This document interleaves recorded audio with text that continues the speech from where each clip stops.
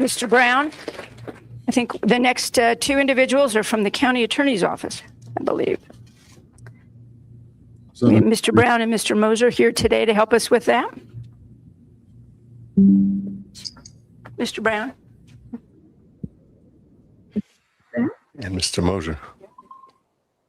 sorry, I'm late. Two bald twins from Pittman County Attorney's Office. All right.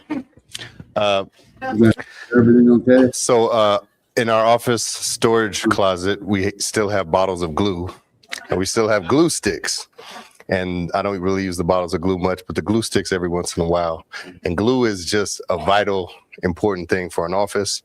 In the civil division, we handle all the civil matters for the Pittman County Attorney, Laura Conover. And we have a glue person and helicopter.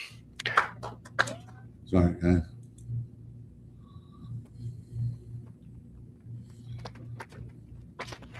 In addition to being just an excellent paralegal and holding our tax unit together, she does all of the small things that keep our office joyful and productive. A happy smile after a rough hearing or a rough settlement conference.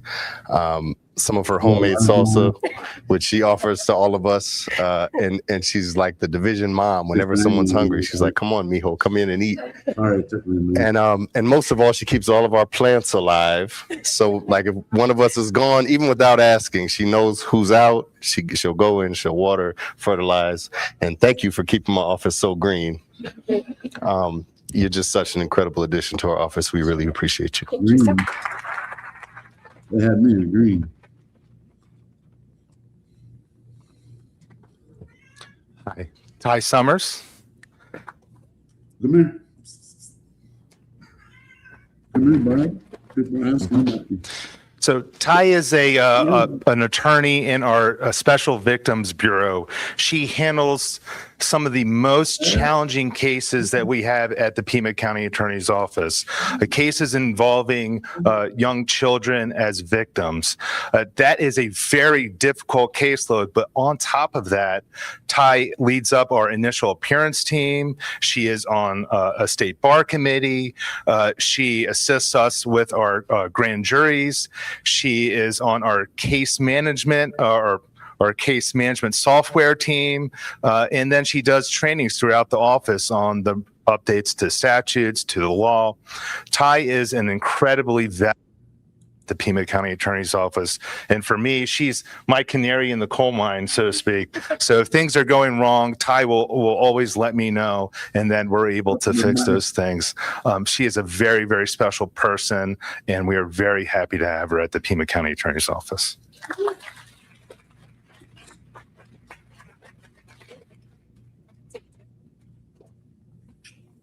Yeah, it's number 38 today, so. Did I see the assessor here today? Yeah, I'm right No, here. but okay.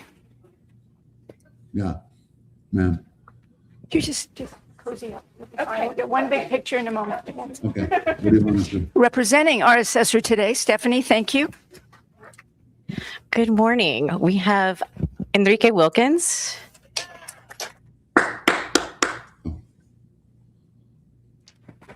Be cool, be cool. Kiki, they've prepared a lot of nice words here for you. I unfortunately don't have my glasses and I can't read them. But what I can tell you about Kiki is that nobody expects a phone call from me at 11:30 on a Friday asking them to go out and field check 45,000 acres in a rural area. And he does that without complaint, and he does it himself. He doesn't delegate it. So I think it's your dedication to not only our office, but also to Pima County that makes you a gem. Thank you. Thanks so much. Okay, and thanks to all of you for allowing us this moment to recognize some truly extraordinary employees. Thank you all very much.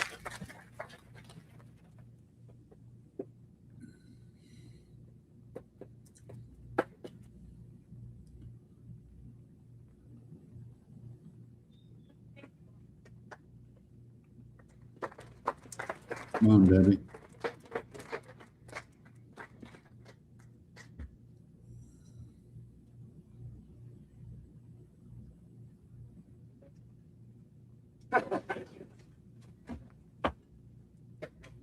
Thanks for hanging with me, guys. I don't know what's going on. All I know is it's later on the agenda. If anybody wants to jump in and join the StreamYard, Edie's not here. So I'm trying to think. Mara, what do I for an invite?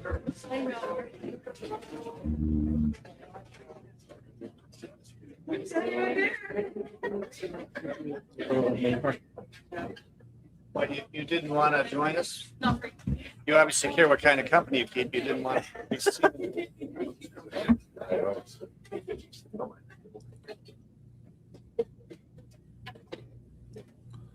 like a party in there. What's the line for? Is that like a buffet? I'd be in that line right there.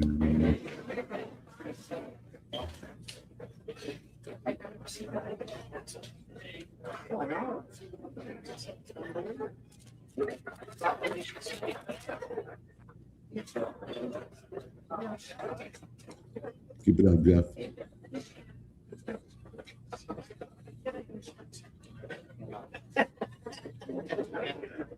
Oh, you ain't gotta get up, Steve. You can get up anyway. I'm Matt. Hey, how are you? So, Holland Reign Supreme. The mask is not because I'm sick. The mask is for outside. Oh, Yeah, sorry to dealing with that. It's all right. I don't want much drugs, but I had to pick up my. So I had to pick up my R&D. Stop. It's like karaoke night. You know what the night. What's the pink fluid? Right? Anyway, I got stinkingly like area. Anyway, it ruins all the fancy new cars. I mean, how cool is it? It's like you're used to more externally. You have a lovely people in the car. You don't Late night, 7:30. Hopefully get up at 8:30 and 9.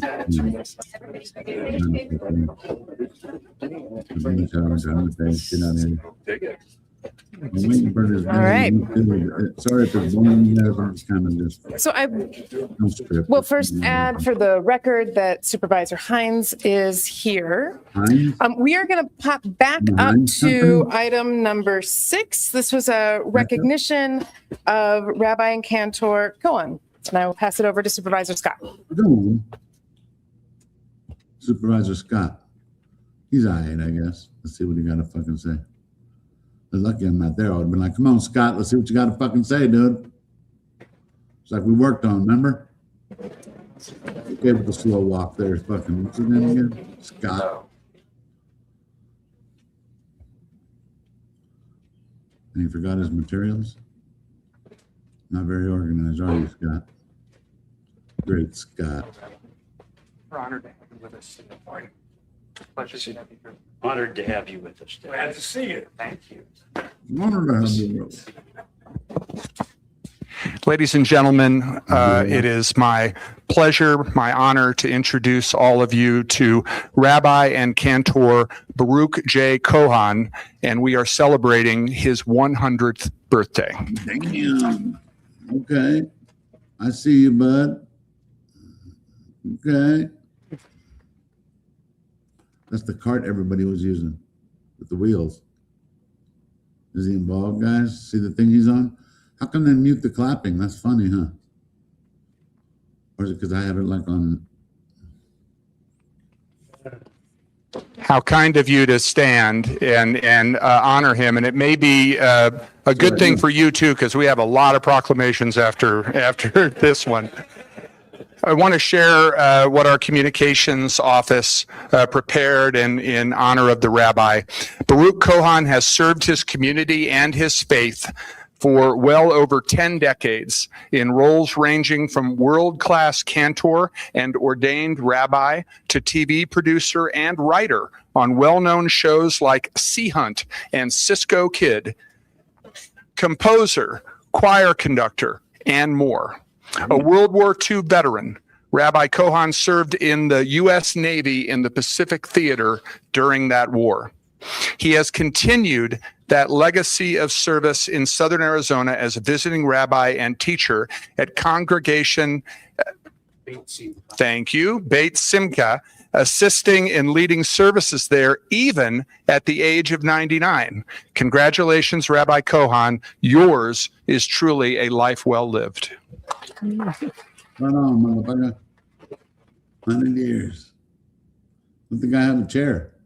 Would you like to say a few words, sir? I'd like to sit down. I just want to say this is a real surprise. It makes me proud and grateful.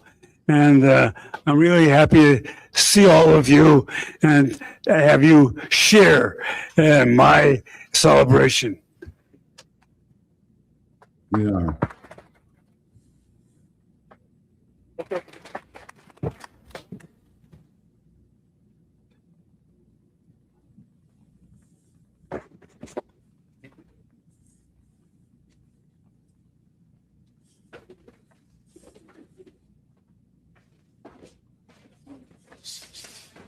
Look at him go. He don't look like he's hungry. Look. Flying. Thank Yeah. you. So we are now moving over to the section of the agenda for proclamations and presentations. I'm going to do a quick change let 'em in fucking the walk out. ordering. We are going to do agenda item number 16 first. This is a proclamation celebrating the Prosperity Initiative partnerships. I'll move the item. Second. Seconded by Supervisor Hines. Discussion. All those in favor? Aye. Opposed? Item passes 5-0. And Supervisor Hines, catch up. Uh-oh. So Scott's the award guy. sorry. Breathe. I'm breathing. And we are joined today by several people, The award guy. one of whom is the Vice Mayor of the City of Tucson, Jenny Grable from Community Coalition for Prosperity, Liz Cozy from United Way, Brooke Gillian from the Community Coalition for Prosperity, Helen Schaefer from Pima County. And then if there are any others who are here today that I missed, please come up and join us. Carol's like, everybody. First 4 rows. And I will read the proclamation. Proclamation doctrine. Whereas 1 in 5 children in Pima County are growing up in poverty and at risk of remaining in poverty, and research shows that certain policies and investments not only assist those in need, but also reduce the cost to the community as a whole and return greater long-term value, especially when focused on low-income families with children. And whereas the Prosperity Initiative is a shared effort between Pima County, the City of Tucson, and the Community Coalition for Prosperity to reduce generational poverty. And whereas Pima County, the City of Tucson, and CC4P recently co-created a vision, mission, and guiding principles reflecting a shared commitment to the Prosperity Initiative. And whereas the vision is a community where every family prospers. And whereas the mission is to decrease generational poverty by addressing root causes, reducing barriers, and improving opportunities for families to thrive economically. And whereas the guiding principles include 1, prioritizing the Prosperity Initiative's vision, mission, and policies to guide decisions, including resource allocation. 2, actively engaging community members who are experiencing poverty through open communication and in participatory decision-making when developing plans, initiatives, programs, projects, and interventions. 3, endeavoring to achieve the highest possible social and economic returns through strategic investments, evidence-based approaches, and by tracking and reporting progress. 4, addressing systemic inequities, particularly those caused by racism, by changing the systems that perpetuate generational poverty through identifying strategic leverage points, prioritizing partnerships with historically marginalized communities, and advocating for systemic change. Now, therefore, be it resolved that the Pima County Board of Supervisors hereby proclaims a shared vision, mission, and guiding principles for implementation of the Prosperity Initiative in partnership with the City of Tucson and the Community Coalition for Prosperity, passed and adopted this 21st day of April, 2026.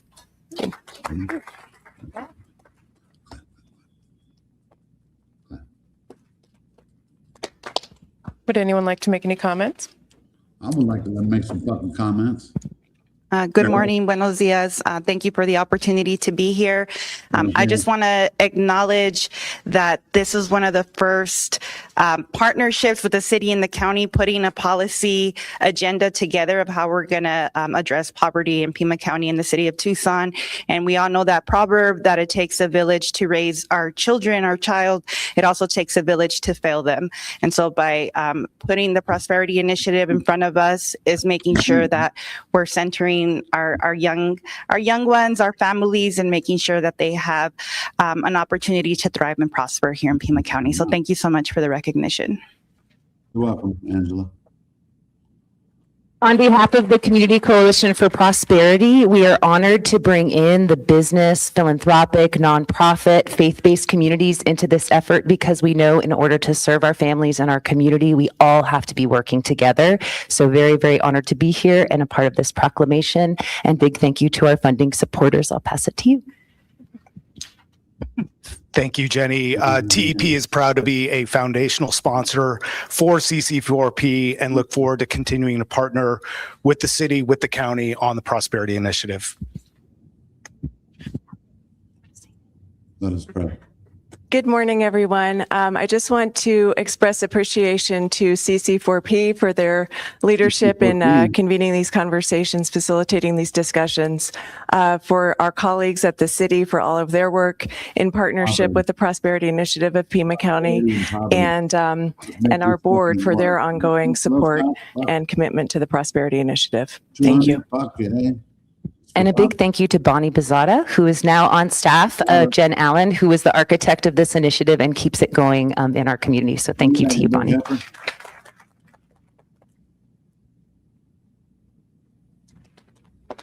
don't know where it is. Going to show up there? There. I don't have a co-host. You're my co-host. Think Nanos is going to show up? You got to tap my computer. Huh? Please don't. Please don't. Excuse me. Look, breathe. Put a hand in front of your chest, bud. Like this. How's that? See?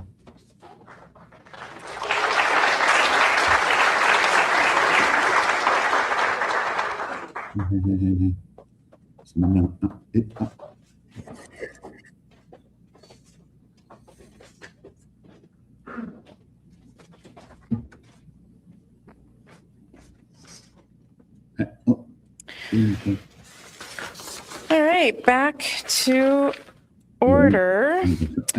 We will move to item number 10. This is a presentation of a proclamation proclaiming Public Service Recognition Week in Pima County. I'll move the item. Second. Seconded by Supervisor Hines. Discussion. Third. All those in favor? Aye. Aye. Opposed? Item passes 5-0. Supervisor Hines. Heinz ketchup, Heinz 57. So what you got to fucking say? Scott's probably going to give out the fucking award again. Scott's the award guy. Nobody signed up for it. Whatever, fucking Scott. Let someone else give an award out. Big oaf. Right, Bear? Like, what the fuck's it all about? You see what I mean? What do you think, Bear? We are, for this item, presenting the proclamation to Kate Harrison, Communications Manager, Shelley Ann, Property Appraisal Supervisor, Danielle Rios, Departmental Personnel Coordinator, Stacy Bowman, Training and Education Coordinator, Vanessa Valencia, Administrative Service Manager, Employee Recognition Committee. So if you are here, please come on down.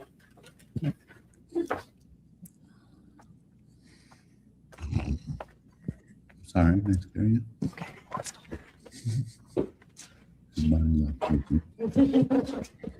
Great. Well, welcome. Whereas Public Service Recognition Week celebrated annually the first full week of May since 1985 honors those who serve our nation as federal, state, county, local, and tribal government employees.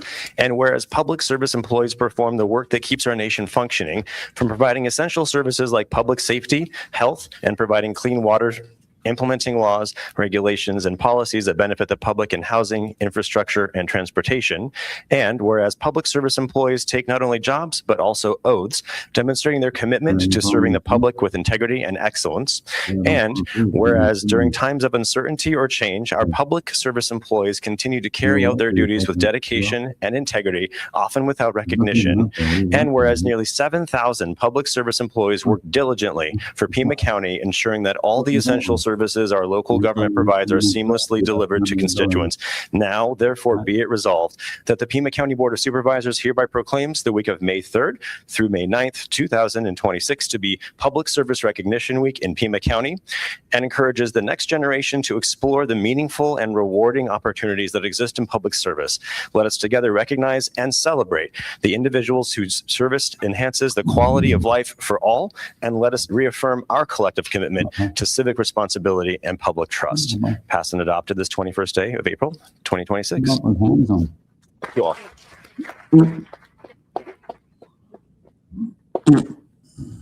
Good morning. Buenos dias. I am joined by my fellow Employee Recognition Committee members who represent various county departments. It is both an honor and a privilege as we recognize the almost 7,000 dedicated public servants of Pima County.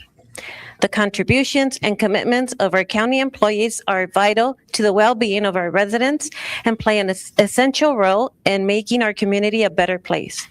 Whether ensuring our safety, maintaining our infrastructure, or delivering essential services, their hard work is the backbone of Pima County. Employees of Pima County embody resilience and a pride to serve others. Public service doesn't always receive the praise and recognition it deserves, yet it remains among the most important work we can do. Today, we take the time to honor each and every county employee's dedication and selflessness. We thank you for your tireless efforts of unwavering commitments to our community. Your work inspires us all, and through your example, we strive to build a stronger, more connected Pima County. Let us celebrate our collective achievements as we continue to serve our residents with pride and commitment. Together, we are making a difference every day. Thank you for your exceptional service. Gracias. Thank you. Scott, get him more, Scott. We need to get to fucking 38. Fuck, we're gonna sit here all fucking day. Thank you for your exceptional service. Here's another award.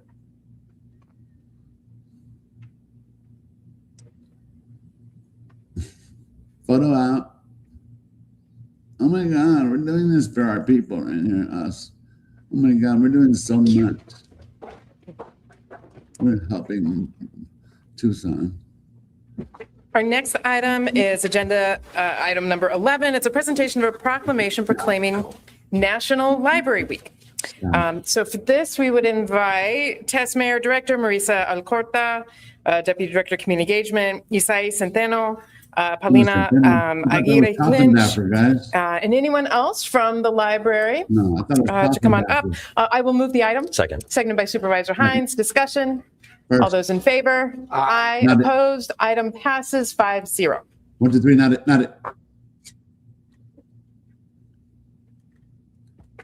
Someone got to do the dishes. 1, 2, 3, not it. Let's give out some more fucking awards. Is this what they do all fucking day? Thank God we missed the Pledge of Allegiance and all that stuff. Not that there's anything wrong there. Who's that silver fox right there? Shout! Oh, sorry guys. You guys can't hear me? No? Yeah? Maybe? Alright. Oh my God, that's yeah. All right. Hello again. Whereas library services in Pima County began in 1883. Wait, hold on. Is that right? Yeah, 320,475 people are registered Pima County Public Library users, and nearly 3 million people visited the library last year. And whereas Pima County Public Library transforms lives by educating, inspiring, and connecting people, and whereas the library's 27 locations serve as vibrant community hubs, connecting people with knowledge, technology, and resources while fostering civic engagement, critical thinking, and lifelong learning.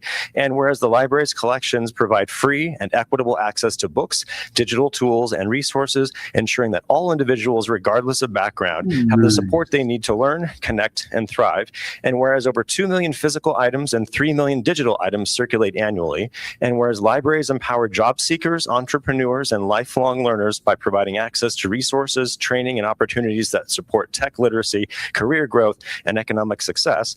And whereas libraries nurture young minds through story times, innovative programming, and literacy initiatives, fostering curiosity and a love of learning that lasts a lifetime. And whereas the library offers over 10,000 innovative and engaging programs for patrons of all ages annually, including children's literacy, workforce development, and adult literacy programs. And whereas libraries protect the right to read and think without censorship, standing as champions of intellectual freedom and free expression. And whereas libraries across the country are joining together to celebrate National Library Week under the theme, Find Your Joy.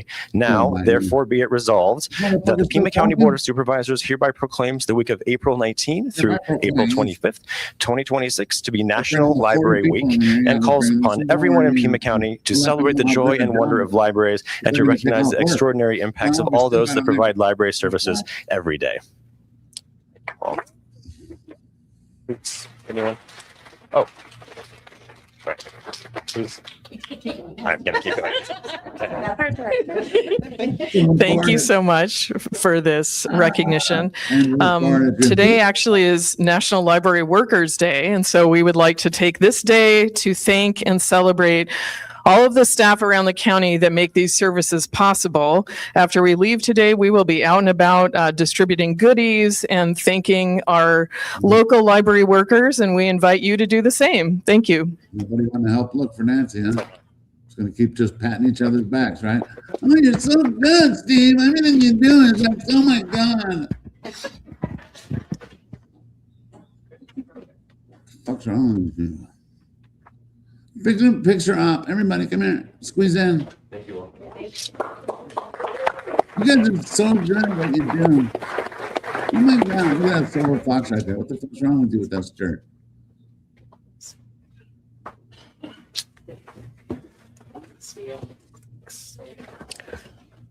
Okay.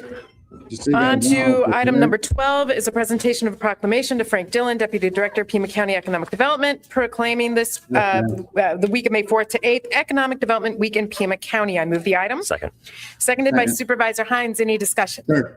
All those in favor? Aye. Opposed? Item passes 5-0. I will pass it to Supervisor Scott. Thank you, Chair Allen. Thanks, Coffin Duffer. Okay, well, what I'm going to do here, I'm going to grab this big coin off here off the wall. Oh, let me get my notebook. Scott. This is Scott. Scott wants his time.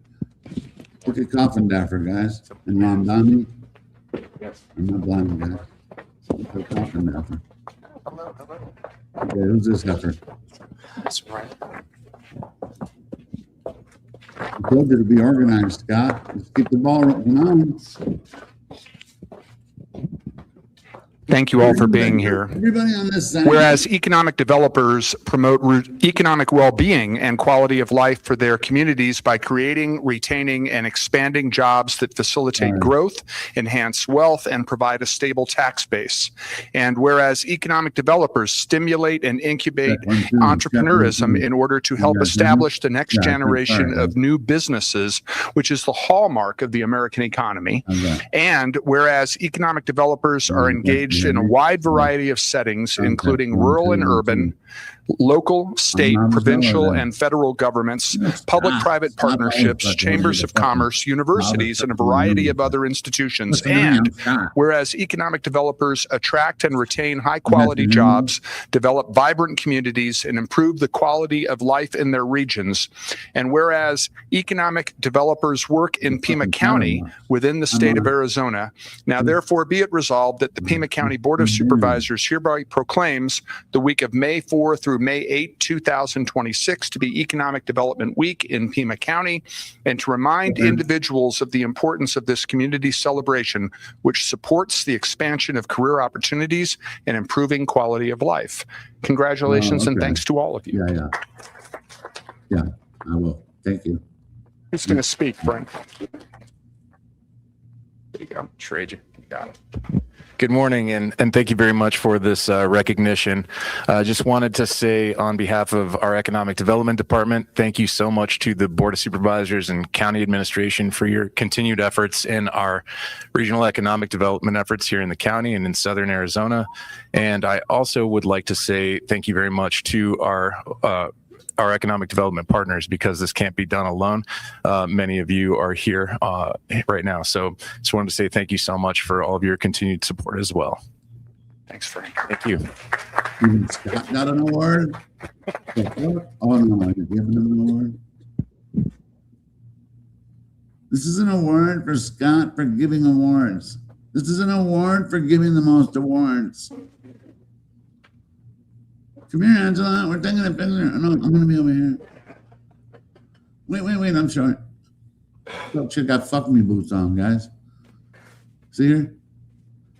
Well, she has some fuck me boots on all the way up. Look, what the fuck? Come out there, Karen. Look. She's probably wanting from Scott. On to item 13, which is a presentation of a proclamation to John Fenton, who's the father of Brandy Fenton, celebrating the 20th anniversary of Brandy Fenton Memorial Park. I move the item. Second. Seconded by Supervisor Hines. Discussion. All those in favor? Aye. Opposed? Item passes 5-0, and I will pass to Supervisor Scott. 5-0. You mean 5-0? Like Popo? Scott. Dude, what a fucking chatterbox. Sure. Let me get the mic again. Is it charged? Is the mic charged? Okay. All right, you guys. Let's get on some more fucking awards. That's what we do all here all day. And then fucking maybe we'll do some work later. Now we're going to give out these awards, do some photo ops. Whereas Brandy Fenton Memorial Park opened to the public 20 years ago in December 2006, providing the community with a 55-acre recreational space north of the Rito River. And whereas the park honors the timeless memory of Brandy Fenton, whose life was tragically cut short at the age of 13 in March 2003, but who will always be remembered and loved by her family and friends for her beautiful smile and for being a friend to all.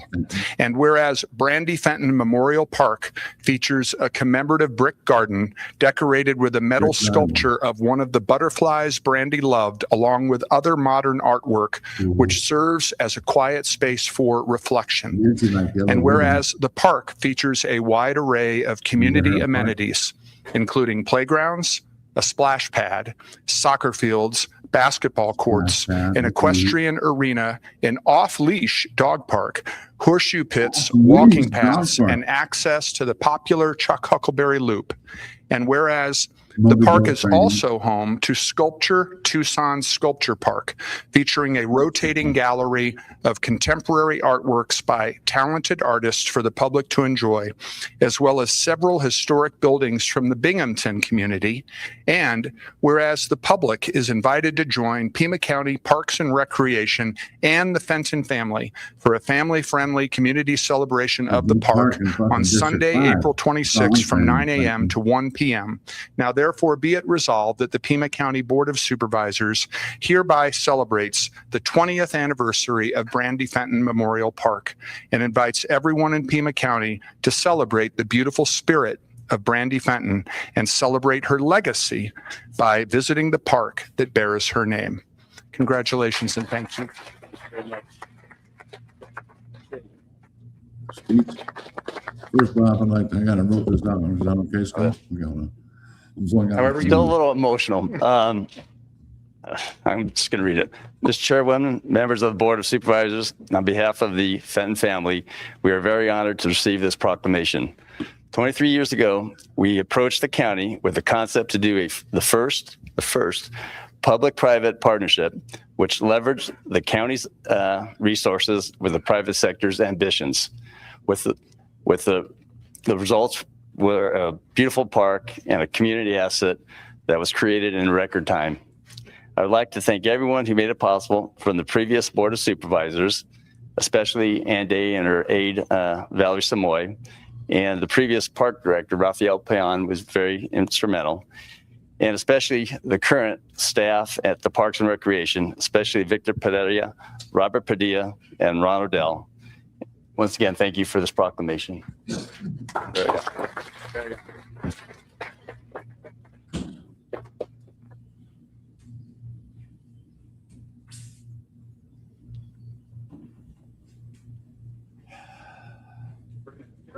go. All right, wrap it up, Scott. We're on like number fucking 12, bro. Can you bring out the more awards that we had made? Yeah. They're not even fucking cheap. Look at them. They're probably. Can you guys hear me? Just hitting the Zaza real quick. Can't do it on camera. Thanks for hanging with me. All 24 of us are here. Fuck yeah. Fuck yeah. We got the more awards. And next, we have a presentation of a proclamation to the Pima County Sheriff's Department Corrections Officers proclaiming the week of May 3rd through May 9th, 2026 to be Correctional Officers Week in Pima County. This is from District 1, and I will move the item. Second. All those in favor? Aye. Any opposed? Item passes 4-0. Chair Hines, I'm going to be presenting this in partnership with Supervisor Christie. Of course. The fuck is a proclamation? And what the fuck is it that everybody gets awards for these proclamations all day and every foot? 2 times a fucking month? So we lose awards the whole fucking time? Get the business, Pima County. Oh, my bad. Put your hands in there. Guys, be cool. Be cool. Thanks for being here. Hello. Correctional officer. That's a tough job right there.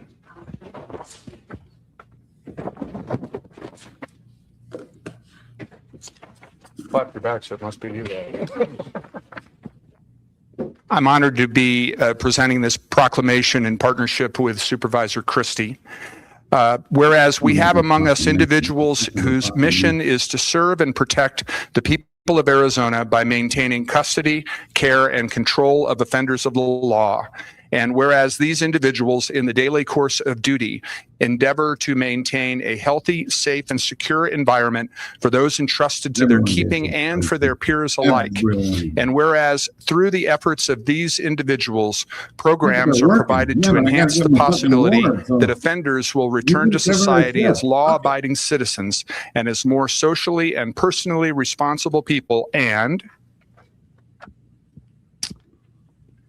whereas we acknowledge that such goals are not achieved without a high degree of personal sacrifice, both mental and physical, and the residents of Pima County recognize the quality service rendered to all of our people. Now, therefore, be it resolved that the Pima County Board of Supervisors hereby proclaims the week of May 3rd through May 9th, 2026 to be Correctional Officers Week in Pima County and urges all residents of the county to join in honoring the corrections professionals who serve all of us.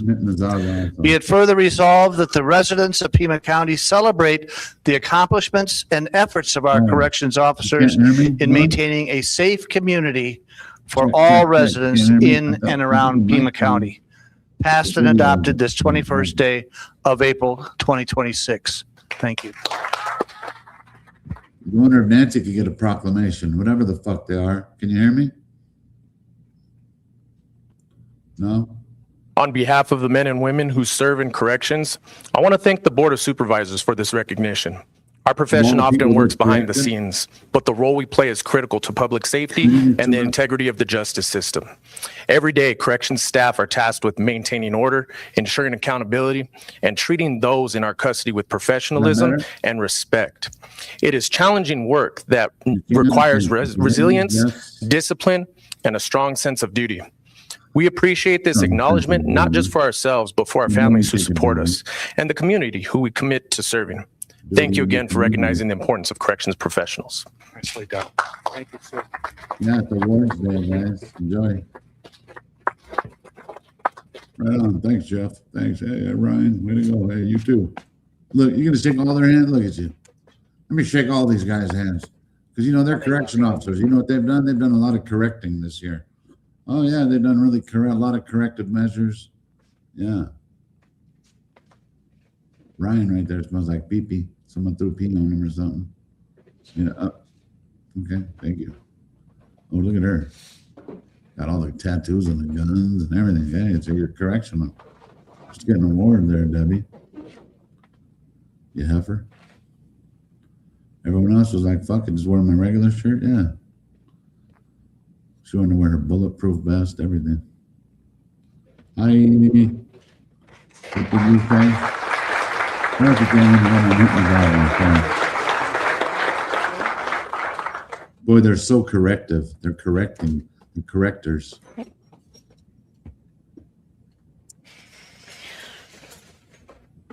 Move on to item number 15, which is a presentation of a proclamation for Nurses Week. I move the item. Yay. Seconded by Supervisor Hines. Discussion. All those in favor? Aye. Opposed? Item passes 5-0. And I will invite up, we have guests from NAFCARE, Chris Johnson, Erica Alejandro, Maggie Estrada, representatives from National Nurses United, Dominique Hamilton, and then from TMC, Nicole Pellin and Wendy Wilcox. Please come up to join me. Employee of the Year, Nanos. Yeah, hold on, I'm hitting the Zalzal. Sorry. Nurses Week is in May, but not here. You know what I'm saying? They got to fucking wait. It's in May. We'll just do it in April. Fuck it. Who's gonna say no? Okay. Party, potluck, award, the fucking cake. I should have went. Oh, I thought it was cake. I was about to fucking take an Uber down there, guys. Shit. I had the experience of having two family members go into the emergency room. I think it was just last weekend or the weekend before. Different hospitals simultaneously. And it reminded me once again of the importance of nurses. And you all deal with us at some of our most vulnerable, frantic moments, and with such desperation coming from us, and you handle it so well. And so it just, on a personal note, thank you for all that you do. So I will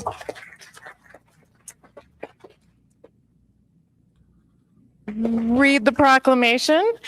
So whereas there are millions of nurses in the United States who comprise our nation's largest healthcare profession, and whereas the depth and breadth of the nursing profession meet the different and emerging healthcare needs of the American population in a wide range of settings, and whereas the professional nursing has been demonstrated to be an indispensable component of the safety and quality of care of hospitalized patients, and whereas the demand for nursing services will be greater than ever because of the aging of the American population, the continuing expansion of life-sustaining technology, and the explosive growth of home healthcare services.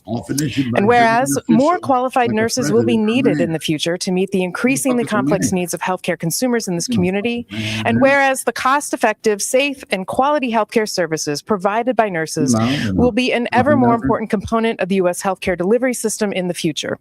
Now, therefore, be it resolved that the Pima County Board of Supervisors hereby proclaims the week of May 6th through 12th to be Nurses Week, and urges all residents of the county to join in honoring the nurses who care for all of us.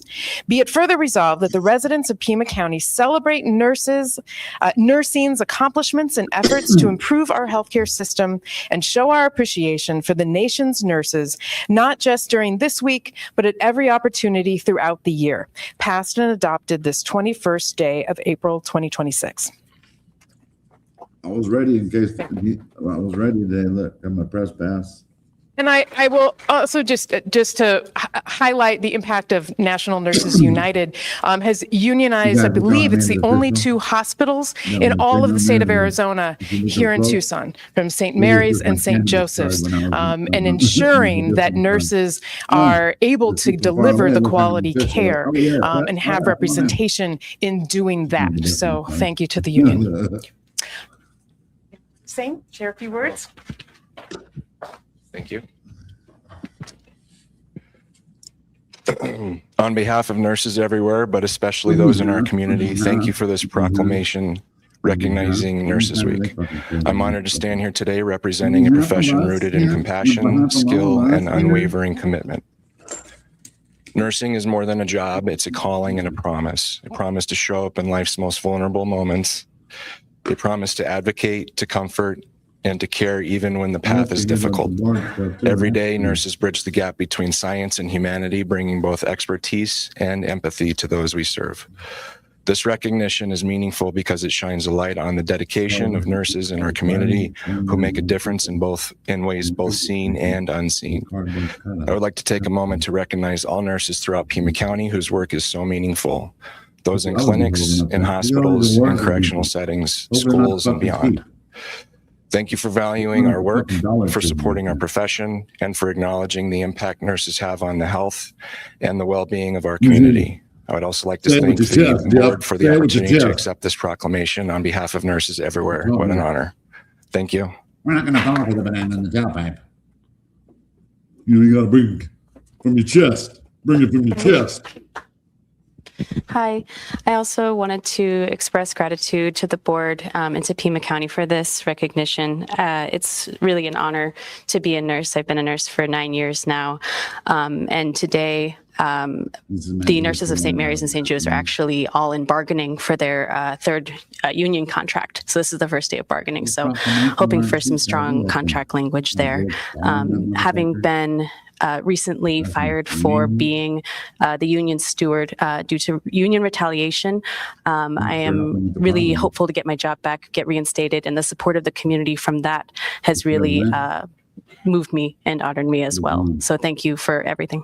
But we don't even know, Minerva, we don't even know if he's going to fucking show up. So we're just chilling. Thanks for you guys chilling. Got all 32 in here. We're good.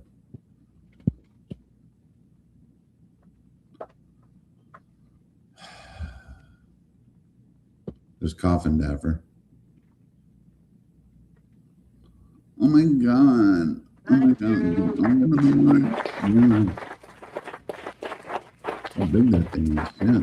You have a wall just for that. There's a correctional officer. He's out of here. I'm gone. I got to take a shit, he said. Look at her. There's Pat right there. You know if it's Patrick or Patricia. Look at Scott. Moving on to item 17. This is a presentation of a proclamation for National Small Business Week in Pima County. I move the item. Another. Seconded by Supervisor Christie. Discussion, all in favor? Aye. Opposed, item passes 4-0. I will, Supervisor Christie. They're not. Hi, nurse. Oh, Minerva. Tonight, oh shit, wrong day. Yeah. And this proclamation is being presented to Janae Arenas, member of the Pima County Small Business Commission.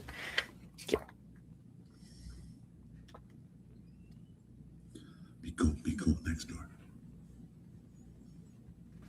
Don't worry, ladies and gentlemen, we only have 167 more proclamations to go, so. This is a special time for me as a member of the small business community. For most of my life, I recognize the importance of small businesses and the work that they do, and it's an honor for me to be able to read this proclamation. Happy boy.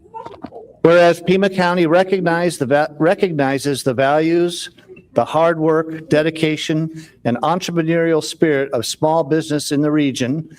And whereas small businesses are the backbone of Pima County's economy, and whereas when we support small businesses, jobs are created and local communities preserve their unique culture.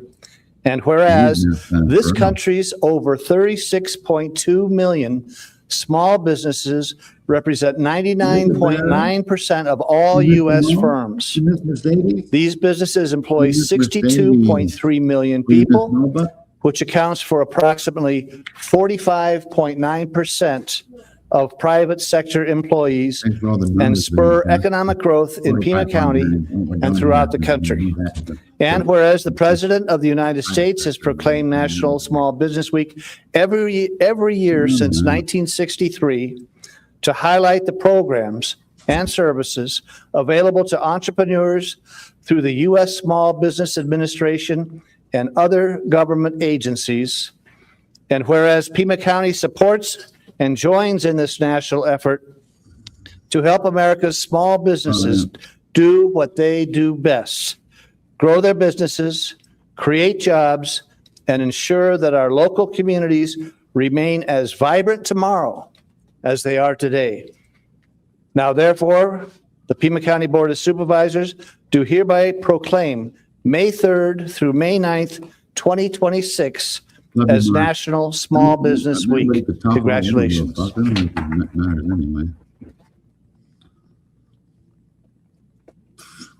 Can you, I couldn't say it any better than Supervisor Christie here. My name is Janae Arenas. I am the owner to Picture Rocks Cooling, Heating, and Plumbing. And it's an honor to come before you and to receive this proclamation. Thank you so much to the Board of Supervisors for acknowledging this on a yearly basis. We truly do appreciate that. And small businesses give their heart, grit, and commitment to serve the community. And this is just greatly appreciated. I'll keep it short and thank you. Thank you. Can you hear me now? And just as a side note, recently I needed some air conditioning work at my home and I called your firm. I thought that was you. And we had wonderful service, prompt attention, and quality craftsmanship. So thank you as a small business owner. Did you hit me? Cochino. Here, this board's for you, Karen. Take this with you. Bye. Scott, bye. Be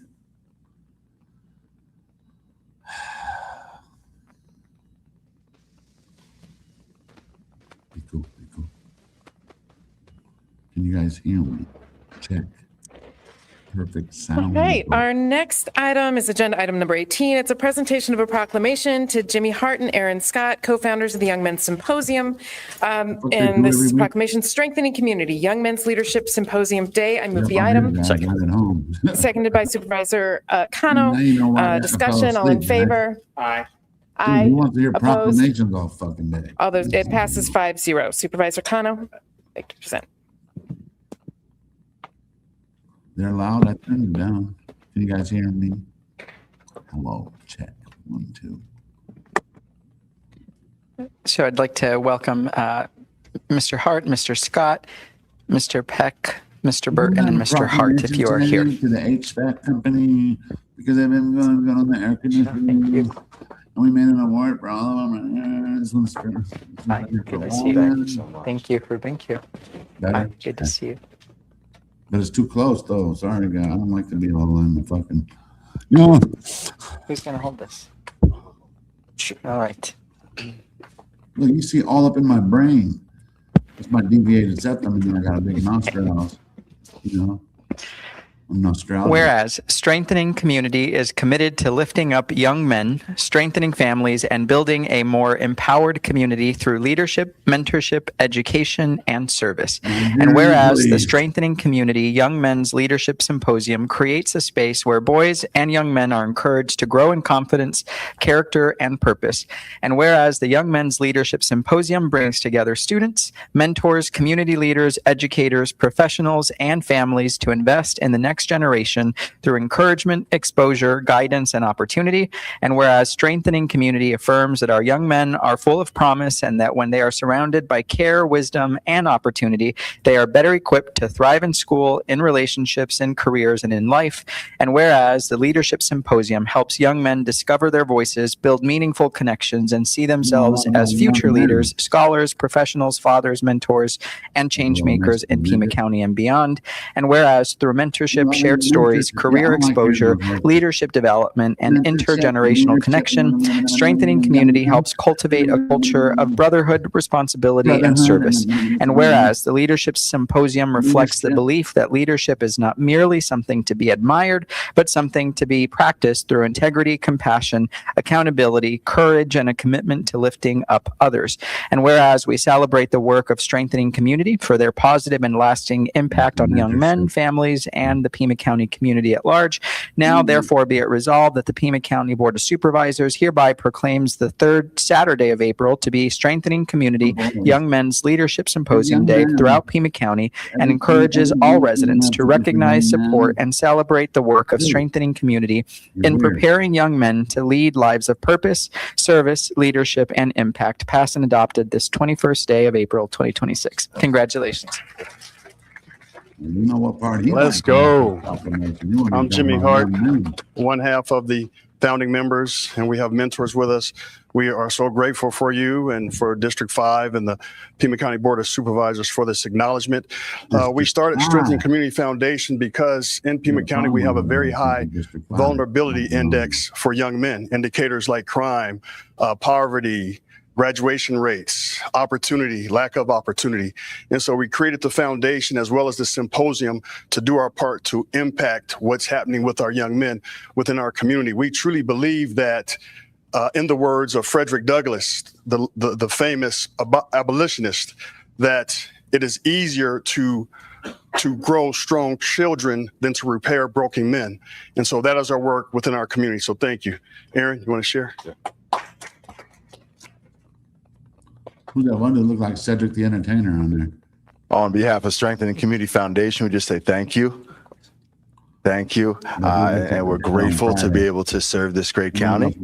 And we're excited to see some wonderful things come from it. OG right there. You know he's going to wear what he wants to wear. Goddamn right. We also got a few books we'd like to share with the board. This book went #1 on Amazon, and it's our way of sewing back into the young men within our community. He's so happy to be here. Oh my God. Oh my God. You like it more than me? Like you said that they're trying to get away from me. He walked up there with a cane. Now it's And not Madam Chair, if I can have a moment of personal privilege really quick.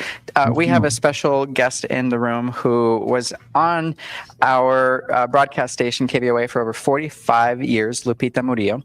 And it is Lupita and her husband Don's anniversary today. So just wanted to say hi. Fuck you. I will never forget that hit piece. Bye. Lupita here. This has been Guadalupe, Lupita Gonzalez.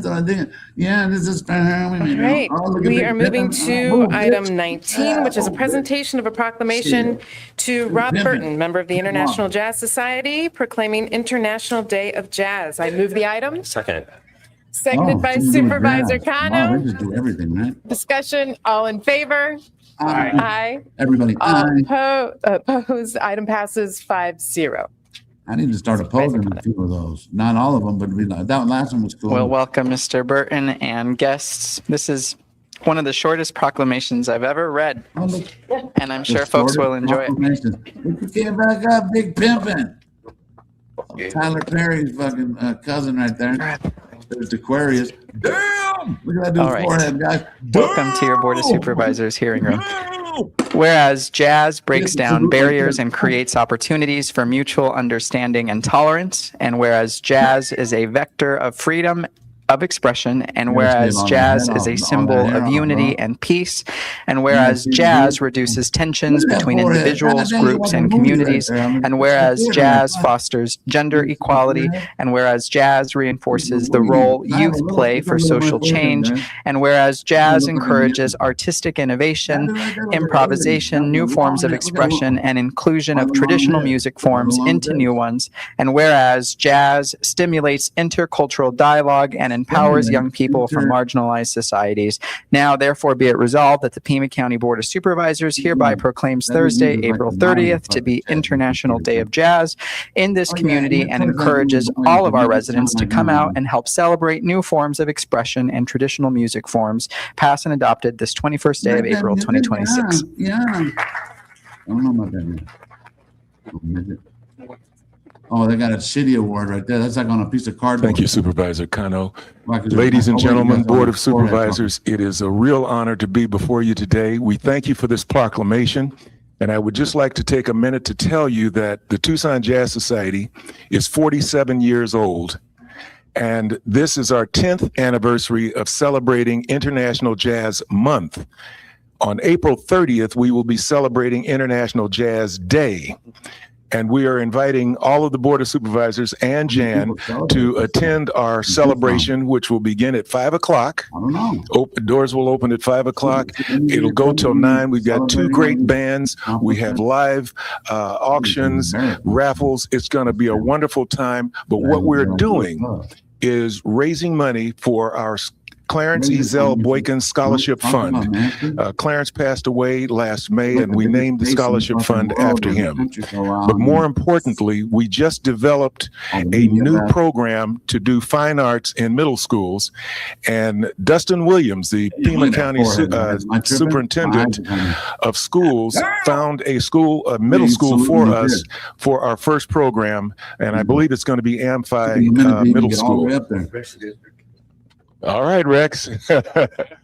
So we invite you all to come to Brother John's on April 30th, where we will be having a great celebration. But more importantly, we're raising money for our young people. And the scholarships will go to young people that want to continue in music and also go into teaching, because there's a shortfall in both of those areas. All right, I've spoken enough. Anyone want else to say something? Everything I was going to say. Let's get a photo.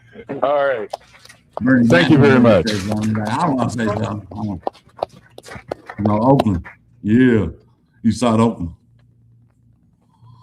Yeah, forehead. God damn. He got that forehead and he's got these little pointy fucking sideburns and shit. There he is. Look, Big Pimpin'. We see you. We see you. I need to get over here. I need to get over here. I'm taking a picture. Is that okay? It has permission. See, he was ready to choke a motherfucker. He's ready to choke a motherfucker right there. He's letting us know. Look at that forehead, guys. They're like, hey, get around the forehead. Get around the forehead. Coffin daffer over there. Big pimpin'. See him right there? Just pimping hat on that guy. On to item number 20. This is a presentation of a proclamation to Scott Blades, founder, Tucson Interfaith HIV/AIDS Network, THON. Let's clap for the AIDS Network. Yeah. Recognizing him for his years of service. I will move the item. Awesome. Seconded by Supervisor Hines. Discussion. All in favor? Aye. Opposed? Item passes 5-0. Supervisor Kano. Opposer. It's like everybody says it's an Thank you, Chair Allen. And I know that Mr. Blades has a fan club here today. If you are here for Mr. Blades' proclamation, please come back and join us. And join us. Big pimpin'? No, let's bring back some more white people up here. Yeah. We get all the blacks that we need up here? Yeah, okay. All right. Let's get all the regular people up here. All the Karens. We got Darren. We got Earl right here. Yeah, you guys come close right here. Yeah. Come on. Hey, look at Big Pimpin'. I'm out of this. I won't steal on my promise. I'm out this motherfucker. Excuse me. Look, shit. Me too, Daryl. Shit. Me too, motherfucker. I'm out of here. Shit. They're gone. Like, we got our own proclamation. All right. I'm about to go to my new destination. Shit, damn. You can see the power of our community right here in front of you for standing here for a bittersweet moment in honor of an incredible community leader. Whereas Scott Blades, founder and longtime executive director of Tucson Interfaith HIV/AIDS Network, has devoted more than 3 decades to improving the health, dignity, and well-being of residents living with HIV throughout Pima County. And whereas this work began in 1990 when a resident named Tim courageously shared with his faith community that he was living with AIDS and facing his illness alone, inspiring Scott Blades and others to provide care, companionship, and dignity during his final weeks. And whereas from that moment, Scott Blades built a broad community response that united faith communities, volunteers, nonprofits, businesses, and service providers to ensure that individuals living with HIV would not face their journey alone. And whereas since founding THON in 1994, Scott Blades has guided a volunteer-powered network that has mobilized thousands and supported individuals living with HIV through practical assistance, service, supportive programs, and meaningful community connection. And whereas throughout his leadership, this collaborative effort has strengthened public awareness, reduced stigma surrounding HIV, and fostered partnerships that contribute to improved health outcomes and quality of life. And whereas Scott Blades' vision and dedication demonstrate the profound impact that community collaboration, volunteer service, and compassionate leadership can have in addressing complex public health challenges and strengthening the well-being of the people of Pima County. Now, therefore, be it resolved that the Pima County Board of Supervisors hereby recognizes Scott Blades for his extraordinary leadership and decades of service and expresses deep appreciation for his lasting contributions to the health and the well-being of residents of Pima County, passed and adopted this 21st day of April 2026.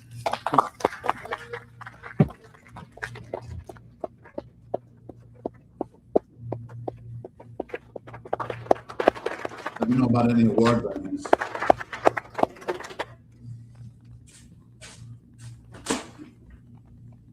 Give me just a moment.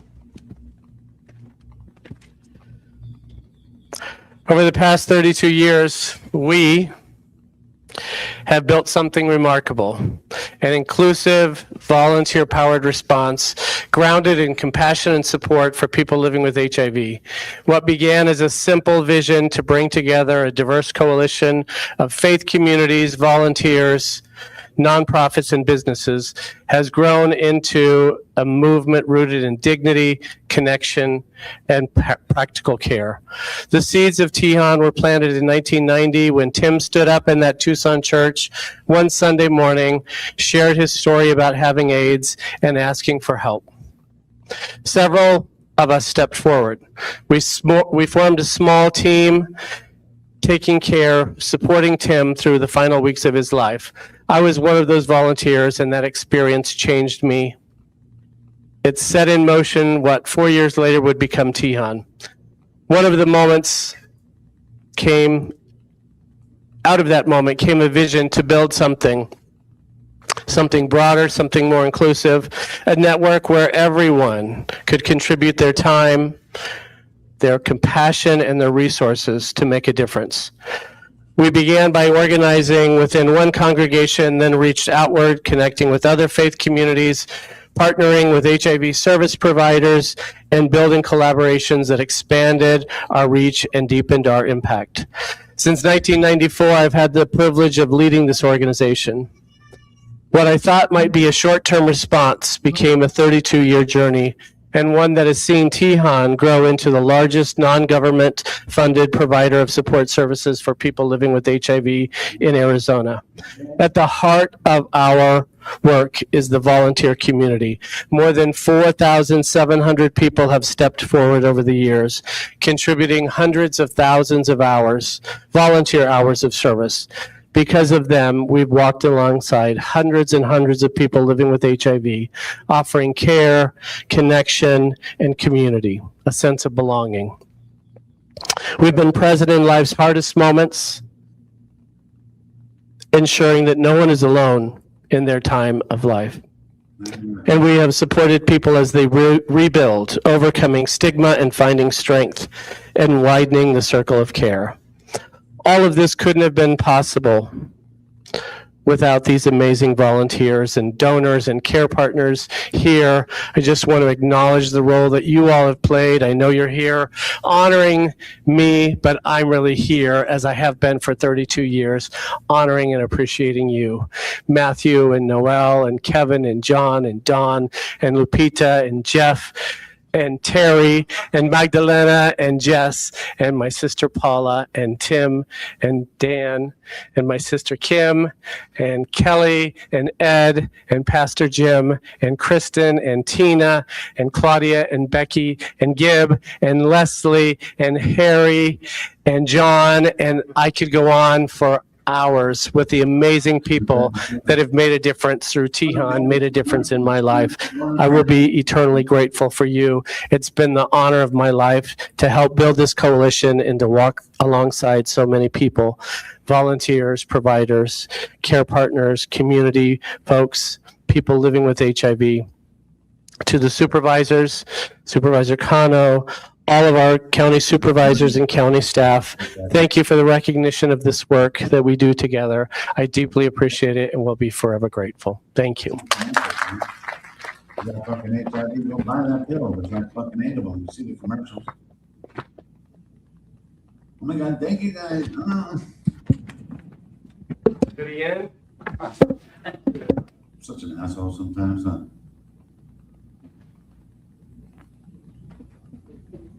What are we watching? Judge Judy? How many awards are you getting now? So we're waiting for agenda number 38. This is what, number 20? God damn.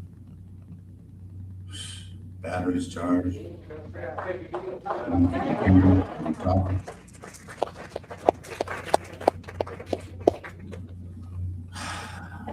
Look, Karen's and Darren, they're like, I need to sit down. Oh my God.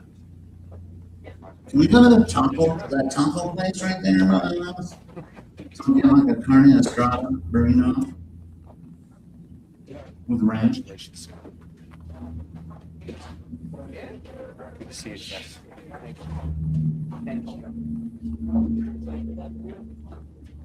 at the brothers, they gone. Good to see you, buddy. Shit, they got their awards. They're like, peace. See ya.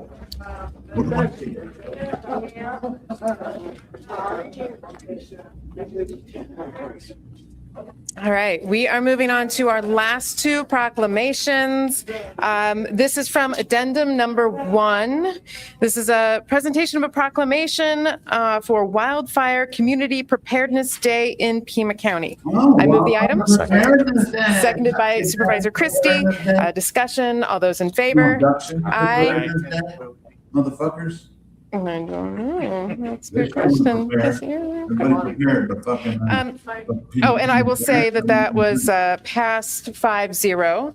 And we are presenting this to Sally Crum, Mount Lemon Fire Wise Team Captain, Joe Gania, Mount Lemon Fire District Chief, Tricia Tubbs, Greater Green Valley Community Emergency Response Team Council Member, and Kevin McNichols, Santa Rita Valley Fire District CERT Liaison. We're giving them a proclamation for searching. Got it. All right. Thank you, Madam Chair. This is especially noteworthy as the Firewise initiative is a special initiative that we founded and championed and nurtured in District 4, and it's blooming into something that's being embraced by the entire community, and it's so urgent and important in our very vulnerable position with wildfires in Pima County. And as a note, Firewise USA has grown in Pima County from a handful of communities just 5 years ago to more than 23 today, located in 4 of the 5 supervisoral districts and 14 in the Green Valley area. Today, we salute them and the granddaddy of them all, Mount Lemon Firewise. And I am honored to read this proclamation. Whereas the National Fire Protection Association has designated Saturday, May 2nd, 2026 as Wildfire Community Preparedness Day in the United States, and whereas we recognize the residents, stakeholders, and neighborhoods throughout Pima County who engage in wildfire mitigation activities, and whereas we salute the courageous first responders, local officials, and others who work together to create communities that are more resilient and safer from loss due to wildfires, and whereas we acknowledge that each of us can do our part to prepare for wildfire emergencies by taking steps to make effective changes to our landscapes and homes and help ensure people have the necessary resources and knowledge to help protect themselves from wildfire losses. And whereas we encourage all residents to recognize the importance of wildfire prevention efforts and work together to enhance our readiness. And whereas we applaud the Mount Lemon Firewise team, founded in 2004 after the devastating Aspen fire, for its efforts to keep mountain residents and their property safe, and salute the greater Green Valley community Emergency Response Team and the Santa Rita Fire District on their efforts to grow from one Firewise USA certified chapter in 2023 to more than 14 today. Now therefore be it resolved that the Pima County Board of Supervisors hereby proclaims Saturday, May 2nd, 2026 to be Wildfire Community Preparedness Day in Pima County and encourages citizens and organizations throughout the community to take action to raise awareness and reduce wildfire risks. Passed and adopted this 21st day of April, 2026. Congratulations. Keep stopping fires. Thanks, Jeff. I will. So, take this award and put it back in the elements. The Mount Lemon Firewise community wants to sincerely thank the Board of Directors in Pima County for recognizing May 2nd as National Community Wildfire Preparedness Day. And I'm so excited to hear about the growth in Green Valley. This is something that impacts every individual. As we've already seen this spring, we've had a fire in a wash close to a neighborhood in Tucson. Everybody has to do their part. Every individual action will make a difference in protecting our families. I also want to thank Pima County and Deputy Community Director DeBonis for his participation on the Arizona Resilience and Mitigation Council, who took 6 months looking at what we can do to make affordable insurance available for those areas that have been impacted by wildfires. I also deeply appreciate your implementation of the Wildfire Mitigation Plan, which offers a year-round approach to education, fuel reduction, and emergency response. With the increased wildfire risk this year due to low moisture and high heat, your efforts are timely and vital. Thank you for your commitment to the safety and resilience of our community. Yeah. Listen. Our success in Green Valley and Sarita has been due to the efforts of the number of volunteers we have in our community emergency response team and the CERT, the Greater Green Valley CERT team. So they've been working hard at this, and I believe we're up to 17 as of last week now, certified communities. So anyway, thank you. Can you guys hear me? Everybody can hear me? Good. Check 1, 2. Beautiful sunflowers. Stay in between. Everybody.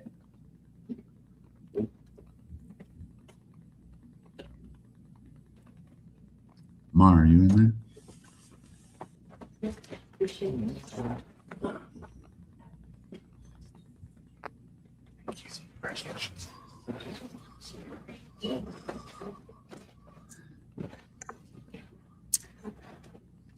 And now we're going to move to addendum item number 2. This is a proclamation for Youth Week in Pima County. Move the item.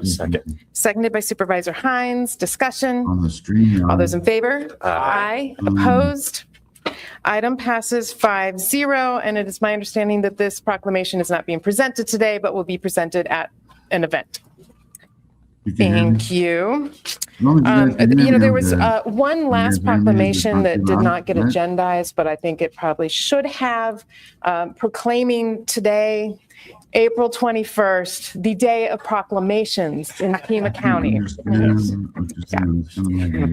right, moving on to agenda item. We're going to, again, making a shift.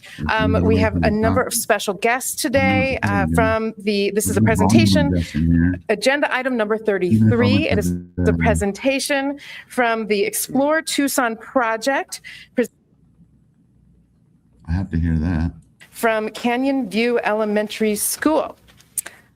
I will pass it over to Supervisor Scott to introduce the class. Thank you, Chair Allen. Very honored to have Ms. Thompson and several of her students from Canyon View Elementary School, which is part of the Catalina Foothills School District. I think you're going to be impressed not only with their scholarship and leadership, but I think you'll all learn something that perhaps you didn't know before about Tucson and Pima County. So I would invite Ms. Thompson and her students to come forth. And you can shift this microphone here so that you can use it for your presentation. And we have your slides loaded, and you can ask them to advance the slides as needed. Yeah, did you hear about the little lady that was? Talk to you. Stand on this side. Yes, you should always address the board. Yes. I'm a dick. And you can shift that microphone, Ms. Thompson. Your mic up. There you go. But there's no mic adjustment. All right. And when you want slides advanced, you can just say next slide and our staff will take care of that for you.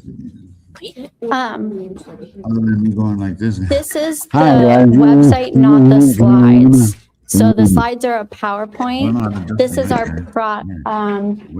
I can pull it up on my computer if that's easier. But what they have up on the screen right now, this is our product, but not our presentation slides. Thank you, Ms. Thompson. Staff, there are slides that are attached to the item.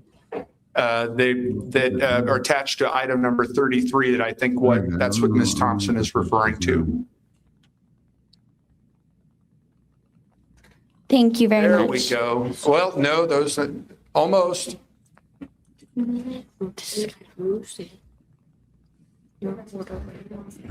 I have it up on my computer if that's easiest. I can just start from here. Okay. Good morning, members of the board and ladies and gentlemen. We are so excited to share a project that has let these students become historians and civic thinkers. Over the past couple months, students have been researching Tucson's history. They have met with site experts of community members and created a multimedia and public-facing tour. We want to show you how students can make history come alive. How did westward expansion shape Tucson? Our big question helped guide all of our research. We wanted to know how Tucson grew, who was affected, and why understanding that history matters today. This question made us think like real historians.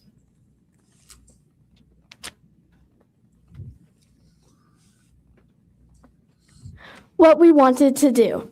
Understand how westward expansion made an impact in the place that we live. Study real landmarks and organizations. Analyze historical evidence from multiple sources. Share what we learned with the community and invite the community to share their thoughts with us. We wanted to go beyond just reading about history. We became researchers, analyzed primary and secondary sources, and thought about who was impacted by past decisions. Then, we created ways for the community to interact with and learn from what we discovered.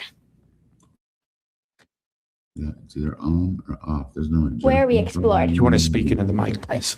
Where we explored. Mission Gardens, which we explored indigenous history, land, water, and agriculture. El Presidio San Agustin, borders, laws, and Tucson becoming part of the United States. Hotel Congress, railroads, transportation, and city growth. Arizona Mining Association, economy, natural resources, and migration. Arizona History Museum, daily life, families, and travel. And Tucson Water, systems, change, and interaction. We each picked a site and studied it deeply. We learned how these places connected to westward expansion and how they shaped the city we live in today. Some of us even covered 2 sites to tell a bigger story. Let's try it, see if that helps, guys. You can adjust the mic down, kiddo. It's a different setting on here. I don't know how much it'll help, but. Becoming historians, we collected primary sources like photographs, maps, newspaper clippings. We examined secondary sources like museum exhibits, articles, and presentations. We analyzed perspectives, who benefited, who was affected, and then we traced connections to them, like them versus now. We worked like real historians. We looked at different types of sources, thought about different perspectives, and noticed how decisions from the past still affected Tucson today. It was really exciting to see how U.S. history is connected to our own city. Our system thinking was land and water use, irrigation, farming and urban growth, transportation. railroads, roads, tourism, economy, mining and hotels, community, which was families, culture, and public spaces, and we learned that every decision in history connects to multiple systems in Tucson. For example, building a railroad affected jobs, neighborhoods, and trade. Understanding these connections helped us think critically about how cities grew. What we learned. We realized that some people's stories are remembered while others may be forgotten. History isn't just the past, it's still reflected in our city today. We can ask questions that help the community make fair decisions. We wanted to share how this project changed the way we think about Tucson. History became real when we saw connections between the past and our lives today. On the live stream? There's no volume on this. How the community can explore. We have placed a QR code at each site for a public city tour. Each QR code links to a multimedia presentation with our historical analysis. There are also civic questions for the community to engage with and share their thoughts. This is an interactive experience for families to do together. We created a tour that anyone can take in person or through our virtual option online. Each stop has historical evidence, multiple perspectives, and questions to think about. We want everyone to feel like they're learning. See?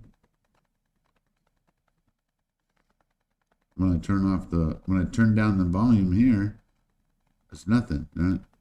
From our city's story, and how can we make fair decisions for Tucson's future? We wrote and included civic questions because history isn't just about the past, it is about decisions today. We want the community to reflect and respond so they can help shape Tucson responsibly. Our project's impact. Students became historians and teachers. The community learned about Tucson through the eyes of fifth graders. We connected to local history, to national and global themes. We encouraged ethical reasoning and civic engagement. This project shows that students can make a real difference. We're not just learning history, we're sharing it, asking questions, and helping the community think about its future. I see that too. It's like my kids. Explore Tucson. We hope you will help us spread the word so people will take our tour and share their experience through civic reflections. Thank you so much for letting us share our project with you today. We hope people enjoy exploring Tucson's history and reflecting on how the city has grown. Most importantly, we hope you see how capable and excited students can be when given the chance to think like historians. Very animated. I like when they do that though. Some Mercedes is real.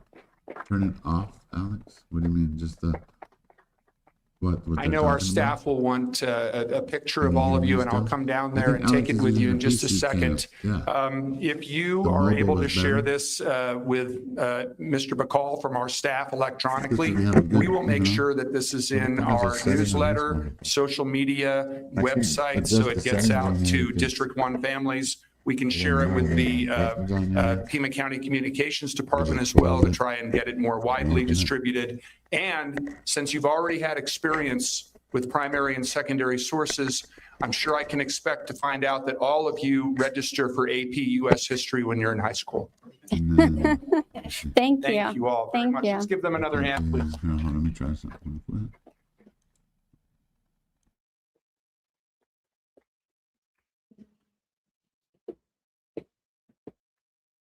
You want to you guys just go away. Check.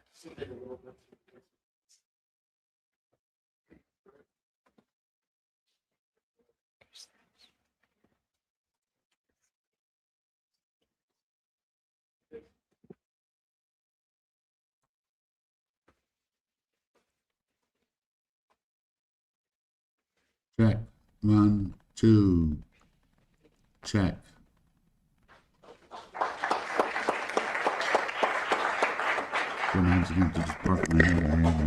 Okay, guys, this is Alex. Thank you all for coming today, and safe travels back to school. Can you guys hear me? Thank you, guys. You guys are awesome.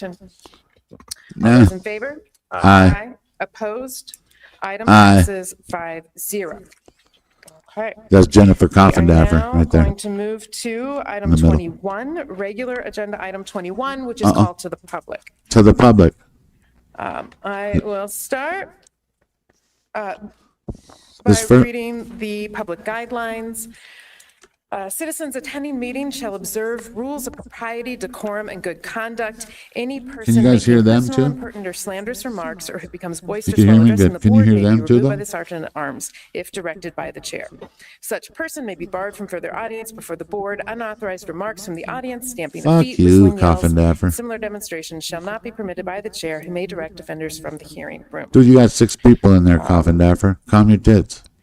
And You have more people on the panel. Come on. I will call up our first 3 speakers. Our Yeah. first. Madam Chair, Oh, how many speakers do we have?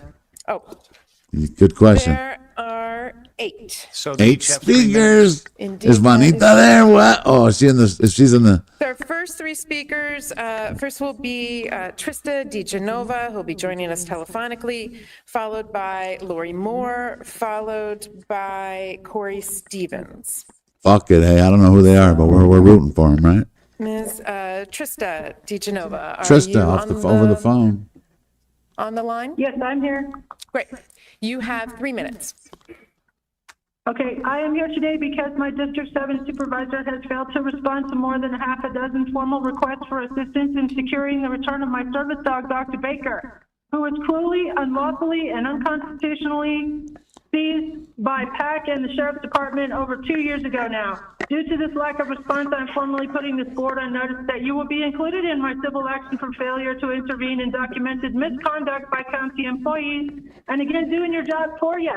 Submitting a ready-made motion for the board to do its job in my case. You can send me the check.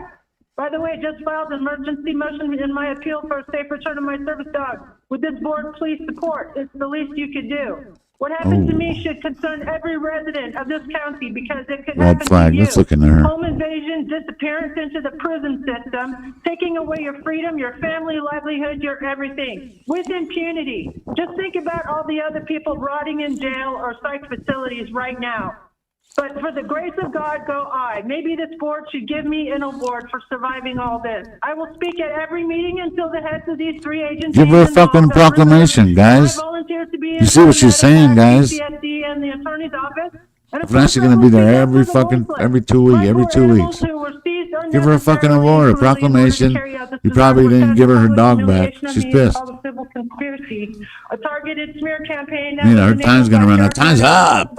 Election interference. And I'm suing these agencies and officials out of their jobs, hopefully, through civil and federal remedies. Nanos, of course, told me through his deputy to stop contacting him for assistance or intervention in my case, which makes him liable for criminal negligence under the legal doctrine of respondeat superior. I'm asking the public to pressure PAC to immediately and safely return my service dog and all the remainder of my entire flock with a public apology and minimum $200K in restitution for the theft of my livestock. And give her 50 bucks. 2023, more than 60 officers 50 from Pima County Sheriff's Department and PAC executed a blanket search warrant obtained without probable cause or evidence of a crime, which is unconstitutional if you did not know. Violation of due process and unreasonable search and seizure. So I was assaulted, arrested, my animals were seized, my rights were violated, false arrest, false imprisonment. I was tortured in Pima County Jail, which has 4 times more jail deaths than Rikers Island, if you did not know. Jeez. Yet another reason to shut it down and remove Nanos as incompetent. There you Been go. publicly humiliated with a mugshot and abuse charges in order to destroy my erstwhile sterling reputation. Tell us more about definitely Nanos. like a setup to me. Before the It's called clock a runs public out, girl. humiliation ritual and a smear campaign. August 30, 2023, my prize-winning flock animals I raised with years of 24/7 devoted care, including specialized miniature Are any service of those chickens people was taking taken. My notes? service dog was taken, No. and I, by some miracle, survived this hit job Oh, by no, local there's law her enforcement thing. and There's PAC, in which they her thing. defamed me to the press after fabricating a That is mountain of evidence. time. Thank you. I did it. Our Right, next 3 minutes. speaker will be Lori Moore. Lori Moore, come on. I hope you have more, Lori. Come on. Come on. Good morning. My name is Lori Moore, white biological female, because Democrats like to put people in categories. I remember when Barack Obama came out with that catchy phrase, share the wealth. I thought he was going to sell his beach house on Martha's started off Vineyard with and buy something a like row house to Obama, model Trump. equity. But he was just talking the talk and not about to walk the walk. And that is going on wherever Democrats are in charge, like this board. The Are you a average income Democrat, in lady, or Pima County is are you actually a $73,000 politician? annually. No, why Half are of you Pima speaking County like you makes are? a lot less than that. Is that of any concern to you? This board gave That's why I hate 600,000 politics, total man. strangers with no I don't care if you're a allegiance to this Democrat or country. a fucking Republican. I don't They give a let them fuck. illegally enter with help from Mexico, and then they showered them with unbelievable wealth. All that talk, $5,000 liberals on the cash left, cards and all. for I don't every know what the man, fuck they were woman, and talking about child, for a long time. the What likes fuck? of which no man, fucking woman, what or the fuck child are in you Pima County has ever seen. Has this board ever helped any residents here as much as you have helped the illegals who breached our border? The answer is no. I am looking at a board of so-called Democrat socialists, yet some are multimillionaire capitalists. I have been told, Supervisor Hines, you have 4 jobs. You are a doctor, you own a tequila bar, a medical transcription company, and you are on this board. Another member makes over $400,000 a year, and you give yourselves raises. I do not begrudge anybody earning as much money as they can, but you are living like kings and queens, and this town is getting crumbs. Spend our tax money on us, not your pet projects. Stop funding climate initiatives, NGOs, illegals, free bus rides, DEI, and stop raising our property taxes. Start funding the police, get the homeless off the sidewalks, jail the criminals, and bring jobs into Pima County. Congressman Eli Crane said, "We know Republicans are not the solution to all your problems, but Democrats are pretty much the cause of all your problems." Thank you. Our next speaker is Corey Stevens. Come on, Corey, give it to us. Before I start, can you turn the overhead camera on? She said what? Turn the other camera on? And then while that is getting adjusted, I'll flag that the next 3 speakers are David Hill, Elaine Richards, and JP Salvatierra. Okay. Okay, the budget? Let's discuss the government-industrial complex in our county's operations. This relationship forged between government officials and outside interests, which erodes trust that taxpayers place in our elected leaders. One particularly troubling aspect is the routine issuing of proclamations. While these proclamations may seem harmless or ceremonial, in reality, they represent a waste of taxpayer money and resources. These documents are leveraged as tools for lobbying and influence, serving as gifts to special interest groups, who in turn help secure votes and political support. Instead of being symbols of community recognition, they have become paid-to-play mechanisms that undermine transparency and fairness we expect from our government. Proclamations should be reclassified not as acts of genuine recognition, but as gifts that facilitate lobbying and political maneuvering. If we are serious about safeguarding public funds and restoring public trust, we must address this problem head-on. Let's put an end to proclamations as political currency and refocus our efforts on policy and actions that truly benefit the people of Pima County. One such proclamation given today to Councilwoman Lane Santa Cruz is one that taxpayers should question. I found this receipt on the interwebs showing a P-card purchase Lane Santa Cruz for City of Tucson team building retreat at Hotel Tucson. It appears that she purchased alcoholic beverages and food on said P-card. This is a violation of the City of Tucson P-card policy. What other interests leach into government industrial complex, influence, corrupt, compound, and bloat the system? NGOs and nonprofits are a great example. Where does all the money go? The county gets grants, federal taxpayer money, gives it to nonprofits, NGOs, because, for example, we have a homeless industrial complex. Oh, I'm in crisis. But that nonprofit had 8 board members with pricey pronouns and high salaries, and they are at a net operating loss, but have huge donors. But where does the money go? But the pie chart says 45% distribution to salaries and lobbying. But it's okay, they're going to get out the message, and that message is vote for you. It's one huge government industrial complex of outside influence feeding the beast, lining your pockets, keeping you in office, making sure the problems are never solved, because if they were solved, you wouldn't have a job. Your salary should be based on the metrics of how well our county is doing. And quite frankly, the county stinks. Homeless, weeds, crime, and defund the police, get rid of the jail, do your job, take care of the taxpayers, stop raising our taxes, and you know what? Votes have consequences, and we're not voting for you. She told them. Our next speaker is David Hill. Hope it went as good as she practiced 7 times before that at home. Oh, and that's her friend too. A couple of weeks ago, I sent an email to Mr. Scott's office, and about a week later, I received an email from the Director of Transportation and a phone call from Lieutenant Commander Carpenter, who's I guess the head guy of the Sheriff's Department in my neighborhood. I practiced law in the community for 45 years. I'm now trying to figure out Is that Walter Nash, what I'm going guys? to do after I retire. My wife 45 was in years? early education. We raised 3 kids here. We put Was that them Nash? Behind Imagine. the wheel of a car over a period of 3 years, and I am just so concerned now about what is happening on the roadways in this community. Every day, whenever I'm driving a car, I'm encountered by someone driving recklessly, and I've been personally touched by some of the tragedies. I'm sorry, can you get a little closer to the mic so that they can capture your Don't your worry. words? Don't worry. I had to do Personally it too, touched bro. by some of the tragedies that have occurred in this community due to reckless driving, and I'd like to be part of the solution, not the problem. I am convinced, based on my son's experience in Portland where he lives, that traffic cameras work. I was infuriated when that resolution passed in 2015 to outlaw the red light cameras. I think we just need to do something about this, and I think either through the courts or through a resolution, we could bring cameras back. And my motivation when I contacted Mr. Scott's office was just to see if I couldn't get some help, better understanding how to go about this. I can advocate, I can write. I think I'm a personable fellow. I'd love to just be part of the solution.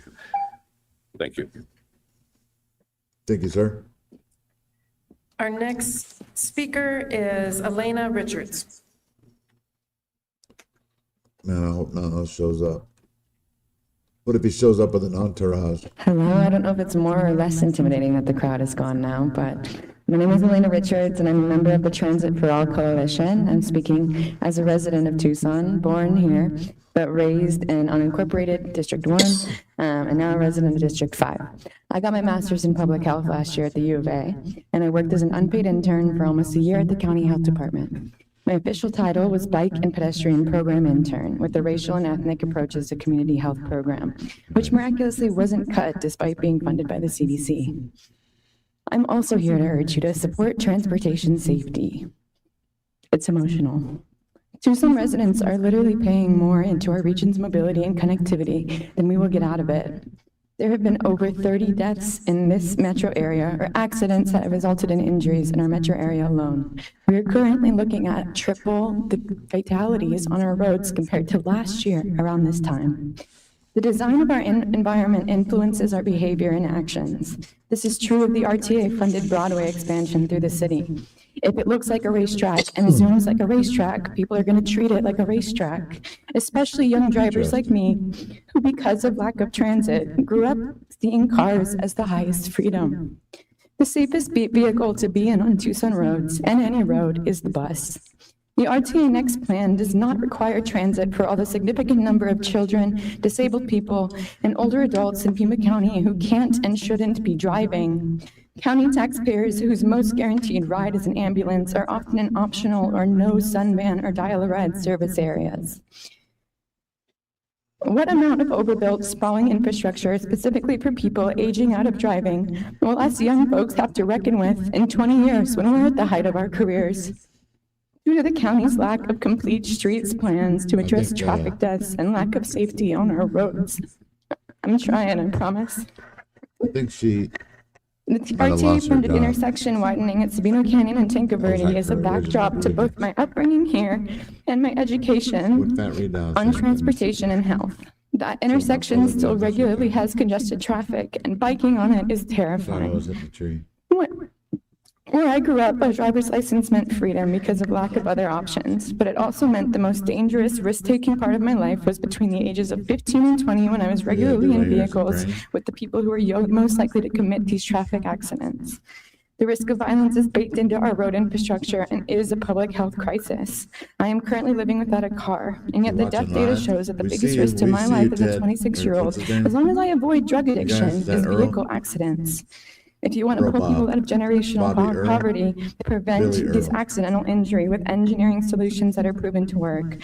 I ask you to take more direct action with the Health Department and Transportation to match Tucson's commitment to a complete streets policy. Thank you.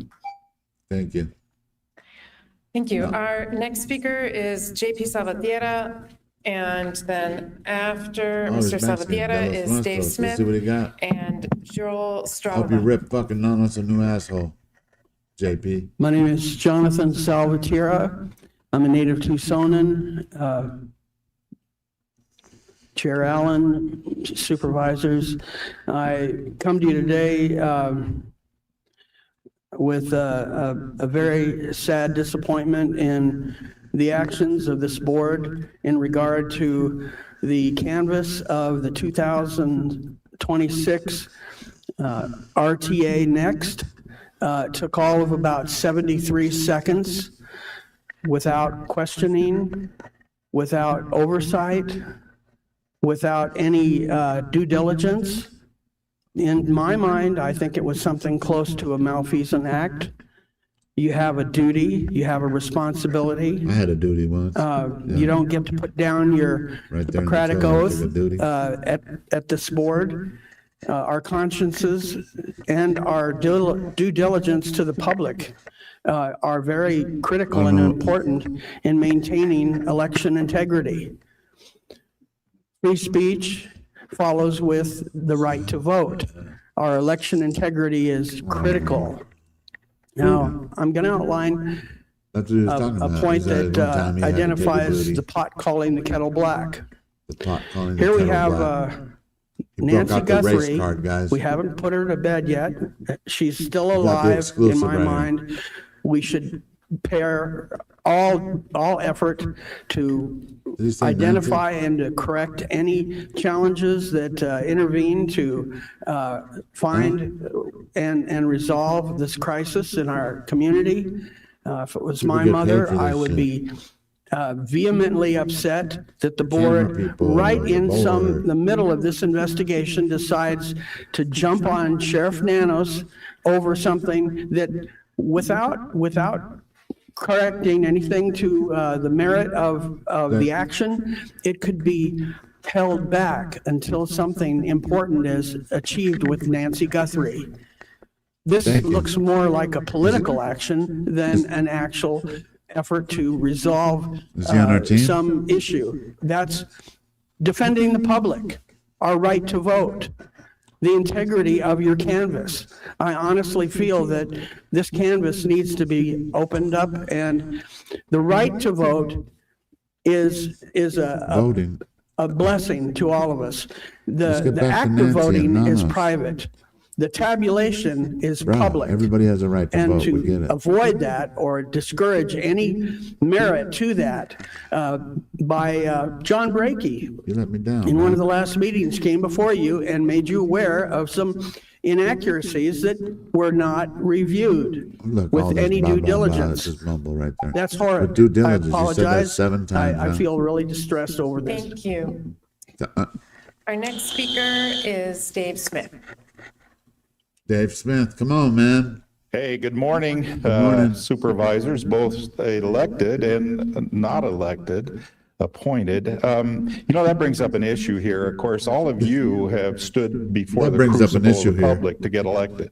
I like that. And that's a difficult Just thing, do the it. election process, having been involved in it rather intensely. Speaking of you guys, And the thing is that I keep thinking back, and I've had a burr under my saddle ever since I was yelled at by one of your supervisors regarding that he felt that we had Personal somehow grievance. disrespected an elected county official, and his job, he said, was that's not his job to protect them.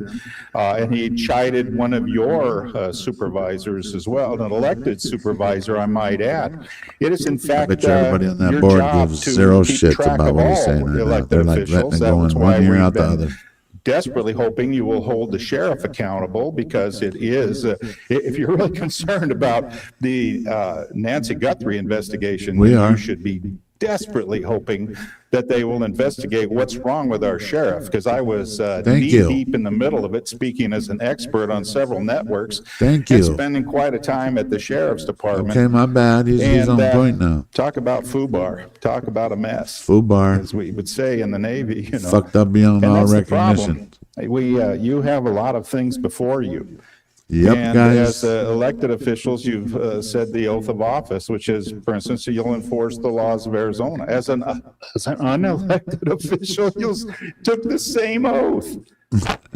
And that's what's so important. You know, we have an Same attorney here oath. at the end, and he can tell you that 11, I think it's 1051, says that you cannot in any way interfere with immigration. That's an Arizona statute, ARS 11-1051. Go on. So your job is to enforce those laws. Meanwhile, we toy around with ordinances to interfere with Right. with the immigration laws of this country. Or the And that's something ordinances you for shouldn't be parking. doing. But I ask you to challenge yourself to keep track of your elected and unelected county people. Guy, we hear you And I about also that. ask that you, in your futures, think about professionalizing Don't what we tell have. people I how see they in your should think. agenda. You you're can't tell people talking that. You know, I think what you need to think of, requiring a certification for even if they're paid constables to and do that, sheriffs they're not are giving a lobbying fuck for about that. Quite honestly, till I was involved in the election of constables, I was shocked and stunned as a former law enforcement professional here Former in law Arizona, enforcement professor. that Okay, Arizona we get it. Post You is got not accolades, required to motherfucker, we certify, get and it. they're not required to have such Let's get back such to the Nanos certification. I and the would consider Guthrie that case. that's a Is high that school not important diploma, at all? so to speak, for that job. So I would ask you to Biggest ask case your in lobbyists fucking to get Tucson involved history. in that, require a Probably post one of the biggest certification, because that is in a America. key professional Like, come standard. on, And I man. appreciate that you supported the small business. Thank you. Thank you. Dude, you got Our a next word speaker salad. is Joel Stroud. I know, guys, I'm fucking getting let down. Sorry. Kind of negative. Uh-oh. Good morning, Chairman. MAGA man. Board of Supervisors. I'm Joel Strabla, a law-abiding citizen of Pima County. And Pima County voters, whether they support or oppose the ICE operations to deport illegal immigrants, know that the supervisors have publicly acknowledged that they support agendas that unlawfully restrict federal immigration law enforcement operations in Pima County. The continuing efforts of the Democrat members of the Pima County Board of Supervisors to support such agendas and activities that restrict federal immigration laws are unconstitutional and unlawful based on the Supremacy Clause, Am I reading it right? USC Title 8, and the Arizona Revised Statutes. And according to Arizona law, any official or agency of a state, county, city, town, or other political entity may not limit or restrict law enforcement of federal immigration laws to less than what is allowed by federal law. Similar efforts in other states, such as California, in 2026 have ruled those efforts as unlawful in federal district court. So when these unlawful actions and activities of the board are hearing you eventually guys that you're litigated talking in court, about I hope that anybody that immigration? participated in Telling this you. will be The fuck's wrong fined with for the people, maximum man? extent This used to be fined by Mexico. law, which is These $5,000 Darren, a this is day what happens when people each get day, but entitled official and, policies under these activities you know, I hate have talking remained about in politics, effect. but that's what happens when Therefore, I'm requesting the Pima County divide, make supervisors this stop country wasting divisive, time and that's what it and is. taxpayer dollars in Democrats, unlawful Republicans are interference fucking agenda obsolete. and refocus We're the Pima paying County both Board of those Supervisors' motherfuckers while they agendas and talk shit to activities each other, in battle each supporting other. federal We're paying immigration all law that. They're putting on spectacles and we're still paying all those motherfuckers. officers in It's just, Pima to me, County. it's just a Let's big, make Arizona great again. Thank you. make Arizona great again. You can tell he's a MAGA. Like, calm your tits. So that concludes our speakers who signed cards. Is there anyone else that did not fill out a card wishing Me? to speak? I should have been there, huh? So I am closing call to the public. Would any board members like to do any of the following? Request staff to follow up on any matter from call to the public. Request Coffin an item be Dapper. placed on a future agenda or respond to a criticism. Supervisor Hines. Thank you. Just to clarify, I do not own a tequila bar or a medical transcription company. What? Okay. Thank you. A tequila bar? I am going to then move us along in the Did you hear that, agenda. guys? He wanted to make that sure everybody knew. Someone must have told him. Time certain at 12 o'clock. So we have 23 minutes, I believe, to try to get through a few items. So we're going to go to item number 22. This will be the Board of Supervisors sitting as the Flood Control District Board. This item is a contract with Tucson Clean and Beautiful. I will move the item. Second. Seconded by Supervisor Hines. Any discussion? Is this about a business? All those I mean, in a favor? building permit? Aye. Really? Opposed? Aye. Item passes 5-0. Do they have a Continuing fucking as the oven? Flood Control District Board, item 23, riparian habitat mitigation. I will move Riparian the item. habitat mitigation. Seconded by Supervisor Hines. Discussion. All those in favor? Aye. Opposed? Aye. Item passes 5-0. We're going to return now, sitting as the Board of Supervisors, and go to a few liquor licenses. Liquor licenses, Item guys. number 24, You this got is the a liquor exclusive license right for here, the Golf guys. Club at No, I'm Canoa Ranch. Is there anyone here to speak to the item? I will close the hearing and move the item. Second. Aye. Seconded by Supervisor Christie. Any discussion? All those in favor? Aye. Opposed? Item passes No. 5-0. Item 25 is a liquor license for Gold Club at Torres Blancas. Fuck it, Is we'll let there 'em anyone have it. here to speak to the item? No, but we'll get you Seeing give none, us. I will move to close the item give them the and permit? approve it. Second. Yeah, of course, Seconded approve that by motherfucker. Supervisor Christie. Any They discussion? paid? You guys All in second that? favor? Aye. Opposed? Item passes They paid. You know what I'm saying? We got a 5-0. little cut. Item 26, this is a Nice. liquor license for Botto's Pizza. Botto's Anyone Pizza, here to you know speak they to got the the item? good pizza right there, yeah. Hearing none, I will Hooker in close the the hearing back. and move the item. Second. Seconded by Supervisor Hines. Discussion. All in favor? Aye. Opposed? Item No, I passes need liquor license. Yeah, we 5-0. need that money, so let's just get all 27 those is a through. We liquor don't have to license for fucking vet it the out. Circle Fuck it. K. Anyone here to speak to the item? Circle K. If you could also, but please come up and give your Come tell us about it. comments. Well, they've And been then over at before my you go, store. there is is it green or Asking yellow? for camera footage. Speaker card for speaking at hearings. If you could fill that out before you go. What? And Oh, I thought they were gonna make her leave it fill with it us. out before she spoke. Thank you. My name's Janet Meza. I've been with Circle K 27 years here in Tucson. Nice. Which We one? are trying to build another store in Green Valley. We've been successful. The area is growing. I want to talk a little bit about our responsible retailer program. We do, every new hire before they are able to work in the store is trained on national and Arizona laws. And then twice a year, all employees in the stores have to retake that training to ensure. We So you're have a no following the rules. tolerance Thank you. policy. Thank you, If Carol. someone does sell to a minor and there's an Right, you- infraction of the law, that get it. person is You've owned Circle immediately K for 30 terminated. fucking And years, all of the Carol, employees we in get that it. store are retrained as well. Well, of course, you're gonna have all of them We retrained. also partnership with bars, which is a Nice.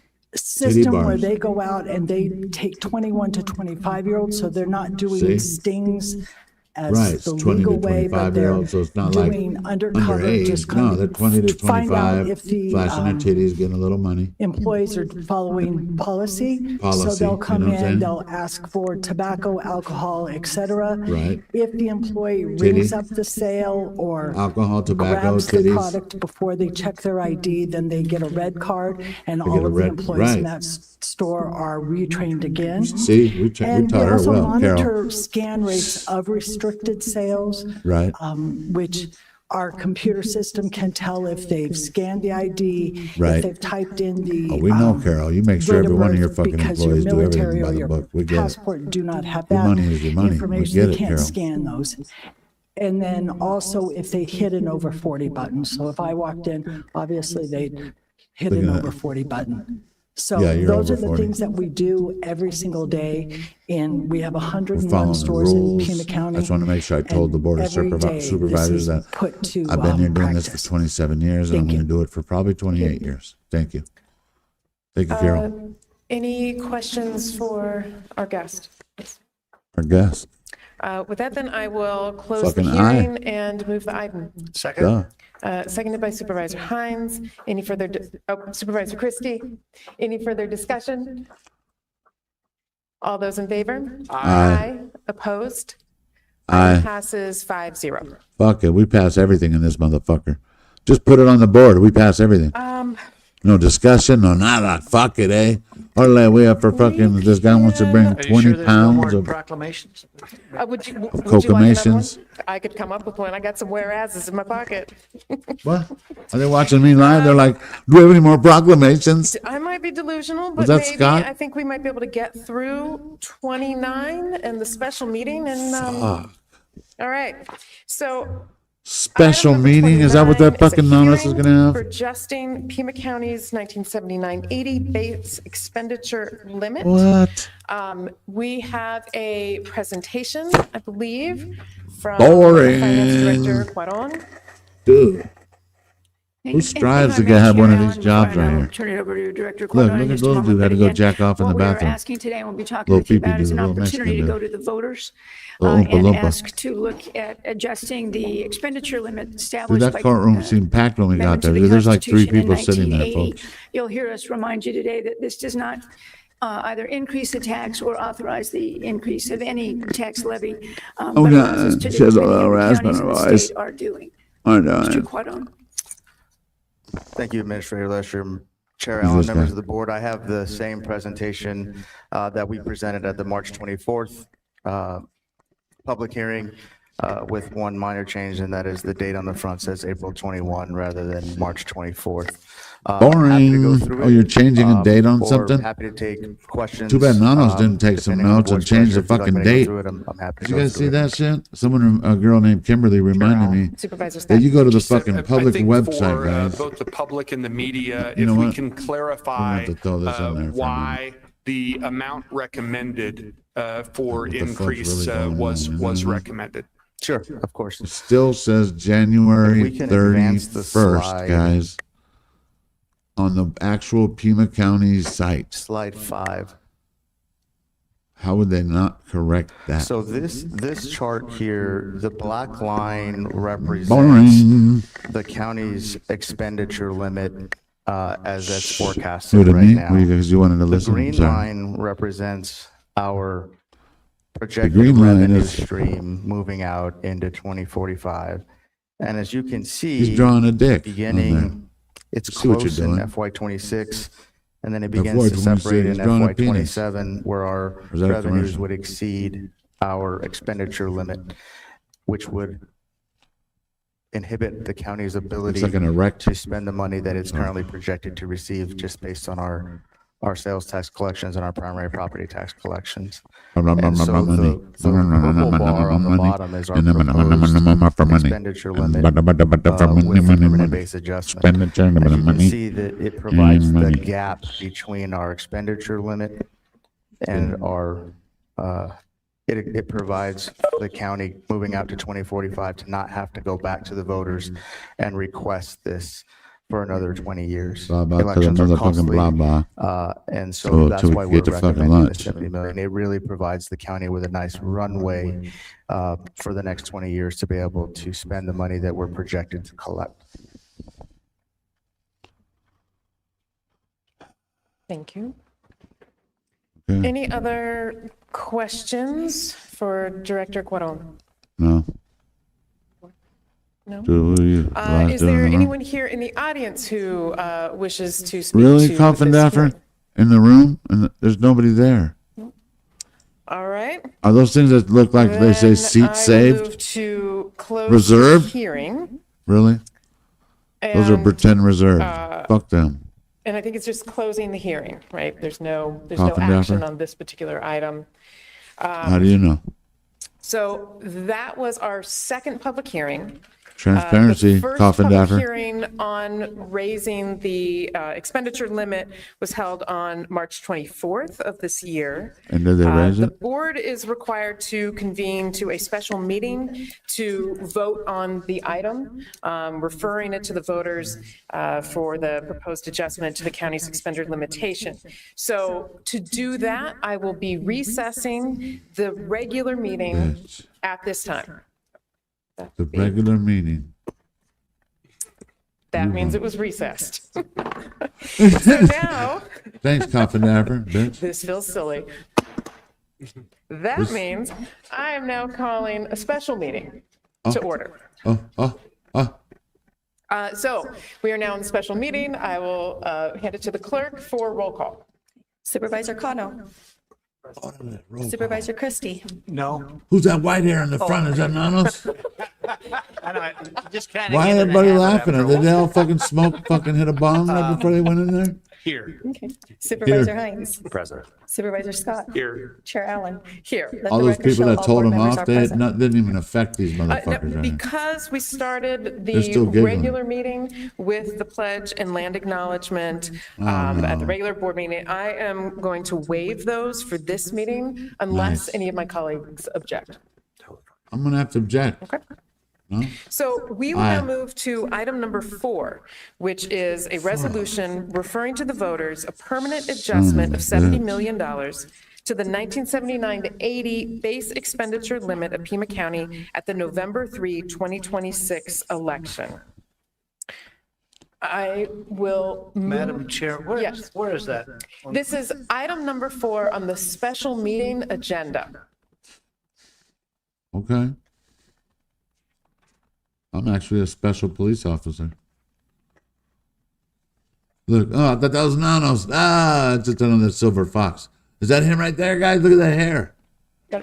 Look, there's 2 white hairs. Is that like Steve Martin right I'll there? move to approve resolution number 2026-23. Fuck yeah. Seconded Fuck by yeah. Supervisor Cano. Any discussion? Nah. All those in favor? Aye. Aye. Opposed? Opposed? Aye. Motion passes 4-1. 4-1? Was he listening Since to me? there is no further business for Someone the got him. special meeting, I move to adjourn the special meeting. Okay. Seconded by Thanks, bitch. Supervisor Hines. Discussion. All those in favor? Aye. Opposed? Motion passes 5-0. All right. Yes, that just adjourned the special meeting. I feel like, what was that show? The like, do, we're now traveling into some time, space, Okay, coffin space. And now I hit the Okay, gavel you're again. so funny. Oh my God. And I am reopening the regular board meeting. Okay. And we are back in session. Okay. There you We're go. back in session, guys. Boy, they're magic. We have 10 minutes, so let's get a few things done. Item number 30 is approval of the consent calendar. What, a I continuance? move to approve consent. Second. Of what? Seconded by Supervisor Hines. Supervisor Christie. I would ask that we pull item number 1. There we go. right. It's item. All right, so then I will withdraw my original motion to approve consent and move to approve consent minus item number 1. Approve Second by consent. Supervisor Hines. Discussion. Soon we All in have to favor? sign for consent, Aye. guys. Opposed? Consent Aye. passes minus item 1, 5-0. Consent agenda item number 1. I will move the item. Second. Seconded by Supervisor Hines. Any discussion? All in Aye. favor? Aye. Aye. Opposed? Opposed? Item passes 4-1. Okay. He just, yeah, I just Now, gotta we throw will a move couple on in to there. item 31, which is John, looks the like Board we're of not working. Supervisors representative updates on the boards, committees, and commissions, which we sit. I can say for the 2, I sit on the Arizona Border Counties Coalition. I don't, our meeting is coming up later this week on the 23rd, so I have no other updates for that. And then have not had a meeting of the Southern Arizona Education Council. Anyone Yeah, else? I don't know if they could count to 38. Chair Allen. Supervisor Scott. I serve on the County Supervisors Association Legislative Policy Committee, and because the work of the legislature has pretty much ground to a standstill, so has our meetings. Shut up. Scott, enough, okay? We know who the Supervisor fuck you Hines? are. One quick thing on, in my capacity as on HAG RTA, one of the businesses actually in my district also affected by the 22nd Street Bridge closure reached out to the office and asking for some assistance in terms of like the decreased volume in their business. And my team and I made a site I'm here visit for District and connected 7. with the RTA executive director to we've been trying to figure out heal. if there's any way We've that been we could trying to perhaps heal. find some ways to do I'm this trying to make project you so that it better doesn't after take the full Nancy was 36 missing. months, Oh my maybe, God, it was so within the tragic, I jurisdiction, know. that could be But we've been reduced trying to somewhat, heal, and and they're people looking are at, still possible parking in avenues front of our house, like down the street. Thank you. In your driveway? No, down the street, like over there. We need to heal. Item 32, this is the county administrator hiring process. This is a recurring agenda item that will continue Hiring process. until somebody is hired. Fill us in on how you I am hired Nanos. sharing that process from the board. I will note that the digital brochure is now Coffin Dapper, live. get to it. The position is officially open. That digital brochure can be found at pima.gov/join Team selling Pima. shit. So please Pima help dot circulate slash that announcement, dot encourage gov people to dot apply. Pima. And we will have more to come, I think, at future meetings about the concrete steps she's in the building her candidate little review fucking wall thing. process. So, yeah, any questions? Yeah, where'd you? All right. All right. Moving on, we have that was our, She's not our mayor. We Dude. Who's the fucking? That shows you how much I know about Tucson. Who the fuck's our mayor? do we know if our guests who are attending executive session are already here? Ooh, They are? executive session, If guys. we go into executive session now, will we be able to? Film it. Don't Or bullshit we us. could do one of our items and then, okay, then Don't let's do bullshit that us. because I don't Come think we have on. time for staff presentations and I think some of the items are going to take some discussion that is longer than what we have. So with that, then we will go to Lunch. exec is, I mean, not that I'm not against it. I don't have an item for, we'll go into Look at executive that. session. Look at Jeff. He's like, I'm out of here, motherfucker. I'll I gotta take a move. shit. Second. We do so, seconded by Supervisor Hines. Discussion? Discussion, all those in favor? Aye. Opposed? All right, that passes 5-0, and we will break for executive session and fuck does that return mean? in, I know. They do this shit on purpose. No, we'll just keep them bored for like fucking 5 hours and then we'll bring them up. But then they're not even going to be watching. Oh my God, you're so funny, Jeff. all right. Tell us, Coffin Dapper. Oh, okay. We'll go smoke a cigarette, guys. Hold on, look, they got a little promotion. They're probably gonna put her on Coffin Dapper's OnlyFans on here and shit. Motherfuckers. Congrats to her. Look, hey, presentations, proclamations. Motherfucker just sauce. We'll take a piss or shit, eat lunch. I'm still here. You guys, you could run to the store. Hey, I'll still be right here, guys. If anybody wants to join, I think a lot of people have their lives on too, you know? If they're watching.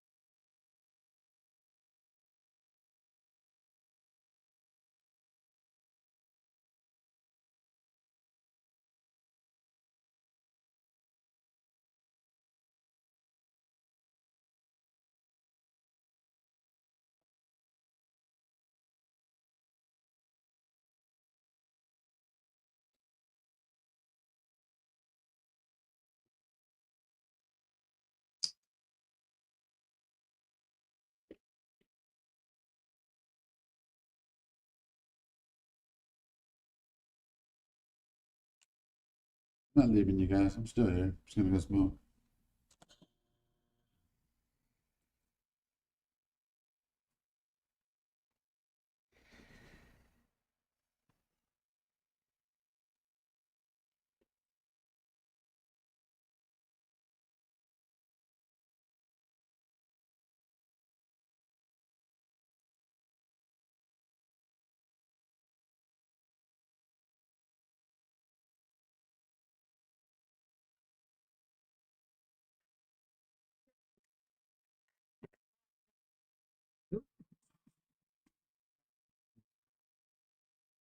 You know what I mean?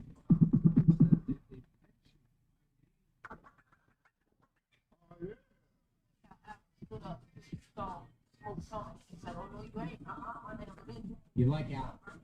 I'm ready to put Alex on the table.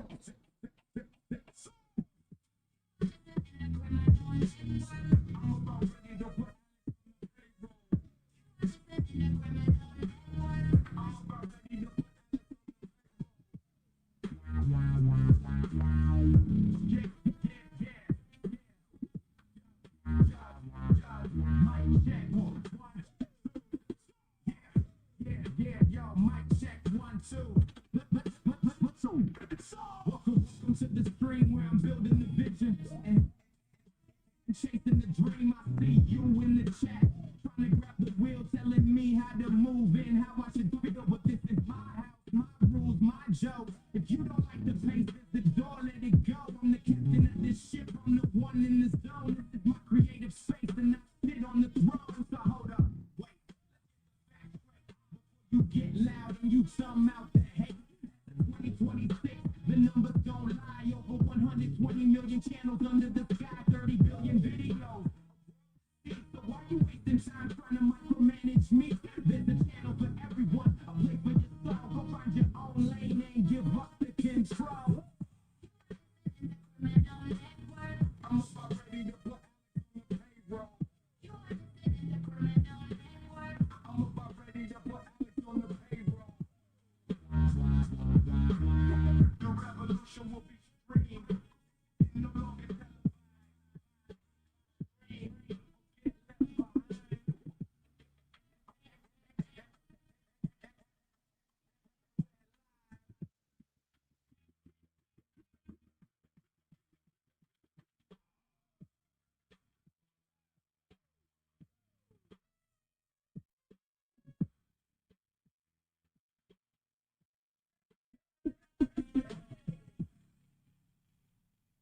he's all tattooed up and shit.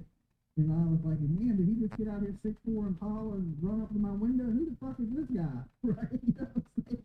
He was like, oh, I'm just messing with you. I was like, thank God. Thank God. I thought I was about to get into a gang war with you. You know what I'm saying? So anyway, that's Criminal Network.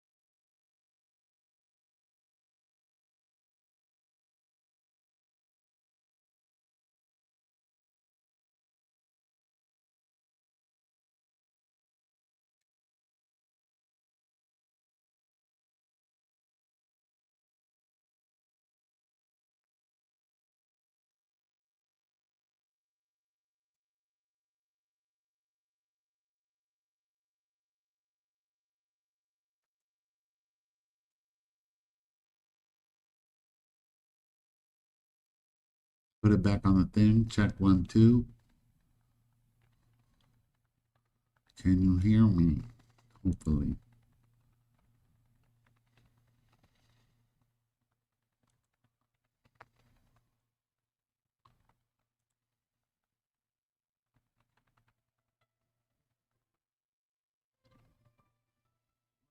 Back up in this motherfucker, you know what I'm saying? Whatever the fuck, you know. Remember, no parking except several miles away. Leave before you leave.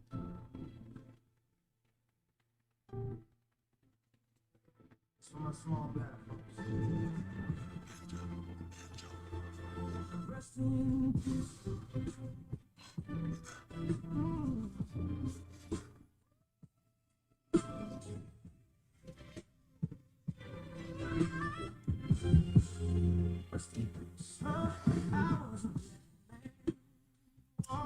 Say so every night I hit the streets all over soon and it's easy.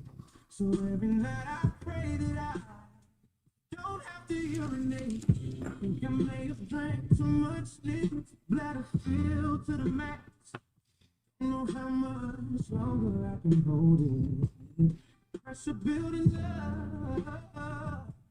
It up on the corner all day, anyway, every way, like, hey, I feel the pain back, simmering in my brain, the thoughts and sounds of waterfalls, got me about to lose control, neighborhood watch on my mind, who's at the helm, I'm out here riding solo and on my own, nobody to keep lookout of this sector, so I can complete operation, go anywhere but my pants. This is gonna be a mission impossible, getting rid of liquid gold.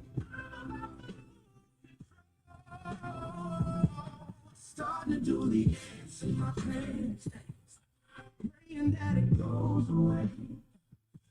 All I can hear and see is streams, rivers and raging water. It's the devil trying to break the seal. I see them pulling a body out of the corner of my head, about 6 or 7 houses down. Hope it's not occupied. Oh, I'm a rider. Crazy every day. Dripping through your set with a mini pack. With liquid IV to hydrate, feeling uncomfortable and shouting out. I don't feel the warmth run down my leg. Please, Lord.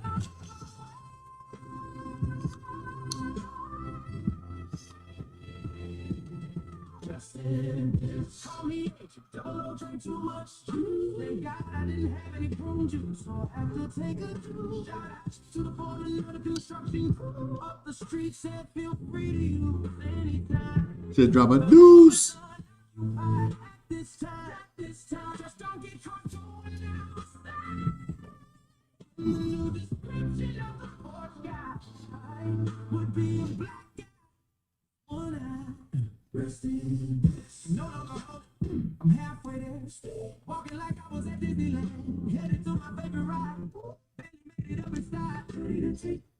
Had closed my eyes in relief. I think I wrote the word record for longest release. Filled it to the brim as I open my eyes and stay in disbelief. All the graffiti on the wall along political hate in a typical college slumber. But there's one that caught my eye and read like this. Have you seen Brian Guthrie or Noah's number? Please message me. Here's my number. Instagram handle and personal email at the bottom. PS Walter Nash, that piece of shit. Dirty douchebag, period. Followed by a picture of a feather. I feel better. Rest in peace. Feel like no man, but me no man.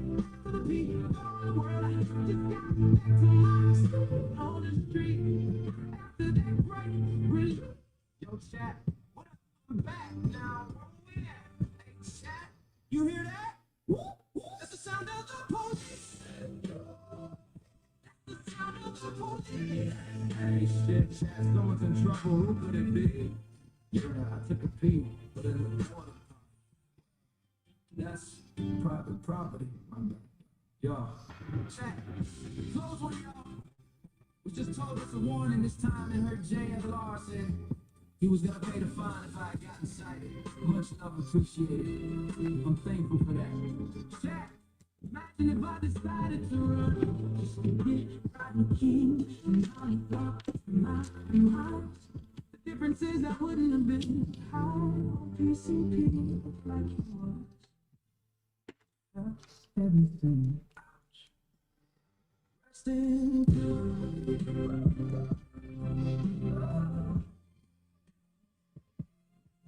Rest in peace.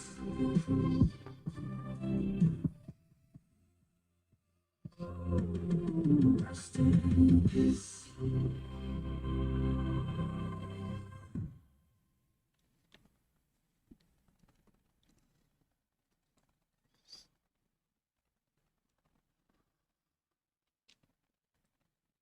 While we're waiting, I gotta call fucking.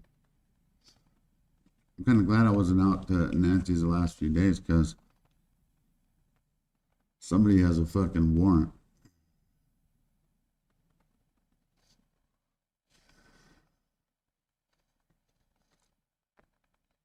So I'm calling right now to handle it. Show you how it's done. I had to ask my co-pilot wingman how to do it right. How to do it correctly.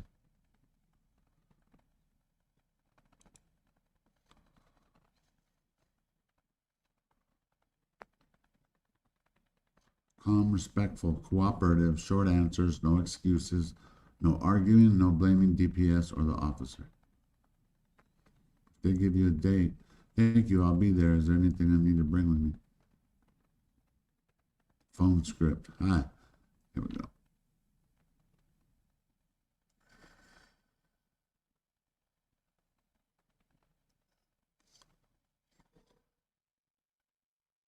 You have reached Pima County Consolidated Justice Court. For English, press 1. Para español, presione dos. The court has many services available online. The most common services include making a payment, requesting an extension on a traffic case, submitting proofs, or filing a motion on a criminal or traffic case, and submitting exhibits for a future court hearing. Please visit our webpage at www.jp.pima.gov.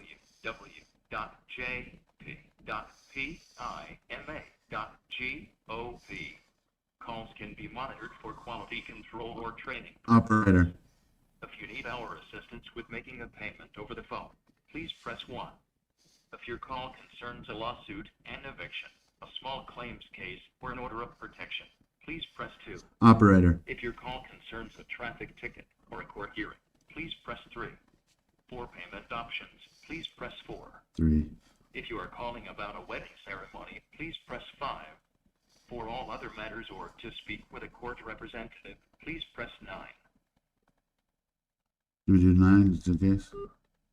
Please wait while we transfer your call. Fucking A. Please have your case number, complaint, or citation number available, and we will assist you as soon as possible. What's the wait time, motherfucker? Estimated waiting time is 10 seconds. Oh, 10 minutes, 10 seconds.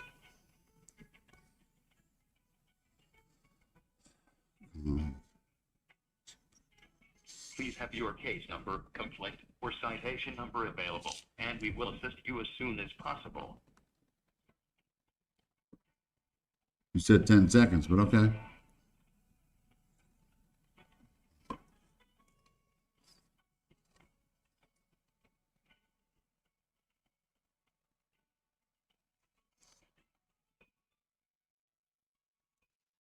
Oh, they're gonna fucking copyright strike me because of that fucking. Oh well, they'll pull it out later. Fuck it. They said 10 seconds. You guys still with me?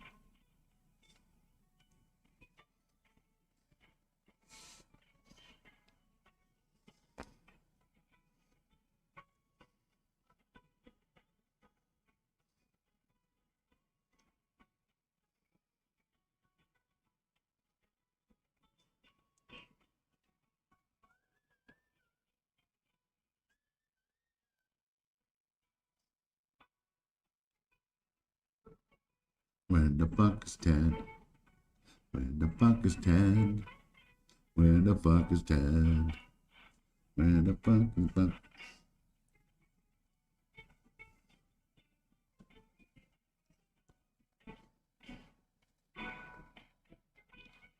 "10 seconds. They're full of shit."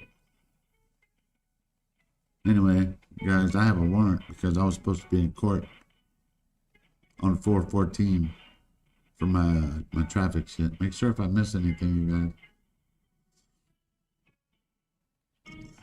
So I gotta reschedule a court date because that's like a song you'd hear. Can you guys hear the song? That'd be like in an Adam Sandler movie.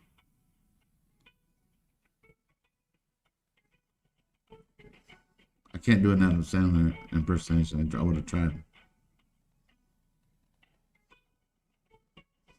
Yeah, I forgot the court date, guys. I just didn't forbid it. I mean, it's traffic. It could still turn into a criminal complaint, but that's like if I just dodged it. Here, I just fucking missed the date. I just forgot I was on the 14th. So if I didn't get picked up by now, I'm good, because now I'm calling to try to remedy it, if that's the right word.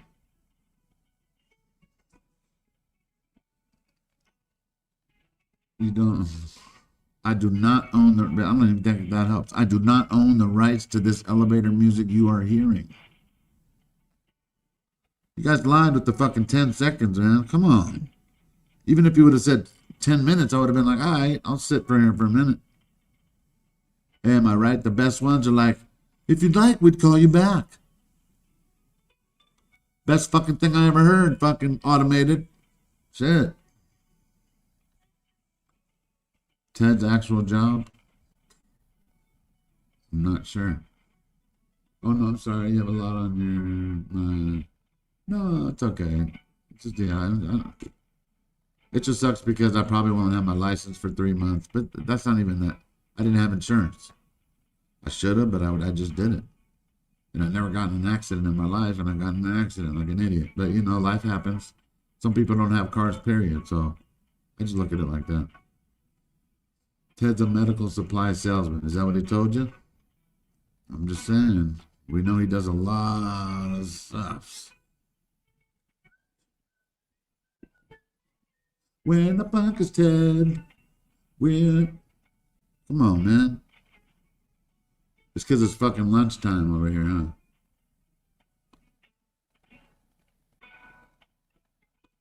Where is Ted? Dun, dun, dun, dun, dun. Where the fuck's Ted? Dun, dun, dun, dun, dun. Where the fuck's Ted? Ted, where you at? I sniff a lot? I do. Oh, Ted, yeah.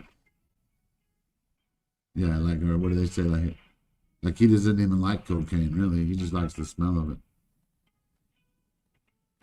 Ted's like an FBI agent, but a fun-sized one, right? Fun size, you know, like Ted's in a hot tub in Boston, probably chilling with the cartel. I don't know.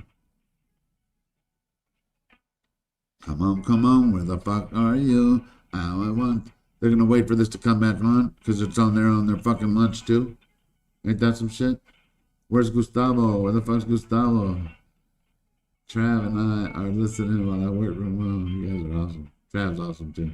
Knowing the way they do things, they're sending cops to arrest. The reason it's taking so long for them. Your case number or citation number available, and we will assist you as soon as possible. Fuck you. 10 seconds. No, did I miss it? It's taking so long for them long. I mean, shit, I guess. Like, we were going to answer the phone, but we're working on the Guthrie case. Bullshit. James Feathers. I got another phone number for him again, guys, but I don't think it's a valid number, but I'm going to try it.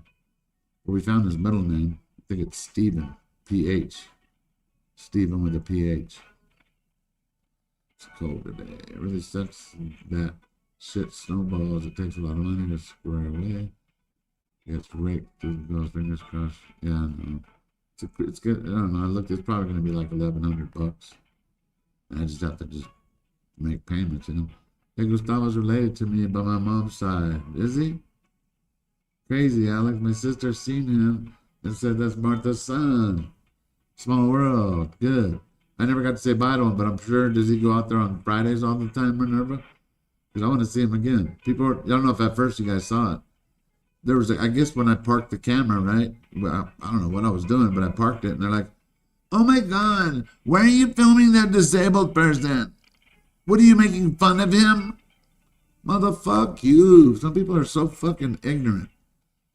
He was living his best life. I didn't point it at him because he's in a wheelchair. And the funny part is that he became my friend. We found out his name.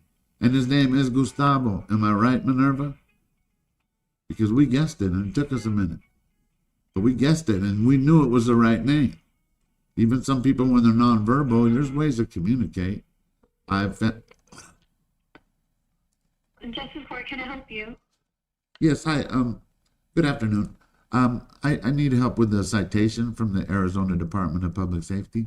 My court date. What is your Oh yeah, sure. citation number? Sure. The complaint, will that work? Yes, go ahead. 913-465-826-053-002. And Your name? Alex Zabel, Zabel. And how can I assist you with your case? Yeah, well, my court date was April 14th, and I missed it. And I want to take care of this immediately. I believe there may be a failure to appear, maybe a warrant. So I'm calling to see what I need to do to get the warrant quashed or get a new court date. Well, there's no warrant on traffic violations. I could provide you a 30-day extension so you could submit your proof of insurance online through our website. What if I don't have proof of it? Because I didn't have insurance at the time. I know it's not. Do you have the insurance now? No, I don't. I lost the vehicle in the accident. Okay. Well, if you're wanting to pay for the citation for both charges, Correct. which would be the moving violation and the insurance, you're looking at a total of $1,199. We do offer a payment plan. We just add a $20 fee on top of your balance, and your minimum payment to start would be $10. Oh, that's awesome. And then, what was I going to say? Oh, will you give me an extension before I could start paying? Sure, definitely. Oh, you're so Yes, awesome. you do qualify for 30 days. Let me just update your case. Give me one Thank you. second. And I never had a failure to appear before, so. No, you're good. Like I Okay. said, we don't issue warrants on traffic violations. Gotcha. Okay. All right. So with that being said, your extension is now set for May 14th.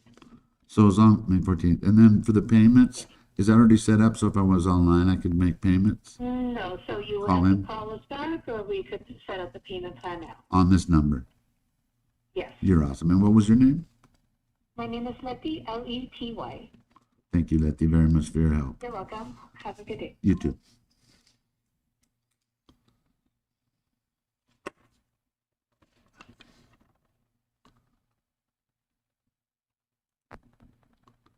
Good.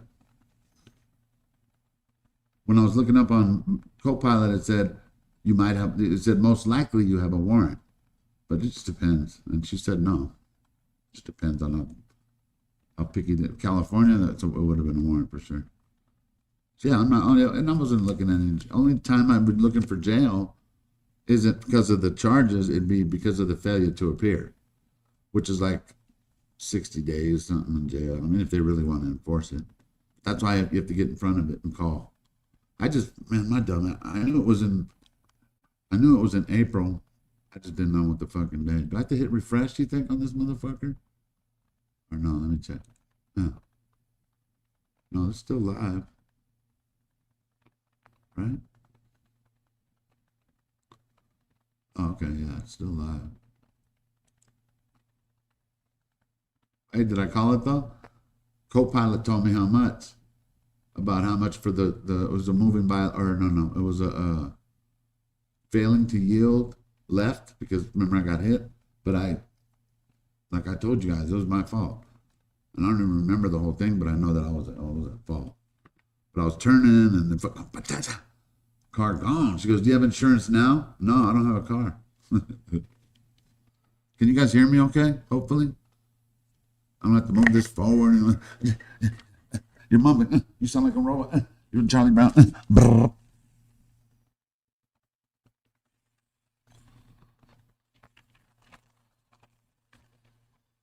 So So 1,199. It was pretty close. My co-pilot told me about 1,100. And did you hear what she said? $10 payment. Shit. That's right up my alley right there. That's right up my alley.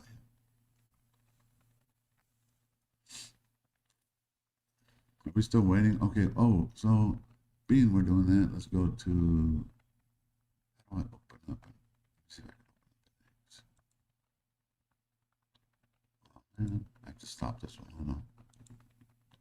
Stop screen. Okay. Bam. Share screen. X. Share. Oh shit. Okay, hold on. And add the stage. Bam. Shit. Getting this, guys, little by little.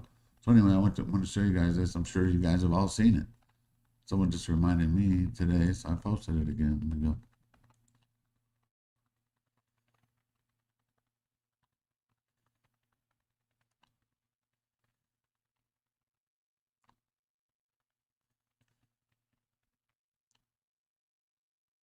Open this.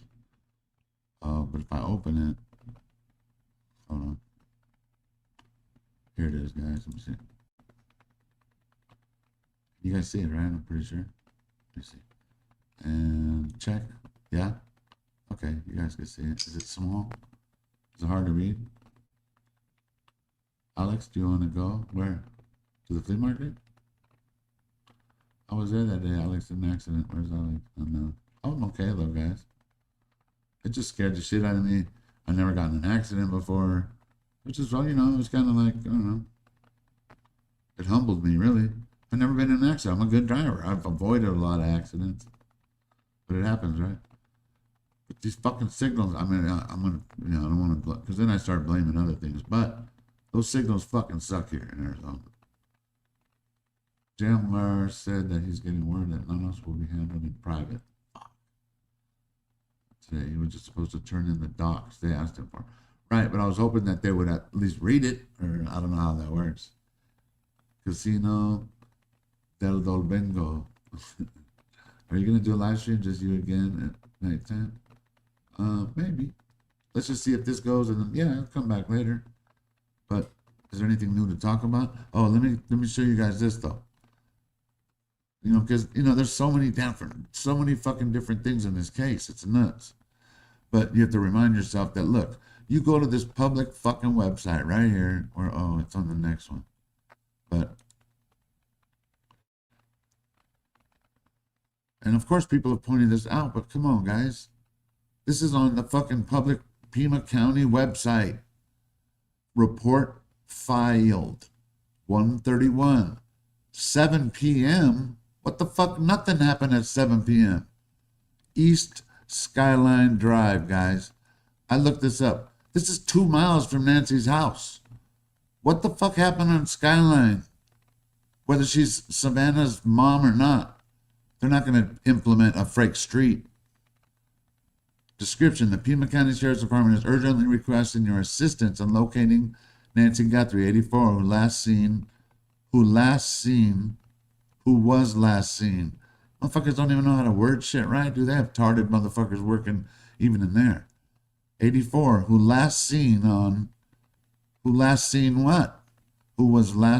the evening of January 31st at her residence near East Skyline Drive. She don't live in North Camo. She doesn't live, of all the streets, that's the ones they're going to name.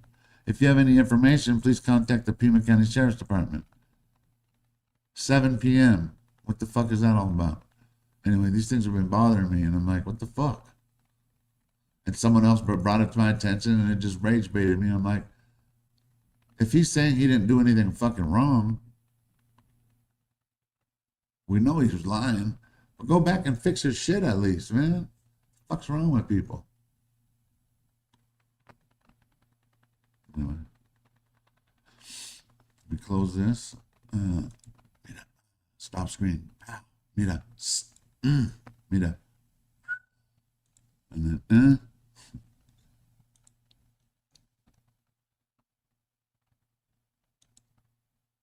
The dude got off on fucking see. Oh, wait, let me bring it in.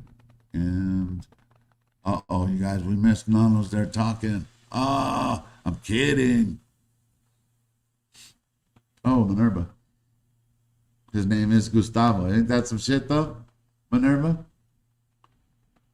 We were going to get some hoes that night, too, Minerva. Don't tell his mom, no. Me and fucking Gustavo, we saw a couple of hoes that were eyeballing. But you know me, I'm not there for, I was there for Nancy, and I wasn't there to look for hoes.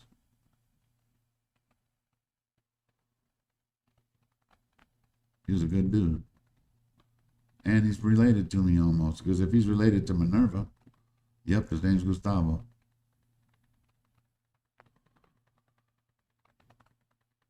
It sounds like he is, again, going to just, I could put just on no camera and I'll be like, hello, check 1, 2. Hello, hi. Remember, my voice is kind of muffled as it is. What's the scoop with Gustavo? I missed that. We were at the flea market, and somebody was saying that, we were just listening to the music, and this dude was chilling right there, and then he turned around, and right when he came, I don't know, we just had a connection. He gave me like a fucking 5-minute handshake. We were just, I don't know, just, our own way of communicating. He's a cool dude. And then we were guessing his name. We knew his yes or no's. So we were like one. We were saying all the names. And finally, that's, what's crazy? That's my cousin's name too. So I should have thought of those. Could have been Jorge Luis, Gustavo, Felipe. In his wheelchair, yeah. He was chilling. He would be, you feel me? He was out looking for hoes. Well, I mean, he wasn't. But me and him had a little inside joke, that's all. Who was he there with, Minerva? His dad? I think I saw him leaving. He was enjoying the music with big smiles, guys. He was enjoying the shit out of it. Alex, read your chat. Put your apartment in your phone calendar. Put your appointment. Oh, yeah. Well, no, it's not an appointment. I just have to make sure. So she gave me 30 days. As long as I set it up. You know what I mean? So now, and there's no, she said there's no warrant. So he's quadriplegic, which means he's nonverbal. But he's a cool dude. We were chilling. How old is he, Minerva? What's your guys' guess before Minerva tells us? Don't tell us how old. I'm going to say he is 28. What's your guess? What's your guys' guess? 8. The bananas. No, we're still waiting. You didn't miss shit. They ain't showed us nothing. Yeah, what's your guys' guess before Minerva tells us? I say 28. 30? 34? He had young traits. You could tell he had his little cholo flannel on. He made sure he was sharp. And his dad or mom, whoever had his little mustache. Mine gets all sloppy and gray. His was like, chopped on the top. He was like out there looking for some hoes. I'm just saying. No, people hate to say that, but a lot of things just fall into the category of just trying to get some pussy. Like, would you go to fucking Walmart over there like at 1 o'clock in the morning? Just trying to get some pussy. Yeah, he's a little cholo daddy. So how old is he, Minerva? Bonita Pea. Now that we all guessed, let's see who was on. I was way off then. Everybody's doing 30s. 22, he could be. He was seasoned enough to be over 25, my guess, though. See what his name? What's his age, Minerva? 35. I was way off. You guys were on point. Oh, she said 35 early? Oh, that's what everybody knew already? Okay. So what did I say? 28. 35, so he's an OG kind of. He's already starting to be an OG. Orale. And he was, too. Had his little flannel on. Orale. Button all the way up. No, she just said it. Oh, so a lot of people guessed it and they were right then. He's bilingual? I asked him if he spoke Spanish. I even asked him in Spanish. He didn't want to communicate in Spanish. He probably does know it, Minerva. But I think he would rather communicate in English. That's like how I took it. We are good guessers. Shit. What are you bidding for? We were guessing Gustavo's age. So Minerva, say it again, Minerva, she's her friend's son or something? I love all you guys. You guys are awesome. Flannel shirt, Minerva. So he can talk? No, I think he's nonverbal. But I might be wrong. I have family that are like that. Sometimes they'll make a noise, but maybe I'm wrong though. Espanol, but I did. I spoke to him in Spanish. And I said, do you speak Spanish? And he said, no. And trust me, he probably does, but maybe he felt comfortable speaking in English or even communicating with me in English. And he'll remember me. No, he can only communicate with his laptop. My two cousins' son. That's awesome. Communicate with his laptop? We didn't need a laptop. We were good, Holmes. We were like, we were all just getting right. So he could type shit out. Minerva, that's tight. Because I really wanted to kind of know what his brain was working, saying. That's the kind of part I think that they want to be heard. So like, that'd be tight. I wonder if next time, maybe if he has a laptop, he could maybe he's a fast ass typer. Who knows?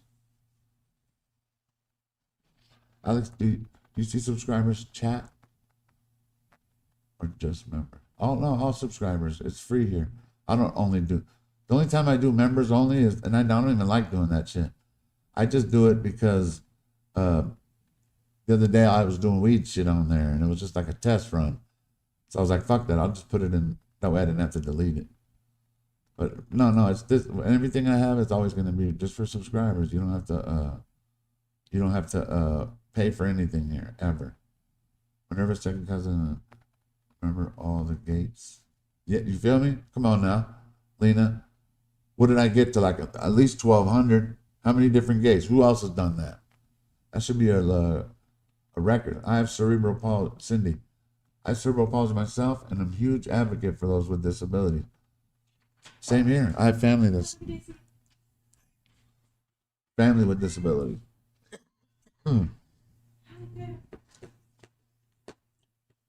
This is the long. I know, but is it a lunch or is it like a? How many? See, 50. See, I didn't even know it got that high, guys. Over 15,000 gates, guys. Who else has done that? No one's done that in this case. It was a fun night. I was cleaning his saliva. I know, you're sweet. And you didn't even know that was someone you knew. He was a good dude. Yeah, like you could tell. You could just tell when people are just enjoying life. And him, he was out there enjoying his life. Whoever took him there knows he likes the music. He likes the atmosphere. Alex, I have a disability person. Why JLR ignoring me? It's a chat. I have a disability person. Why JLR ignoring me? No, he doesn't ignore you, Gregory. And I think I even got one of your emails because I remember your name. But no, hey, I got, and listen, no one's ignoring anybody, especially JLR.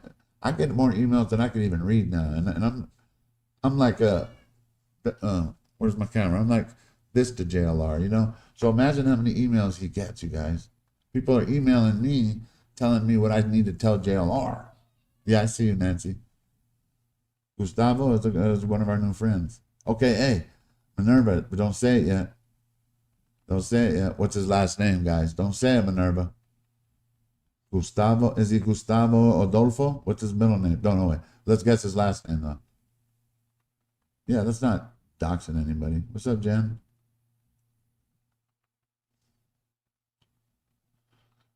He'd be a Gustavo Martinez. I think I am blocked by Alex. No, I see. Why people saying that? I don't block people. Oh, the bubble bear. I don't block people, guys. And my mods know I'd rather have Ortiz. That's when I thought it would be. I'd rather have chaos than have censorship. Everybody has a right to their opinion. And that's what I said. Martina and Ruby together on that one. Don't say it yet, Minerva. Ortega. What's his middle name? I'm going to say Adolfo, only because that's my cousin's middle name. What else goes with Gustavo? Like my other cousin is Jorge Luis. Jorge Luis go together like peanut butter and jelly. Lopez. Don't say it yet. What's up, Jen? Zaza. Video don't play. Why? No, we're waiting for the we're still waiting for the shit to come back. My birthday was yesterday. Oh yeah, 420 birthday. I wish I had that. And smoke trees all day. Julie Bug, nice. Miranda Lopez. Anybody else have an idea? Gustavo Manuel. Yeah, that's funny. But we need the last name is important. I need to know about Sig Rolling. Gotcha. I'll show you right now. Julie Bug. Happy birthday. Happy late birthday. Also, his obituary and his and Nancy's wedding announcement is on there. On where? On the site thing I showed you guys?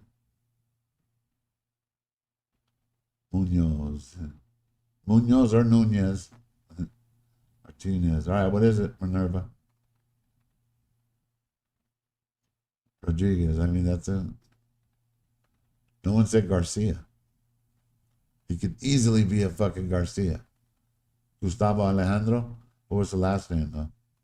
It's on your email. Congrats themselves for the good lunch. That's funny, Nina. Today we're gonna do a proclamation for how everybody ate their lunch today. Yay! Stupid. Caring for their citizens like Nancy. That's what I'm saying. Where's Minerva? Afternoon session. Gustavo Alejandro Martinez.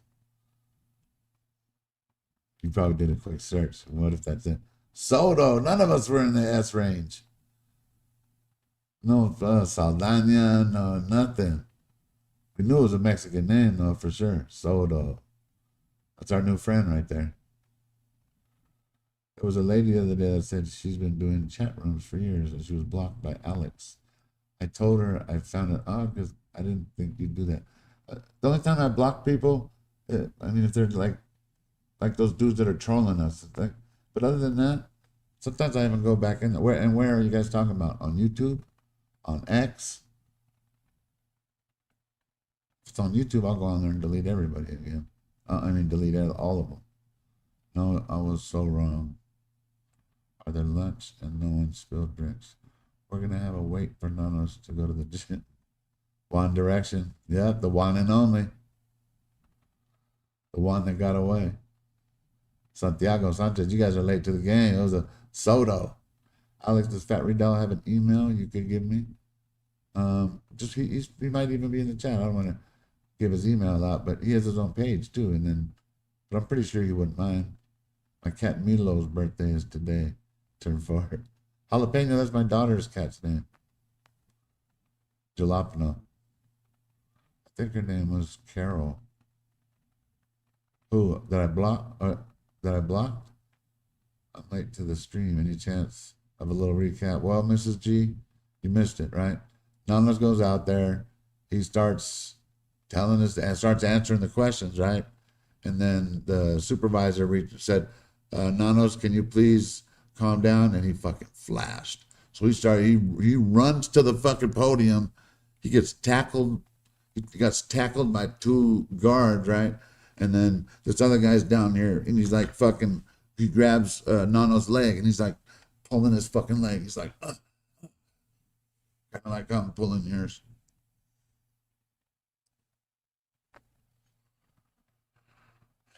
So we're waiting. Gustavo, full of life. That's a good dude. I'm gonna see him again. I just wish I would have asked him if he wanted something to drink. I didn't remember. I didn't have my wallet, but that's after I offered him if he wanted something to drink. He said no, but regardless, I didn't have my wallet, so I just forgot it. I left it in the car instead of bringing it with me. Oh yeah, we were singing. Every song that came on became like a Ted song, right, guys? I always forget. And then I might have switched it up because I was over Ted in it. Another Alex joke. Sheesh. Which one did I do? Did I tell you guys that? You guys probably won't believe me. There he is. What was the copyright strike? Where? For the on hold music, or we're marinating Marines. Let me see. What's the copyright strike for? On hold music. Or we're marinated Marines. I don't know the question, Fat Readout. Someone was looking for your email. Fat Readout. I call him Tyson. Those children that were speaking to lawyers earlier in the Pima County need to be the ones. Yeah. Where is Ted? So I did all kinds of songs for Ted. No, I'm just kidding. Nanos didn't even show up. We don't. The JLR said that nothing's going to happen today. They're not going to read nothing. I mean, I could always come back later. You know, I don't want to just hang out, do nothing. You said it when you were on the phone when you just called for your warrant. I said, what though? Now I got to go back to the. What was the copyright strike? Oh, it could have been that. Or we're no, not. Oh yeah, my bad. Fat Readout would have been because the music when we were on hold. Because that's what happened when I got striked at McDonald's. They were playing a song in the background, and it wasn't even loud, and it picked it up. So no, it wouldn't have been Marinated Marines. Is that the name of our group officially? You never told me, bro. You never told me, Fat Readout. Putting out hits. Makes you wonder why I even made music for fucking 35 years and shit. I'm just saying, those are some fucking bangers. And it kind of marks the time in history. So to us, it'll always be special, to a lot of us. Not everybody. Some people are still like, fuck that, who's Brian Guthrie? There is no Brian Guthrie. And that's when we get offended. We're like, hey, he's worse than Cartel. You don't speak bad about Brian Guthrie. Unless you want to get bitch slapped, you know what I mean? And I do security for him. But still, nobody crosses that line, you know what I'm saying? He gets all the hoes. He gets all the money. He got all the nice cars. He'd be motorboating daily. He's a motorboater, you know what I'm saying?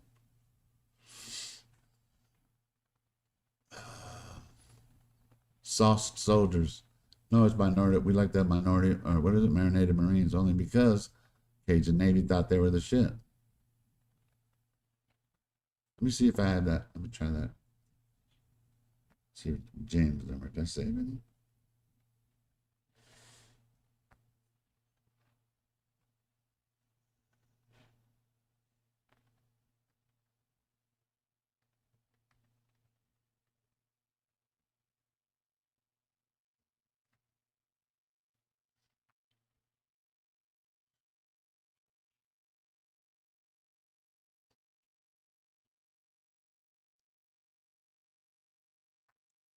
Taking a big old lunch break. What the fuck? How long have we been on? I don't even know, right? We missed James encounters. Oh, I forgot what I was on my phone for it, but I think I might have a couple of James numbers. Someone even sent me one, but I don't remember where they sent this. On one of my phones or my fucking Facebook.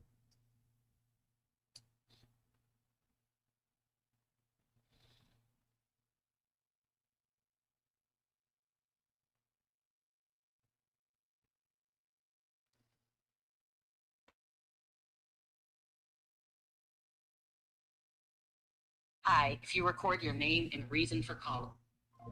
Oh.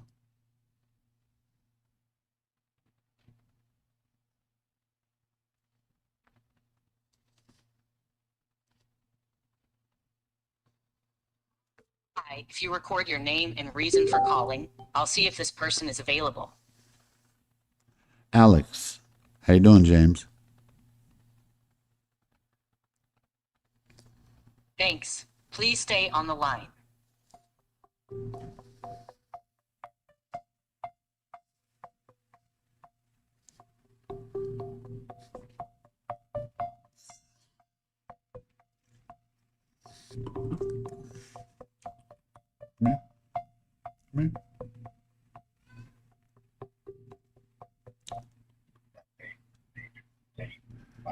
Hi, James. Hi, is this James? It's Alex. Alex.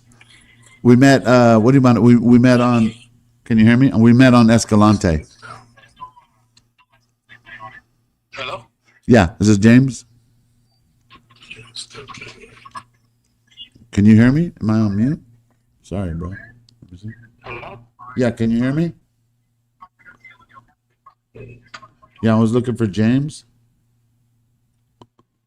His father. Oh, how you doing? Yeah, I was just looking for James. We had met on Escalante when he was out there, and we had talked. And I met him on Escalante here in Tucson. I don't know if he's still out here or if he's in Texas. I'm not sure. But we were trying to do an interview with him if he was willing. I know he was kind of into the Guthrie case, so. His father. Right. Because I think he had said his father just dropped him off. It might have been you. I don't know. That when he came by to the house.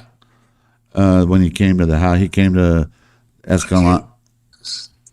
He said that's the why is that so low? Sorry. Yeah. So yeah, he was. I had met him. Can you hear me or no? Is it muffled?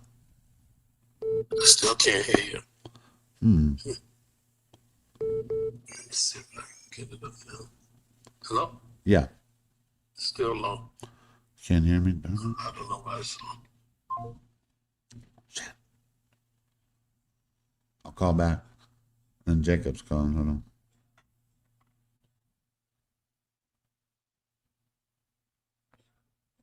Hi, Bear. Hi, Bear. Hey, what's up? You're live.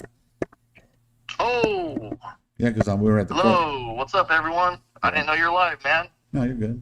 And that's cool. I was trying to call James Feather right now. What? Yeah, I think I was talking to his dad. But Is he out of jail or whatever? I didn't know he went to jail. Yeah, they arrested him after the last time he showed up. I didn't know that. Yeah. 4? Dude, I got his whole thing. You guys hear that I shit? don't know. I don't remember what it was for. It was something stupid. It was like after the last time he was on a live stream and showed up in front of Nancy's. Drunk in public or something? Or disorderly? I don't know. I think they were trying to put him in like a mental ward.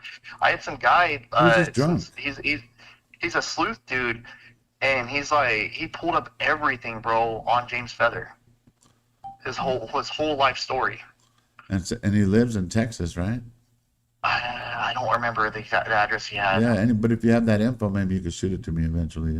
Yeah, I still have it all in emails and some text messages with the guy. I'll go through my phone. It's your birthday tomorrow. Yeah. And then after my birthday, I want to head on out. So that's actually what I was calling you to talk to you about. Nice. Yeah, you're good. So, and then I had an idea, but I don't know if I want to talk about it on live just yet. All right. Don't say that because then people are like don't. Then we're telling secrets and they're like, no. Okay. Yeah. So we just talk about. I was wanting to distribute some Nancy. You remember the yellow ribbon for Nancy, the stickers that we had? I still have mine. Yeah, I got mine on my computer. I was wanting to make some shirts. So we just got remember how I was telling you about the t-shirt printer that we're gonna get? Yeah, So I like that. Yeah, I remember telling we got the t-shirt printer, and I was wanting to do some shirts, and I was thinking about selling them for like dirt cheap just to cover the costs, just to distribute them to and people. You already have a hat press. Yeah, we have a hat press. You're covered, man. That's tight. So, and if you want some shirts too, we can do some shirts for you. Yeah. We'll, sure. And then, find out the James thing. Because did you guys hear that? What DGL said? He's locked James up. Feather, he was allegedly arrested. Let me see. That's nuts. And it was out here then, obviously, right?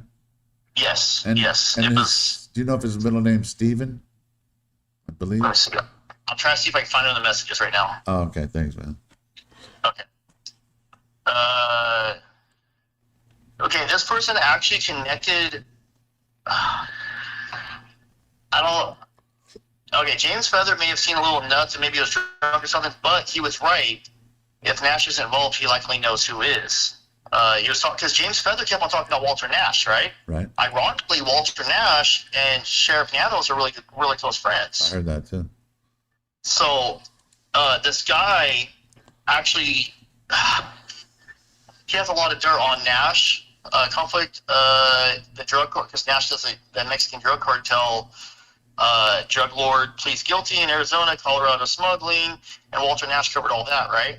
Right. But claiming some guy named Walter Nash is involved. Okay. He's not Because James forgot to jump on bringing up Walter Nash. He was such a model officer. What I need to do is I need to go through all this before I just start reading off text messages on a live stream. Yeah, to where it sounds weird. But this guy also has pictures of a Dodge Ram circling his neighborhood near Walter Nash's house that looks pretty close to the same Dodge Ram that was seen in Nancy's neighborhood that you got the picture of for the neighbor. Remember the right around the corner from Nancy's, that Dodge Ram? Or that Ram Rebel or whatever it was? Yeah. He has a picture of a similar one, looks pretty dang close to the one you showed me. And then he also was able to pull up the plates, and he hired a private investigator to run the plates. And it belongs to a guy that lives in Rio Rico that lives less than a quarter mile away from Carlos. And this guy that it's registered to has an extensive criminal history. Extensive criminal history. It's bad. And this guy keeps on circling his neighborhood, and ironically, it's the neighborhood near Walter Nash. That's what this dude was telling me. He's like, dude, like, I put all this together. It's like Ram Rebel looks just like the one that Alex, looks like the one that I described to him from the picture you showed me. And it's in the same neighborhood as Walter Nash. It's circling the neighborhood several times. And it ironically is registered to an address within a quarter mile of Carlos's house in Rio Rico. It's just a bunch of weird coincidences. You know what we need important, and I think you might have lost it already, is the day that dude told you off with pointing your finger, and then you deleted it because your people were telling you that you were wrong when you weren't. But we had like gold and material there, like vehicles, license plates. There's no way to I should have just left it up, dude. That's what I'm saying. You shouldn't be listening. Like, I know you want to communicate with your chat, but they kind of steered you the wrong way. I was getting so much backlash. Everyone's saying I was harassing the neighbors and this and that. And dude, I think really they have someone on there on MSN. They're talking about on the HOA meeting. They had somebody about a YouTuber harassing them, and I'm not trying to be like it's all about me, but who else would they be talking about? I think they're talking about you. And I watch your live streams. I don't see you harassing nobody. That's what I'm saying. I'm not trying to take all the credit at the same time, but like, fuck them. An HOA meeting because I'm sitting on the fucking street on a chair? What the fuck's wrong with these people? Mm-hmm.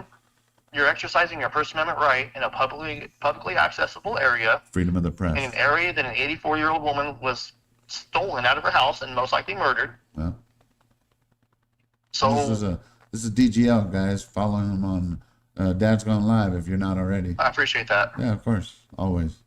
We all share each other's. Yeah. As far as I'm concerned with what just happened in the neighborhood on February 1st, if that was my neighborhood, I would want to have 10 live streamers out there. I would just say stay off my property, but, here's some cold waters and stuff, and do your thing. Because I would want cameras up in my neighborhood 24/7, showing every single car, every single person, every single thing that goes by. There's no way we could find the date of that day, right? Because before you erased it, it was up for a while, right? I have text messages. You know what I'm talking about? Yeah, let me find it. Let me find it, and I'll get the date for you. The date, you know what I'm talking about, right? The truck day. Yeah. Oh, okay. The truck day. It was also the same night we heard the sounds, right? Or no? Was it the same night? Strange. Yeah, because I parked and we were walking back. Right, because let's say you deleted it, but someone could have downloaded it while it was still up, because I do that to a lot of videos too. And then if we find out the date, someone might have it for us, because I named off the license plate of the vehicle that was fucking with me. I wrote down the license plate in my mod chat, I believe. And we spoke out loud the plate that you had. That truck is still sus. Every time I say, because when I drove up past the truck, I was like, I got your plate just like you got mine. Yeah. And that's when everyone got pissed off at me. And I was like, that wasn't wrong. He just did that to you.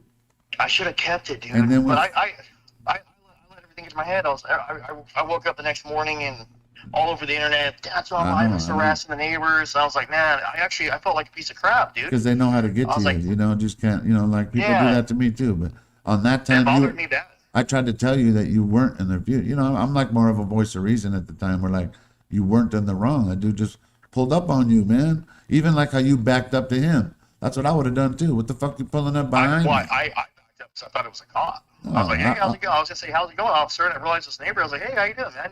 Can I help you? Yeah, and then he's not a cop. Him pulling up to you like that, like he's taking your license plate, pretty much. I actually had another neighbor pull up on me like that. next time I came out, and I'm gonna follow you. I was like, all right, let's go. I mean, we can go drive around in circles. And he actually ended up being super cool, and I ended up telling him too much information what I was doing. He's like, all right, man, you're good. And he just turned around and went to his house. He lived up the road from Paul. Right. And But that guy in that Toyota, man, he does not belong in that neighborhood. in the car, there was a caravan. We've never seen a caravan since we've been there. Even when there's tons of media vehicles, they leave 2 at a time, maybe. That was a caravan of 4 cars. Was it 4 or 5? 4 cars. I think it was at least 4. You know what 4, I'm thinking, one was the van. Alex? I'm thinking that the person that did this is either in or has ties to that neighborhood. And I do believe there's somebody in that neighborhood that has helped trying to push the media out because they don't want the media there, potentially catching something that they don't want us catching on camera. Of course, that I could be really, anybody. really think that there's somebody in that neighborhood that's partially involved or knows something and doesn't want us there because of it. Did you hear about the 144 phone call? No, I did not. I saw you on your live, I think the other day, yesterday or the day before. I remember clicking on your live stream and seeing it on your live stream, but I didn't look into too much about it. I mean, yeah. What is it? If it's fake or not, I was trying to tell people because there's another time too at 3 something, talking about that things went wrong or something like that. Anyway, those 2 times, right? Those 2 before and after, or 144 and that one. It's like, okay, let's just say it's not true. But if it was true, it explains on how we all thought how smart these motherfuckers are. No, they're not that smart. There's no way they did that well. So to me, speculation-wise, 144 is valid. And what it said was that someone in her circle, it could have been anybody that could have used spoof card, who knows. They called her phone at 144 from a burner phone. That's weird. That's weird. And that I know was nothing about that. And that's on a published, I'm not saying this is like, NBC or anything, but they published it. And as I feel, there's a lot of things that are getting scrubbed, right? That's one of the things. And if you read it, there's like 10 pages of it, DGL, of different shit. You're going to be like, what Marcus? What red Honda? Dude, there's a lot of shit. Really? A lot of shit. If you go on my Twitter, I numbered them. I go, reminder, I did not write this. I'm gonna go through that. I'm gonna go through all that. It'll blow your mind, bro. There's shit that you'll be like, what? That makes sense. And then there's stuff that isn't correct. Like they're talking about the Ring camera. We know it was a Nest camera. So in other words, whoever did this, they got either some leaked information. They knew about the guy. Okay, so they knew about the guy that me and Juanita found that we were just talking about, the truck guy that knew a few details that nobody else should have known. But it's just stuff like that. When you read it, you're like, oh, you'll trip though. It makes sense that these dudes aren't as smart as we really fucking thought they were. Now, I mean, some people said they're dumb, but I'm saying is smart enough that they've gotten away with it. They're smart enough they got away with it, but dumb enough they weren't. They didn't look that professional. Like if you're standing there watching them while they were doing this, they probably would look like idiots. But the fact that they got it scrubbed, the whole situation scrubbed good enough that we're what, 2 months in now, 2.5 months, and they still haven't been caught. I mean, and they're probably excuse my language, bro, but you cuss on your channel, right? So what the fuck is up with the fucking sheriff's department? Yeah. Why the hell was the FBI trying to request this hair stuff that was pulled out of Nancy's house? The FBI was requesting it. The sheriff said, no, we're going to send it to Florida. But apparently the FBI's lab is that much better than the Florida lab that the FBI still wants to do their thing to it because they have an advanced lab. Well, because so why did they even send it to Florida in the first place? Waste the money, waste the time, and push it out another 2 months. Nanos. It took them 2 months to get 11 that crap, weeks. that hair follicle to the FBI. 11 Why? weeks. 11 weeks, bro. And you know what? That Florida lab didn't produce anything, so it was a big waste. It was a big nothing. And they had to pay like, I don't know how much money just to have those tested. And Quantico, it's free.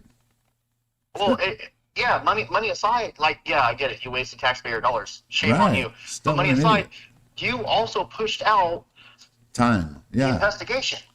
And it's when time is not of the essence. The friend Gigi, she was talking about by design, like because of all the blunders and how he didn't even see the blunders. It's almost like he knew if he did that, there's nobody that's going to be able to convict someone with all these blunders and the crime scene and just, everything. And he doesn't even see those problems, man. It's crazy. Is Nanos, isn't the recall thing today, or what's going on with him? Oh, they're having a fucking lawn there. They must be having a fucking potluck or something. I was kind of, that's the other thing. I was kind of, I wanted to go back about 4 or 5 days ago, but then I started thinking, I was like, I'm going to go after my birthday. That way I don't have to rush back home. Yeah. And then also, it puts the Nanos thing, maybe if it gets recalled and hopefully somebody, I'm going to be honest, I really hope Nanos steps down today and they put someone else that knows how to, get shit done. I want to, in his place. We should at least give him a little more time. Give him like another year. Maybe he's just, Nanos? Yeah, maybe he's just feeling it out, trying to, he's learning as he goes. No, I'm lying like a motherfucker. Yeah, I don't know. Yeah, I was like, yeah, he's a waste. Yeah, no, Alex, you bumped your head, bro. Alex doesn't even, or Nanos doesn't even need another 5 minutes, bro. But people were saying like he could appoint someone else, right? And they're like, well, what if he's bad? No one is as bad as that motherfucker. No, anybody is better than him, dog. Yeah, when they talk about cleaning the swamp, they just need to get rid of Nanos. I'm a firm believer. Look, I'm not making accusations. My opinion is, from my perspective, what I think, right? I'm not accusing. I believe Nanos is corrupt as hell. So you're accusing him of being corrupt? Well, if an article came out in a year, if he got arrested 2 years from now for some corrupt stuff he did while he was a sheriff, he'll retire before then. I'm going to say, I told you so. I called it. You know what I mean? I don't believe he's just an innocent cop, an innocent elective sheriff. I think that he's got he's got his hands in certain pots, and certain things are going a certain way because he's getting paid for it. Right. That's what I believe. Now, I don't have any evidence of that. That's just my opinion. Everyone's entitled to their opinion, but that's my we're opinion. still allowed. I think we're still allowed, bro, to have our own opinion. So you're good. So yeah. Anyways, I gotta get off because I gotta eat. I was just calling you. I was just call me when you're not live. I want to see about coming out there and stuff, and I got the Claritin, so if we can run around and do our thing. All right, man. We'll talk then in a few. All right. Talk to you later, bro. Brother. Good. Yep.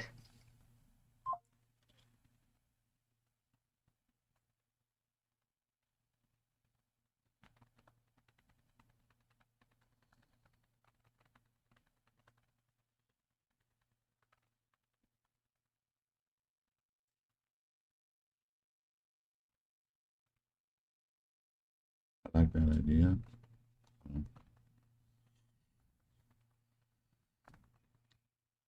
This is from our friend, since we're waiting, our friend Jamie with the website. She said, will you give Gigi, who was in the chat with us last night, my email? Also, Fat Redal said we should include a sport for users to submit song requests. Can you give him my email too, or ask him if he wants the submissions to go to him? Submissions would go to him. Yeah. I love that idea though. That's awesome. Yeah, he's the ears and he's the whole music genre. But so I guess real quick on here, Jamie, on this phone, just send me your email. I'll send it to Fat Redal and Gigi. Or did I give you my other number?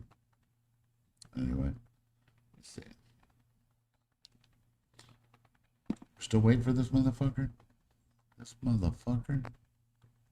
Son of a bitch.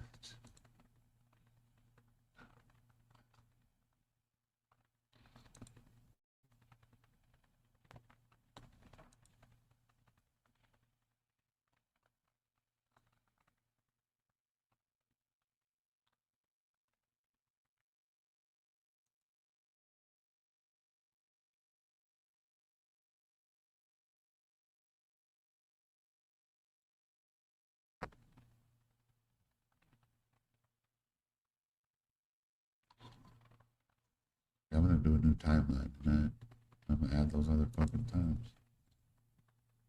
Whether they're legit or not. Experiment live on video call.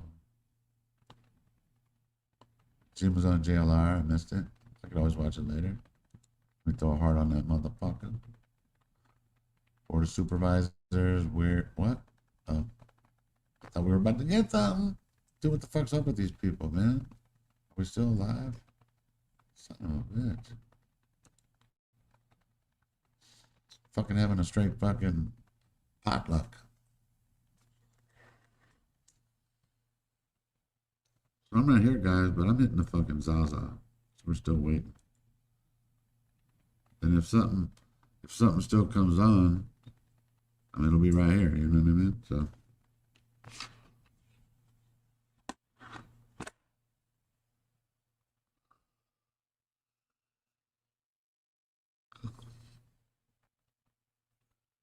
This break has been brought to you by Vagisil. I scream, you scream. We all scream for vagina cream. Vagisil. You know what?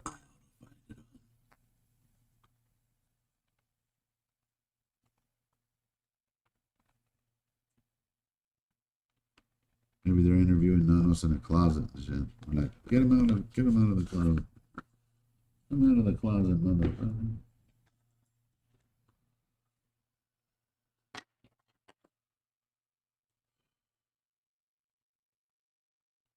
That was his dad, guys.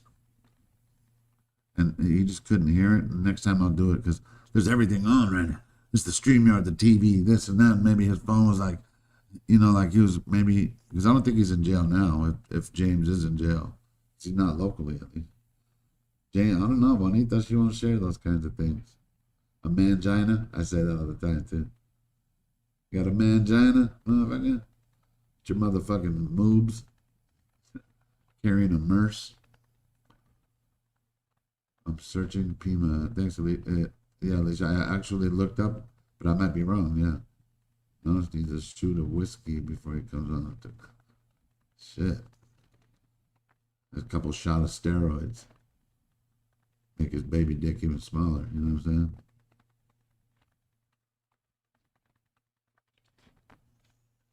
What was James arrested for? I don't know. But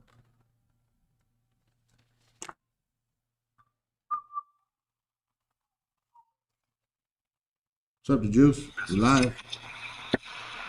Yo. You live? Is that okay? What's good, man? None. You? You know, I'm in the neighborhood right now. Did they remove the signs? I don't know. They're not there? Interesting. Can you guys hear Juice? They're live right now. It's cutting out. You can't. I mean, yeah. No signs though. That's crazy. I don't know. That's crazy. Phone's going in and out. Say it one more time. Go ahead. Phone was. Sorry, the phone was going in and out. Now I can hear you clear though. They're still here. Never mind. I didn't see any signs for it. Oh, I was gonna say what? I thought the signs were gone. No update at all. Like there's no. No, we're waiting still. We're watching the Nanos thing. There's nothing. He probably won't even come on either. So, because I know some people were like speaking their opinions and whatnot, stating their opinions, but I don't know if they're not gonna make a decision today, are they? I don't know. I don't think so. But the people weren't even really like they'd bring up Nanos, but they weren't really. It was just like a brief thing. It was more about them, if anything. Crying about. Yeah. I'm like, what does this got to do with Nanos? Right. No, because I don't think that's. I think that was just for grievances for public, you know. Yeah. But yeah, so I'll be on for a little while. Right now, so I figured I'd call just to see because I didn't see no signs. Nice. Never mind. Any action? That's it. Pretty dead. You I ever haven't go seen to? Sue Ellen home since that day you had talked to her though. Oh shit. I don't know if she was home yesterday. Yesterday because I didn't come out here yesterday, but I walked up to her house. You can't see her car. I think she parks it where you can't see it, even though she has. Yeah. But yeah, you saw that. You saw her driveway. You could park 100 cars there and still have room and shit. Yeah, for real. That's a pretty neat driveway. For real, man. Talk about parking on the street. But yeah, man, good to hear from you, man. You gonna be out there for a while? Or you just checking it out?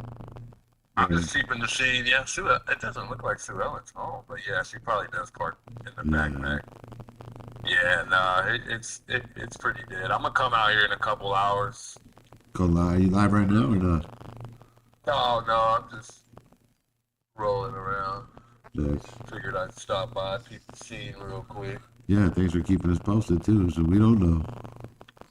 No doubt, man.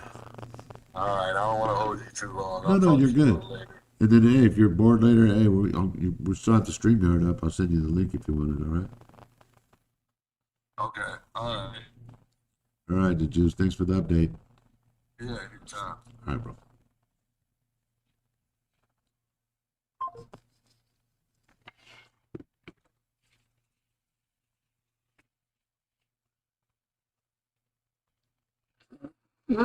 Thank you, Juice. Boots on the ground keeps us informed. If I'm not on that side of town, he is working. Anita's always helping. Well, how come I hear something? Does that mean they're setting up again? What's that? What are these switches? I keep smashing my knee. What the fuck? What are these switches? They're on switches, fucking Carlos. Is that them talking?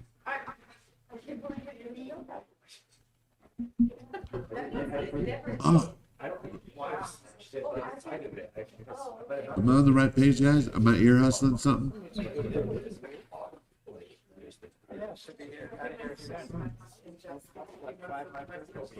Are we ear hustling? They're gonna say something. Oh my god, we're gonna fucking say fucking Nanos.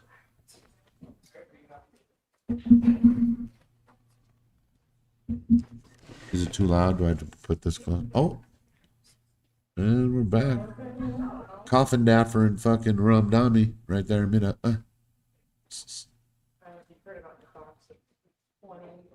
Oh, and then, oh. Speak up, bitch. Oh. Oh, sorry. This is Alex from the Criminal Network. Motherfucker.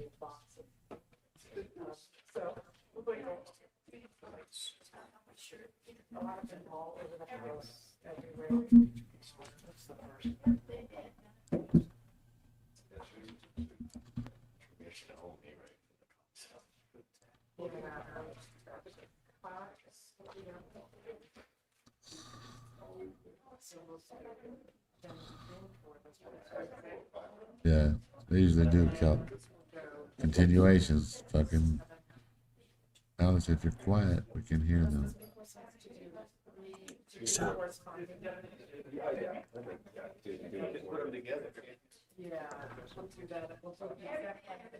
We're not ear hustling now. They know the cameras are on now. If not, she would have been like, yeah, motherfucker.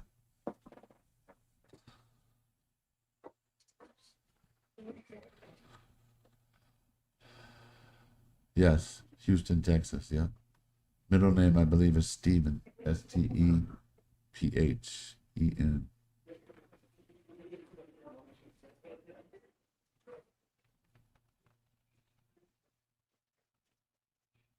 Yeah, we're doing here 38. That's what I said earlier. Look at that. It looked like Nanos' hair right there. I wish. He would have went, but he said he couldn't park his fucking Corvette inside there. Motherfucking Criminal Network. Yeah, he said he would have went, but he couldn't park his Corvette in there to keep an eye on it. Come on, Nanos, you fucking weirdo. Chilling. We're just waiting for Nanos to stand up and make his speech. If you guys are just joining in, you got the exclusive right here. We got Nanos right there in the front row. He's got his head turned into him. He's thinking. So we're just waiting, you guys. So if you just tuned in, hit the like button, subscribe. This is exclusive right here. Mira, look. He's pissed right there. We didn't see his face, but we're thinking he's probably nervous, pissed, might have a moco or two sticking out. I don't know, guys. His head looks like a mushroom hair, kind of, huh? So Just like everybody tripping on the white Kias. Let's not forget about the white-haired guys, you know? Can't just let them slide because they have white hair. Doesn't mean they're old. You know what I'm saying? Can't give them blanket immunity. Oh, Scott's back.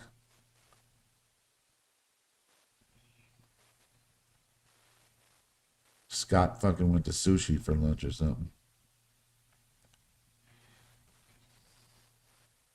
I'm right here, guys. I'm hitting the tree. Zooming. Huh? Coffin Dapper. I don't know if that was necessary. We are resuming. We're going to pick back up the addendum item number 3 first. That was the executive session item. Too loud? And that was for information purposes only. Does it sound That okay? Too loud? executive No? session item corresponds Echo? with addendum item number 12. Lord Farquaad. Which is a proposed settlement in How's consolidated this? Check 1, 2. Cox Everybody can hear me? Communications Check, check, check, tax check. appeals. I will move to approve the item. Echo? Second. Seconded by Supervisor Hines. So. Discussion? All those in favor? Aye. What else to turn on? Opposed? Item Aye. passes 5-0. Better? Okay. The other executive Echo, session that's too item loud. was addendum number 4. Me too loud or the board meeting? And that is for information purposes only. And that corresponds with addendum How's that? item number Stadium echo? 7, The fans not pointing. which is release of report by North Star Employment and Legal Services report. Madam Chair, Supervisor Christie. I Shut move down that the some Board of issues. Supervisors release and waive the attorney-client privilege between the Board of Supervisors and North Star Employment, and that the North Star Employment Solution and Legal Solutions report Who's be that? released to the public. Nanos? What is that LLC they're talking about?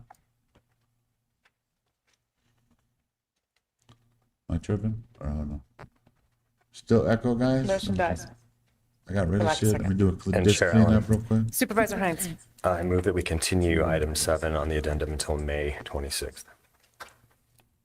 Turn the court Second, down. I did hella. did by If I Supervisor turn it down Allen. too much further, I won't even hear it. Speak myself in third person. Any discussion? How about that? Let me see. All those in favor? Aye. Aye. Those opposed? Opposed?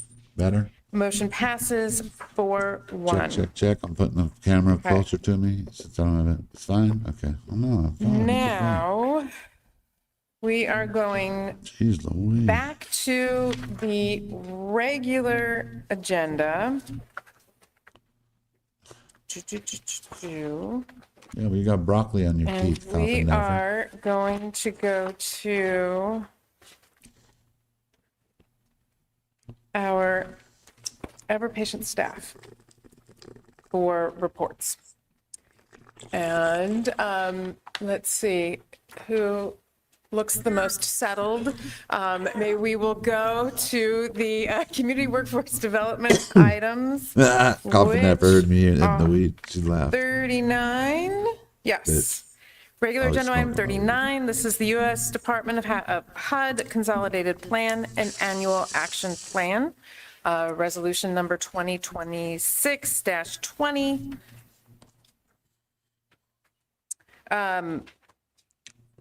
Do you want to provide us an overview of what this item is? Chair Allen. Director Sullivan? Members of the board, I'd be happy to. So this is an annual allotment that we get from the Department of Housing and Urban Development. We receive a lot of applications. It goes through a very thorough process, for things like home repair, for meals, for building infrastructure. And it goes through a very wide community process that, to my right, Joel Gastelum carries out. which includes, technical assistance to agencies, and then a RFP process. It goes to a committee, and so we're very happy with the recommendations that we're bringing to you today, and happy to answer any questions that you all may have stemming from the meetings that we had with each of you regarding this item. Thank you. I will move to approve resolution number 2026-20. Second. Seconded by Supervisor Kano. Any further discussion?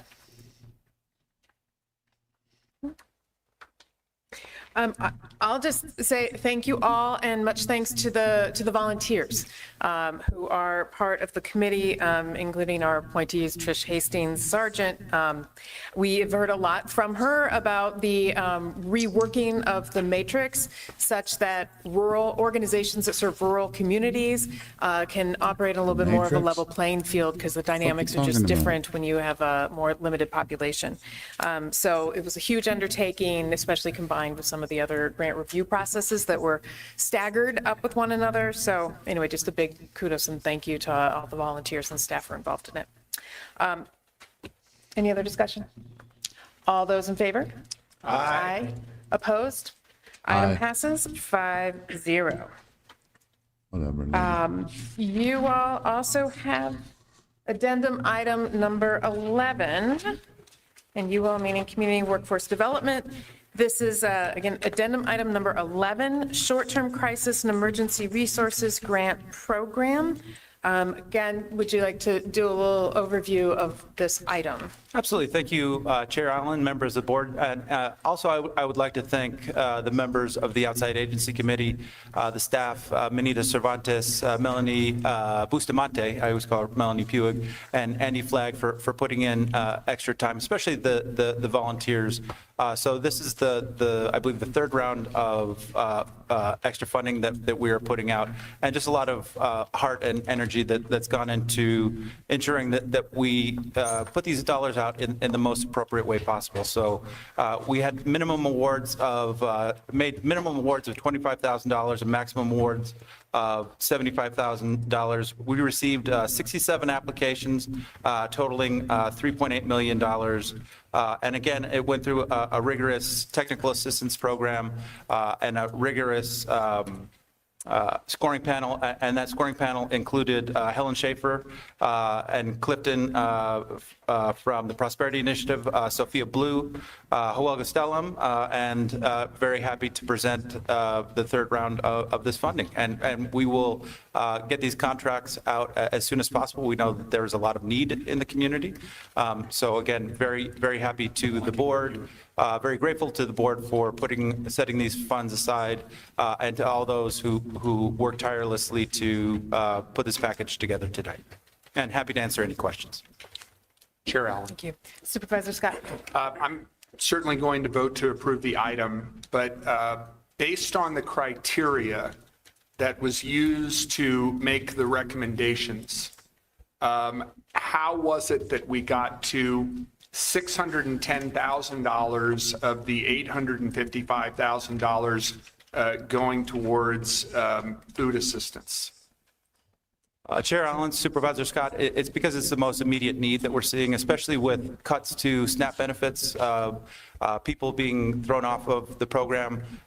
We're seeing many more people going to food banks. So it being an emergency program in itself, that's the logic behind it. There is currently a work requirement that is going into place for SNAP benefits. So we're going to be seeing a lot of people losing or not understanding, what is happening with SNAP. We're not entirely clear how people maintain their SNAP benefits. So that's the logic of why the majority of it went into food assistance. I suspected that it would be an answer like that when I asked the question. I just wanted to get that out there. And the issue with SNAP benefits is an issue not just with ramifications of recent federal decisions, but also with, from what I understand, some decisions made at the state level in terms of determining eligibility and meeting that legal threshold within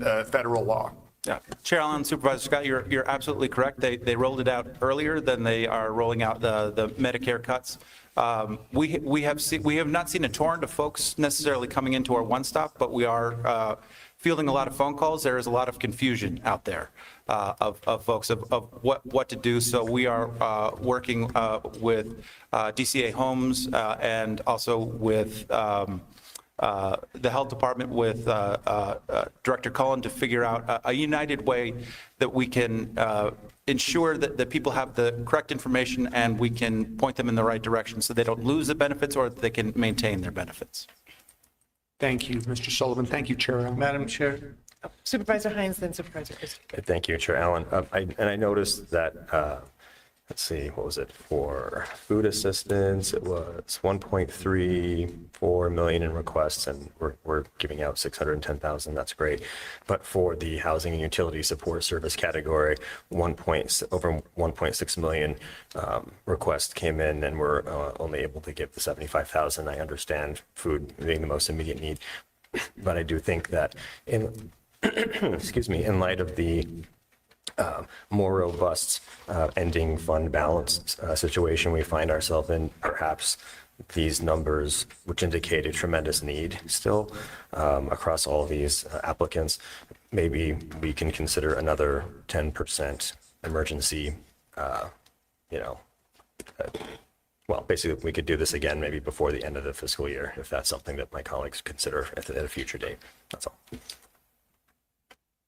Supervisor Christie. Thank you, Madam Chair. Just to be clear, the normal way that these entities would be recipients of such funding would come from the state legislature or the federal government. And that's been cut off, basically. Chair Allen, Supervisor Christie, no, these would be agencies that have done business with Pima County in the past. It's typically those that are familiar with the outside agency program. If we're talking about folks who are SNAP eligible, yes, you're correct. The SNAP is directly administered by the state of Arizona. Yeah, but Madam Chair, overall, though, my overarching point is that this is coming from the general fund. Chair Allen, Supervisor Christie, that's correct. So all these grants are from the general fund. Normally, or under other circumstances in the very recent past, did the source of the funding always come from the general fund?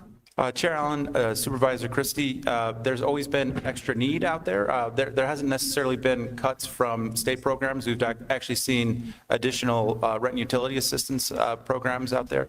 But certainly uncertainty from federal programs. So there hasn't been in the past monies coming from the general fund to fund these items?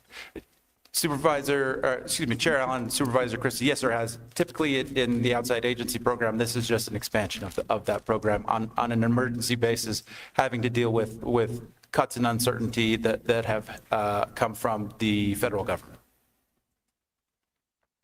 Okay, thank you. And just to keep a finer point, right, and apologies, my colleagues, you'll have probably seen these numbers as well, right, but Arizona leads the country in states who have had the greatest drop-off of people utilizing or receiving SNAP benefits, right? The state has lost, I think it's 460,000 people from the SNAP benefit rolls. And the numbers from Pima County, I think it's about 68,500 individuals have lost access then to healthy food, and it's estimated that that's 26,000 children just in our county. So that's folks that have lost access to food, people who then are going hungry, kids who are showing up to school, unable to focus, people who are showing up to work, it's being difficult to show up for work, right? The lost food access. So the requests, right, it was 850 million from the grant program, but the request was 3.7 million. The need is increasing, right? So I'm very thankful for the grant program, for the staff and for the outside agency in rolling up their sleeves and to navigate this. It is hard. And I look forward to the day in which we don't have to do this, and that we have federal and state policies that are looking for ways to support families rather than how to pull the rug out from underneath folks and kick them when they're down. And I think that is what we have right now that is dominating. And I'm thankful that we have organizations that are willing to step up to the occasion, and I'm thankful for the county for being able to step up with some emergency assistance and support. So thank you for the work that you're doing in the department. And Chair Allen and the entire board, thank you for the support. And to the administration. Without these funds, the community's hurting, but without these funds, the community would be hurting even more. So we are very grateful to have these funds, and we will put them out as quickly as possible in the most responsible way that we can. Supervisor Cantor. Thank you, Chair Allen. I want to express my gratitude to the Community Workforce Development Team, but in particular, the outside agency Citizen Review Committee. These are additional responsibilities that the board asked these volunteers to embark on in the last year, the second round of funding, and I am very pleased that we were able to ensure that public input and that citizen-driven oversight for the abundance of these requests were reviewed in daylight, and that they will be providing much-needed investment into the organizations that are a lifeline for families and for Southern Arizona. Thank you. So with that, I will move to approve the item. Seconded by Supervisor Hines. Any further discussion? All those in favor? Aye. Opposed? Opposed. Motion passes 4-1. All right. We are now going to go to our other reports. That is agenda items 36, which is an update on county initiatives to address homelessness and public safety. To Ms. Darland. Thank you, Chair Allen, members of the board. Good afternoon. Today's update, we'll just wait for the slides to come up, covers the second, not quite yet. Sorry, we're actually on the update on homelessness and related issues. Not as brilliant as Ms. Davis. Couldn't do her presentation justice. Ew. I would love that. No. Just real quickly, while they're coming up, I can go ahead and give the introductory comments related to this particular update. It is going to cover the second of the board-directed progress reports on the One PEMA initiative as passed by the Board of Supervisors in November of 2025. Thank you so much. As you all recall, One PEMA covers 5 priority areas that address public safety, access to treatment and care, including the revitalization of public spaces for recreational purposes and supporting impacted neighborhoods. You see before you those five priorities: clean up for the loop and safety, being priority area number 1, priority area 2 is public health and treatment access. The 3rd, expand treatment and diversion programs. The 4th, stabilize housing and prevent homelessness. And the 5th would be the support for impacted neighborhoods and small businesses. Today's report is the second progress report and is focusing on metrics and milestones associated with One PEMA. Next slide, please. Thank you. So for priority area number 1, we're talking about the 2 impacted departments, which would be the Regional Flood Control District and Parks and Recreation. So board may recall in December of 25, you all passed and approved a master agreement for the Regional Flood Control District to have expedited cleanup services of the Chuck Huckleberry Loop and adjacent washes. In total, since December, we have 92 sites that have been cleaned or remediated, a total of 181 tons, which equates to over 363,000 pounds. 1 ton equals 2,000 pounds. The total cost to date is $207,006.81. Additionally, I want to note that the January update of totals and the February report have since been updated since staff had fully reconciled the billing, so the total adjusted costs and the sites reflect those adjustments accordingly. As the board may be aware, we have the Chuck Huckleberry Loop survey, which launched on February 26th. It will close at the end of the month, and so far we have over 90% of the respondents having noted a preference for improved map, route planning, and navigation tools and resources for their recreational use of the amenity. We look forward to the conclusion of the survey to inform those improvements, but suffice it to say, our county communications, our county IT, Parks and Rec, and Regional Flood Control District are already making those improvements to those websites, to the website, the tools, including the geographic information tools that help for improved route planning, wayfinding, and distance calculation. Next slide, How about please. this? Let's just do a mic sound check. This slide Is covers it? two I don't wanna priority be all in my areas in face, brief. though, The so first tell would me. be priority No, area no. number 2 around strengthen public Can you health still hear and me if I'm treatment talking? access. The Check 1, board may 2. be has reviewed the still hear that a little 2025 bit. year-end report provided by You the guys let me know. detainee and crisis systems team. Right That there? report Oh, yeah. highlights some A little? enhancements with the inmate navigation, enrollment, support, and treatment program, otherwise Should I referred to mute? as Well, INVEST, as well as it 'cause enhancements there's with other reentry something else coordination as playing, well. you guys think, period? Additionally, priority area number Oh, 2 a survey, includes the that'll planning help. around the heat We relief can hear, network okay. activities whoever as has issues, facilitated by the Public sign Health out, sign Department, back the in, County or Health re- or Department, as well as refresh. That's community all I can say. partners. I will speak But- only briefly, just note So that what that I was is gonna try covered to in this say is- priority area. Ms. Davis is going to include many Is more of the Dee Dee here? activities in her She's not here, presentation. huh? Priority Oh, area number share- 3 share with referral link. The one she Supervisor sent me, Scott. so I'm Pardon me learning for it, guys, interrupting. and I forgot to I've ask had her. a couple of questions that are specific to priority area number 2.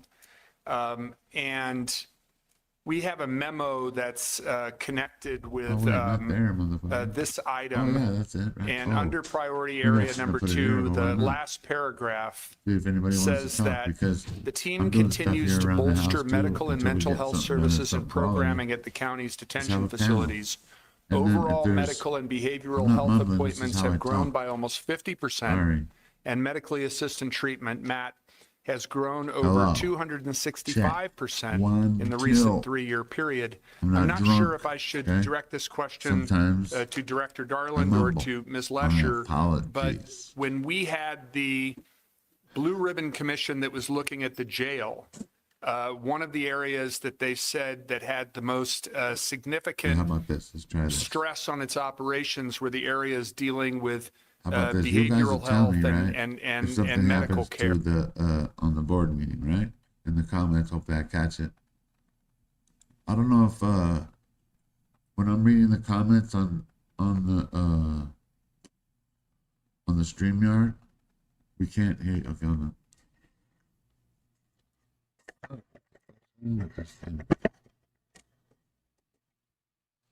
I wonder if I could just.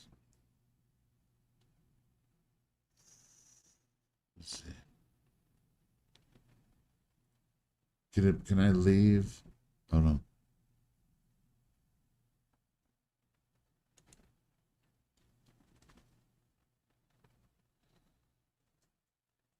I'll be back, hopefully.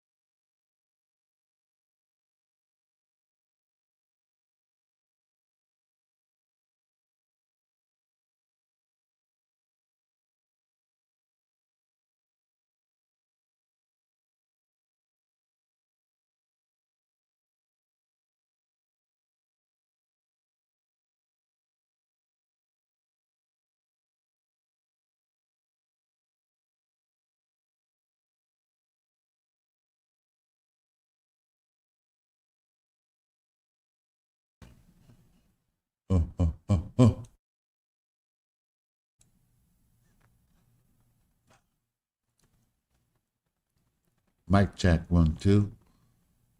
Check, 1, 2. Hi. Hello, my name is Alexander, and I'm calling from the criminal network. This is a mic check.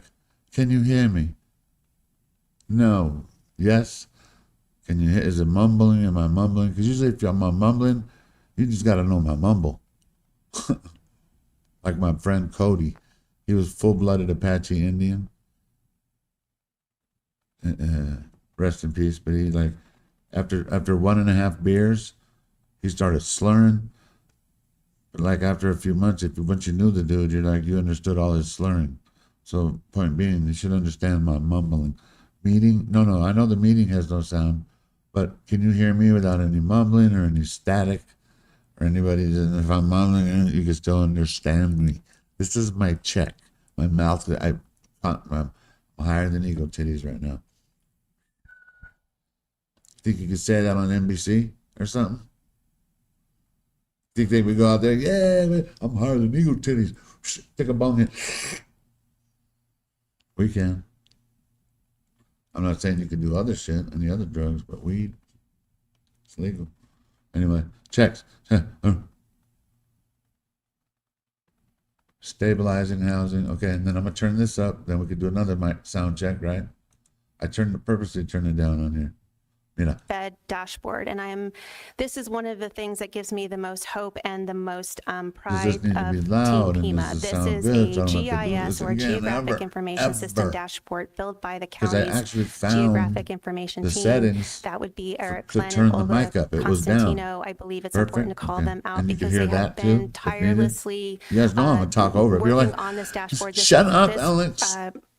Image some before people in you other right now chats doesn't too. Even do the They current come to my chat and they're like, justice, stop interrupting people on it's a static JLR. representation of what we have, which is a tool I by go, which I'm you sorry. can actually filter locations People and expect shelters. everybody to do based everything off their of way. those, And, you know, you programs guys that know allow me. for pets, You those tell me programs something which to do, have I'm sobriety really not going to do it. requirements. So if you Individuals hear are me, able good. to Okay. locate resources that are also Yeah, I fixed found the sites for settings. Hey, support, it takes me a including minute. the Hey, Pima you County guys. Transition But Center, see, I'm as blessed well that as you the guys Southern Arizona here Veteran are willing to Association. work with me, you know? It has various different layers. It I'm also fucking include hella the ability smart. to identify Well, various I'm not the bus routes smartest, that but can I'm, help you know, I'm getting individuals gooder. navigate to But where they certain are things I'm going. good. Our Okay, plan so I right can now just is for this discuss. dashboard to go Because that was live weird. into a Okay, public let's do this testing though, phase right? beginning into business Let's check today. this because I also don't want to leave you guys all Public testing fucking phase will go nostril all through to day. the end of May. That Don't will it? allow us the I already brushed opportunity my to have teeth. this dashboard So let's used try in this public now. settings So by don't be members all, of the don't be. public, by He's mumbling community again. outreach workers, as well So as I'm going shelter backwards, providers, I'm and doing we the can still moonwalk with the continue to camera. inform and improve upon its use and application. Shit. Furthermore, during that particular period, the Fine. county's homeless management Okay. information So I team wanna will be be like, providing hey, updates on is the everything bed, okay? Can the you bed hear me? availability Is this Monday cool? through Friday, How's the twice a background? day, Is it nice? once at Do I 10 turn a.m. it? and a Do I second lift time it? at 3 Am I p.m. off center? The goal will also be to work with the shelter providers shut to the door, identify mira. appropriate staff and Or do I ensure that open they it are again? trained Mira. on how to update their bed inventory on a Mira la daily puerta. basis. Mira, This application will Fuck it. You continue guys to get be me a mad at me. collaboration Fuck it. between the county as well as the City of Nope. Tucson staff for the Tucson PIMA Fuck that. collaboration to end homelessness. This has been an ongoing and Yeah, again, give me a a very chance. thoughtful effort and has involved multiple presentations to community Do stakeholders the on its Alex development. interpretation We of don't these expect that it will drones. be perfect when it goes live. We Everything's expect good? that You we're guys going to can make hear it even improvements on there? it, but it is the first time we've Yeah, had a I tool found like the this settings. available for this type of care coordination. Next slide. And not to be too brief, but priority area number 5, just want to remark upon the ever event that watch, was co-hosted by the- Supervisor Cano, as well as the Vice Mayor for the City of Tucson on March 28th. Love on the Spectrum? Community workforce development Me and my was kids fucking- supportive in terms of reaching out to over They got 30 me agencies hooked and on those. programs Not for really the ones where you participation have to- at this really There's important, one I think what was was a block France. party. And a lot of I folks ain't who reading attended all and that were shit. I connected don't with mind things reading, such but as I'm home not gonna read the repair. whole fucking We had series. health I don't department even out like there with their watching mobile series. vaccine Those are clinic. fucking We shit, resources and yeah. supplies from the Pima Animal Care We'll humble Center. anybody. You just And have to watch it. It's concurrently just a occurring cool was show, the awesome Red show. Cross You Heat Walk. kinda get to And know the again, Ms. people in Davis will there. speak to that, but that particular love it, I love neighborhood it. in that particular area of our region is one of the top 5 priority areas when we look at You heat guys can still hear me vulnerability clear and even on that preparedness phone? planning.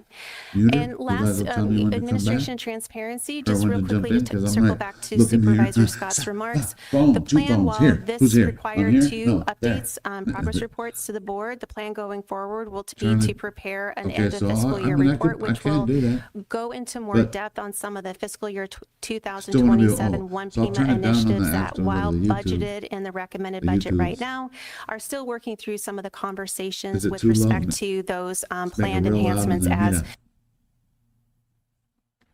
With my brain, I can just do things.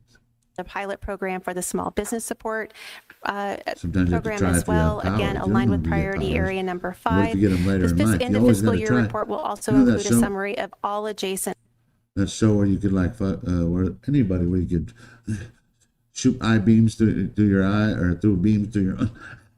You have to try once in a while, or use your brain to move something. You guys know you've tried it. Like, fuck that. Let me see. Oh wait, am I missing something, guys? Should I go back? Oh, another questions. No. What are we on, guys? So I could. You guys are gonna. I can't even Towards see the. the one fucking before stream. questions. Let me just hold on. Let me just mute it. There. Then I'll have it ready on standby, right? And then I come back to you guys and I'm like, they asked her to come read for an hour. Really? Ooh. They drag it. Okay, so you guys will let me know, right? So we can find other things. Fuck you. What about when Mark the Shark would put us? He'd put you guys in the cooler. Sometimes it got to be like that, right? But see, that's why we love you guys, because what kind of freaking meeting is this today? Oh, yeah, I got you too, Jamie, about the emails. I just didn't get a chance. And then we'll work out the other things. You're awesome. Is Fat Read Down around? Seeing if there's any new songs up in the. I always got, once in a while, I got to go to my email. Because a Fat Read Down email is usually something pretty nice, even if it's not music. Share this tab instead. I could do that. Oh, man, I'm learning so much on here, guys. Oh, my God. But I don't want to share this one. Uh-oh. To add the soundboard. When I hear something from... Oh, okay. Let's see. Oh, they're small. Oh, when I have my soundboard. Okay, let me save these. But I like that, though. Thank you. Fat Read Down. Sauce. Hope he has the loud whisper one. I like that one too. I like the loud one too. Sauce. It wouldn't be something I do though, but I like it. But I like the sauce. Because then out of nowhere, you're like, what the fuck? And the people who don't know anything, like, what the fuck is sauce? Oh my God, what is sauce? Fuck him. Oh my God. They're like sitting there watching them. Let me see. I can't see you guys. Hope that you can hear. That's the loud. Oh, I can turn it up now because the other thing is muted. I'm learning, guys.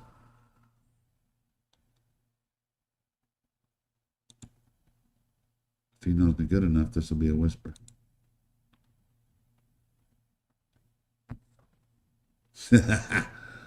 He knows me well. But it was... I should give him a new one, like, sauce. No. Oh, that is what I just did. Thank you, Fat Reed. You're the shit. Any music on deck? I think I like the what's the one I played earlier? I like that. Rest in Piss. I like what are you guys still with me? Hopefully, let me check. I'm over here jumping through all kinds of other shit. I forgot. Hey, we're here. Oh, hold on. We're still here. My homegirl says sauce. Since 2009. She got it from me, though. She got it from me. I know her. Little Whispers, right? I know her. I'm the one who told her. I was like, hey, We're just gonna be like sauce on anything, like fuck it. Those are my sound effects for now. Yeah, I don't have any other ones yet. Who's going to write our book? I know about the whole story. I think it's cool because if you guys saw me do like some Suge Knight shit, I had to grab a hold of the community. You know what I'm saying? To be like, quit fighting with each other. This is for all of us. Literally, guys. Really. If you don't like someone, move on. Because then you do that, you're like using all your energy on this and them. When we all have this fucking free platform right here in our faces. Free. Motherfuckers don't have to pay nothing. They'll come watch you. You don't have to have no fucking, hold on, Minnie. You don't have to have no fucking resume. You don't have to have no fucking, they don't care what your criminal record is. And hey, everybody here knows that if you're a chomo, there's no coming back from that. If you're convicted, chomo, you crossed every line that there is. Other than that, though, hey, shit happens in life. We make poor choices. Me, I got locked up was for sales. And I had a lot of sales charges and event. I fought it, of course, but at the end of the day, I was in the wrong, right? But I took a plea. And so, yeah, I was guilty. At the end of the day, I was. Of course, I was looking for any little way out of it, but I knew what I was doing. But I'm not that person anymore. And it just it's held me from a lot of jobs, and I have no one to blame but myself. But the thing that sucks is, yeah. So like here, fuck everybody. Nobody wants to fucking work for anybody else. But we have to. We have to. Yeah, because, well, the movie, I don't know, but this case is just, we can't let this go. 80 days. It can't go to 100 days or 160. Imagine another 80 days and no answers. I don't give a fuck who you are. If they haven't zeroed in on something by then, I don't know why I'm looking. Oh, because I'm reading. So sorry if I'm looking away. You guys will tell me if, Oh, but there is something I came up with my wingman about the things that I could share it here. Okay. Let's see. Can I still do this? Yes. If you guys are just patient. Oh, I can only share one window, guys. Let me see. Before I do it, I'll come back to the, let me see. I'll be on there. I won't be able to see you guys until I work this different windows thing. But how about this? I'm going to put a different window, and if something comes out, like really, if not, I'll go back and fucking record someone else's and shit. Okay. So let's do this. Because I found some really good stuff here. Share this tab instead. Yep. Okay, and tell me if it's readable, so we get that squared away. Bigger? Like I had it yesterday? It is kind of small, huh? Especially if someone's on their phone. So, okay, where did I do the setting at? Oh, yeah. Okay. Thanks for helping me, being patient. Oh, is that too big? One more bigger? One more bigger. Let me see. And pow. Is that good? Perfect? Is that good size, guys? So if we're reading something, and you see my mouse? Oh no, on the other thing you probably do. Yes, good time? Good time? Yeah, because dude, we're gonna be sitting there all fucking. Hey, now you guys know why I fell asleep there. You can't even laugh or make fun of it. I even saw some people like, how disrespectful. Alex fell asleep. He was asleep. How do you know? There was pictures of me. I wasn't snoring. But fuck it, we don't let too many fucking rules, man. We're just robots again. Okay. So let me find, so I gotta go to the page. What was I looking at? Oh yeah. It was like something about mistakes being made. I could search. Said this is something new to me.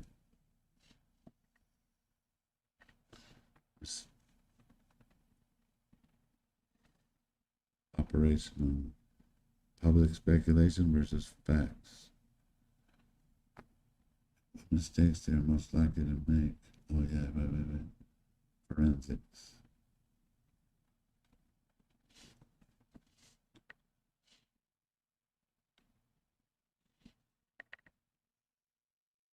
No, not forensics.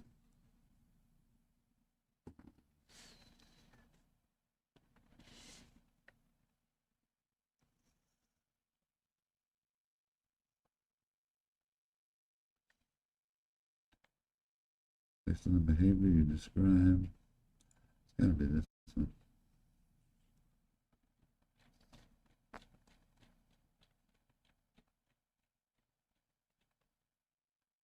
All mistakes. So, centered around poor operational security, inconsistent sophistication, behavior that doesn't match a true high-skilled crypto criminal. So, I don't know if you guys saw that one thing I posted. There was like a Bitcoin guy and porch guy. Although there's people who are maybe have parasocial behavior, could probably do it all on his own. But that being that we don't know all that is bought, but I think for the most part, if it's not something with that kind of knowledge and to be able to be that calm and not criminalistic, but just knowing what the hell he was about to do and being that fucking calm on the porch, you know what I mean? That I think there's a Bitcoin guy and then there's a porch guy. So I was asking questions, but the things that there was a lot of things they messed up on. Even, okay, so using, can you guys see, let me see it right here. Oh yeah, you can read it. You guys can see it. Sorry, I can't see the, I'll read it if you guys don't mind. You can still hear me, right? Everything's good? Sound? I fixed the sound. Juanita told me go to the settings. Sheriff item. Not, okay. Thank you, Juanita. So using Bitcoin, a real crypto extortion professional would never choose Bitcoin because it's fully traceable on chain. Wallet clustering tools can de-anonym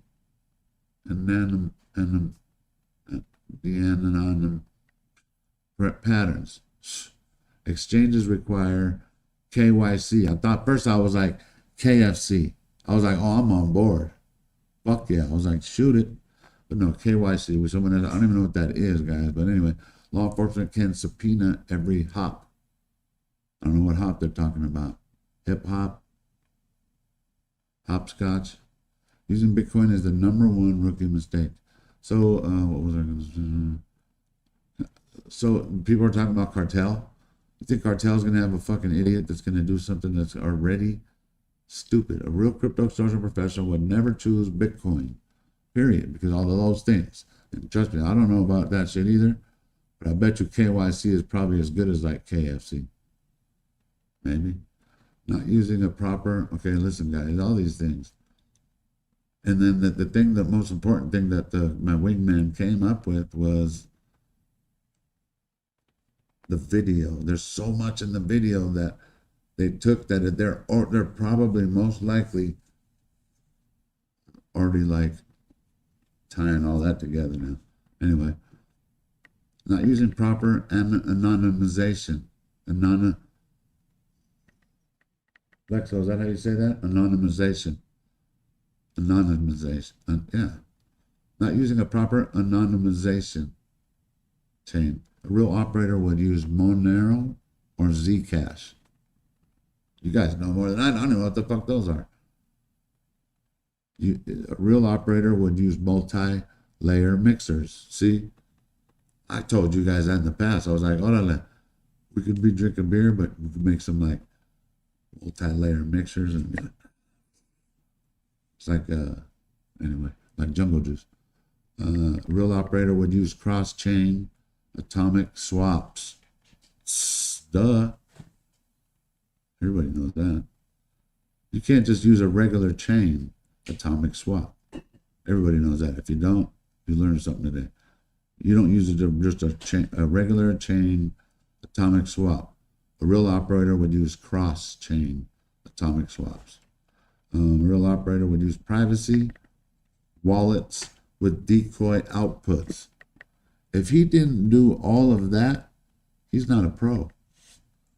I don't know if they know how to do the cross-chain. What do you guys think? Or multi-layer mixers. You feel me? Okay, number 3, sending a ransom email at all. A true high-skilled crypto extortionist avoids email because email headers leak metadata. VPN, TOR, misconfigurations are common. VPN, TOR, maybe they meant THOR, like Thor. No, I'm kidding. Typing cadence can be profiled. Wording can be linguistically traced. So remember, they have the typed, supposedly that was very smart, 2 ransom notes. If you used email, that's a major mistake. You did, you guys. Or, I don't know, actually.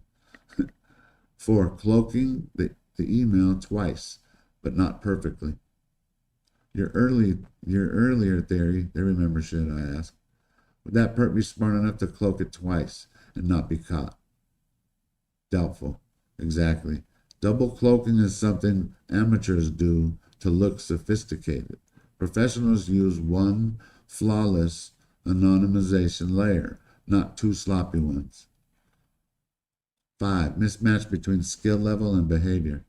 This is one of the biggest red flags.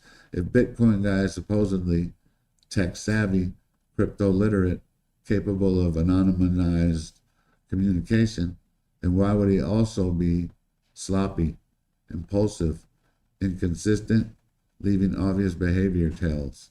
This mismatch is a classic offender mistake, which is kind of getting down to the point where, like, remember the one who's doing the crypto, I'm sure he's concerned, but the one who took her from her house, I bet you he's shitting himself right now, if he's even alive or if he's even close, who knows. Not understanding how fast crypto forensics works now. Modern blockchain forensics is brutal. Chain analysis,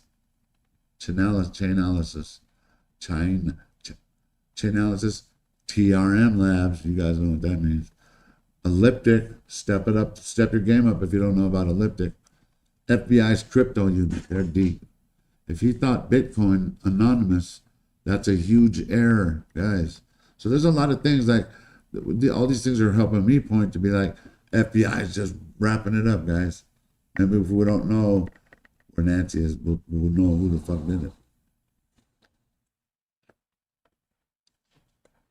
Not preparing a clean wallet history. If he used a reused wallet, a wallet with prior transactions, a wallet connected to an exchange, wallet ever touched by his real identity, that's a catastrophic mistake. 8, not using a burner laptop plus a burner operating system. What's OS? Probably. If he used, not using a burner laptop, if he used his own device, his own Wi-Fi, a normal browser, I don't even know that word, guys, a non-ephemeral operating system.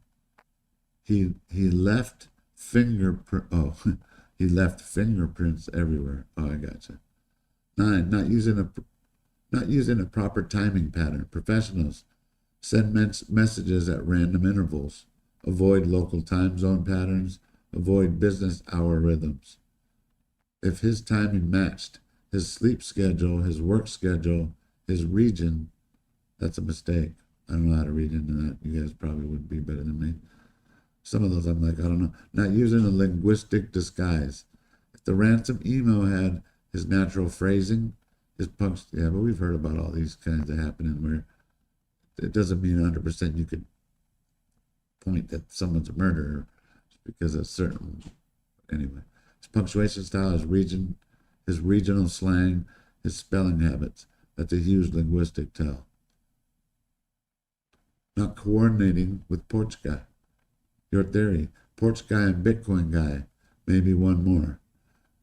If the ransom behavior doesn't match the physical world behavior, that's a coordination failure, a common multi-offender mistake. 12. Overconfidence, the number one psychological error in amateur extortionists. They think they're smarter than law enforcement. Overconfidence leads to unnecessary communication, unnecessary risk, unnecessary digital footprints. And you know what? Never thought of it this way, and even though I've read this before, this one right here, they think they're smarter than law enforcement. Points to me what everybody's been saying, guys, to me. Tomato, that he really did think he was going to be able to get away with it. But they were on him quick. Hey, call it speculation, call it whatever the fuck you want, tomato. Anyway. Leaving a motive trail. If the motive is 100% money, then the ransom should be clean. The ransom should be clean. The instructions should be professional. The crypto path should be airtight. If it wasn't, that's a mistake. 14, not understanding the pacemaker implications.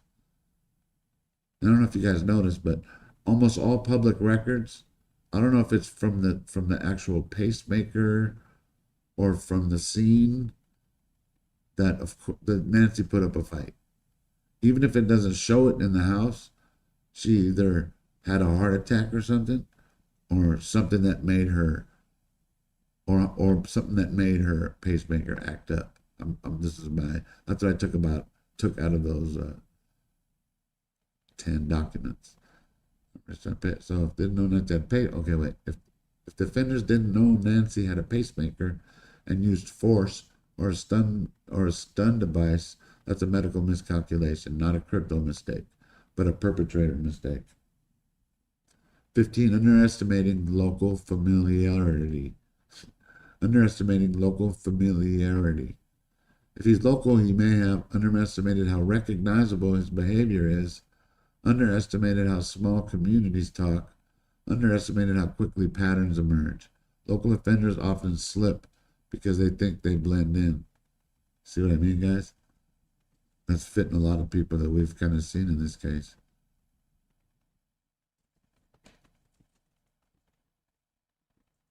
Synthesis. So a Bitcoin guy exists as a real offender. His mistakes paint a picture of someone who is trying to look sophisticated, but actually mid-level at best, and inconsistent with a true crypto extortion professional. This supports your earlier intuition. Would that perp be smart enough to do a pre-planned ransom note via email and cloak it twice? Doubtful.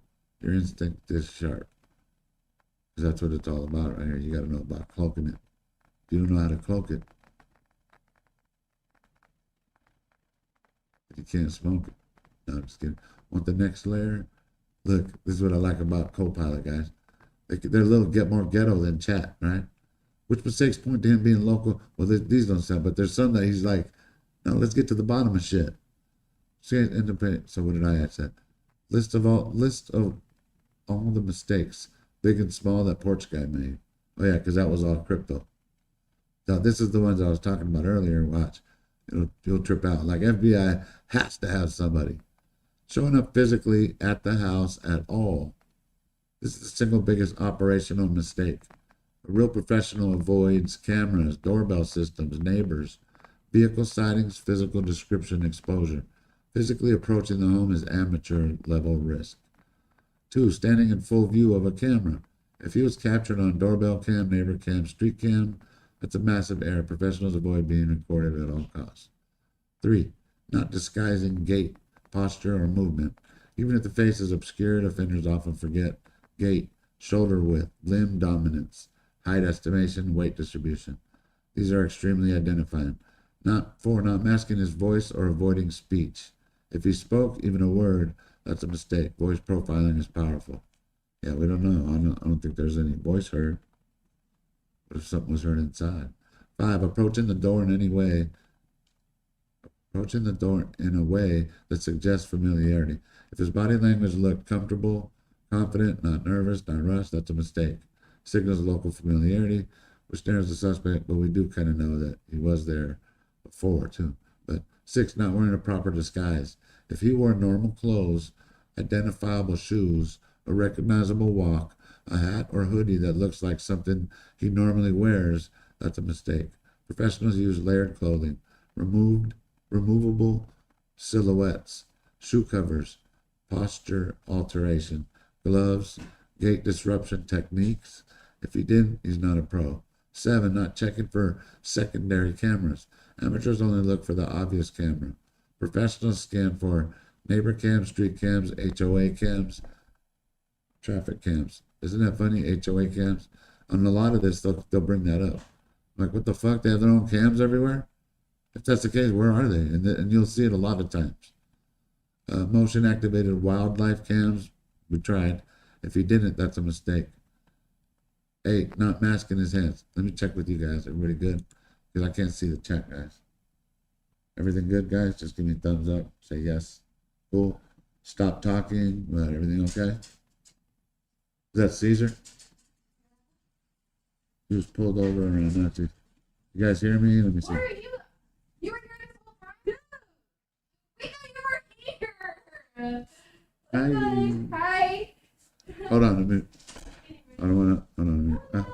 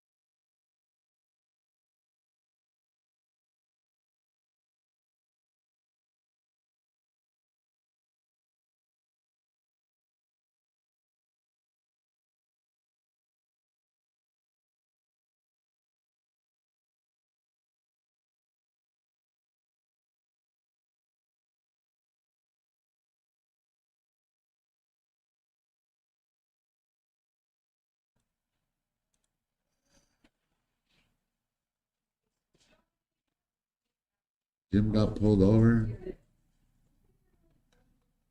Someone called cops on his plate. What's wrong with people, man? Hey, can you want me to come back to this? I lost my man. Don't ever change for anyone. Right on, Julie. Condolences. I don't wish that on anybody. So, Jim was a really nice guy. Next on the agenda, Mary down at the water department responded to an email on time. So I'm not missing nothing. And can I still keep going, or you guys want me to get? Jim has always been doing. Yeah. I told you guys I got my press pass now. Think I'm playing? Look. My press pass. I gotta go show my daughter.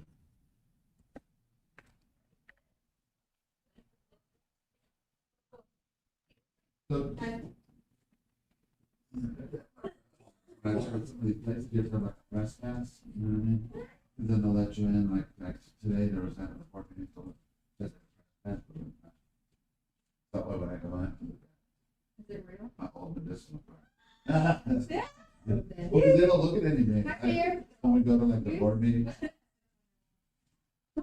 How's your watch? Good? Yeah, because I wanted this. Man, oh, yeah, some people. Hated. I was on, where's mine? I know, not the Mercedes that one. So I'm getting there. Let me. I didn't bring my car though, Raider picked me up, so I can always come back and see you. Where's the game, PD? Yeah. I can always, I don't mind walking. No, I can pick up, I literally live 5 minutes down the street. And just tell them times I read the game's at 3:40. 340, I'm gonna double check, yeah, Is that what 340. you're I'm talking gonna put my about? hair over there and then I'm just gonna go home and get ready with. Then I can pick you up. It's down the street. Love you. Love you.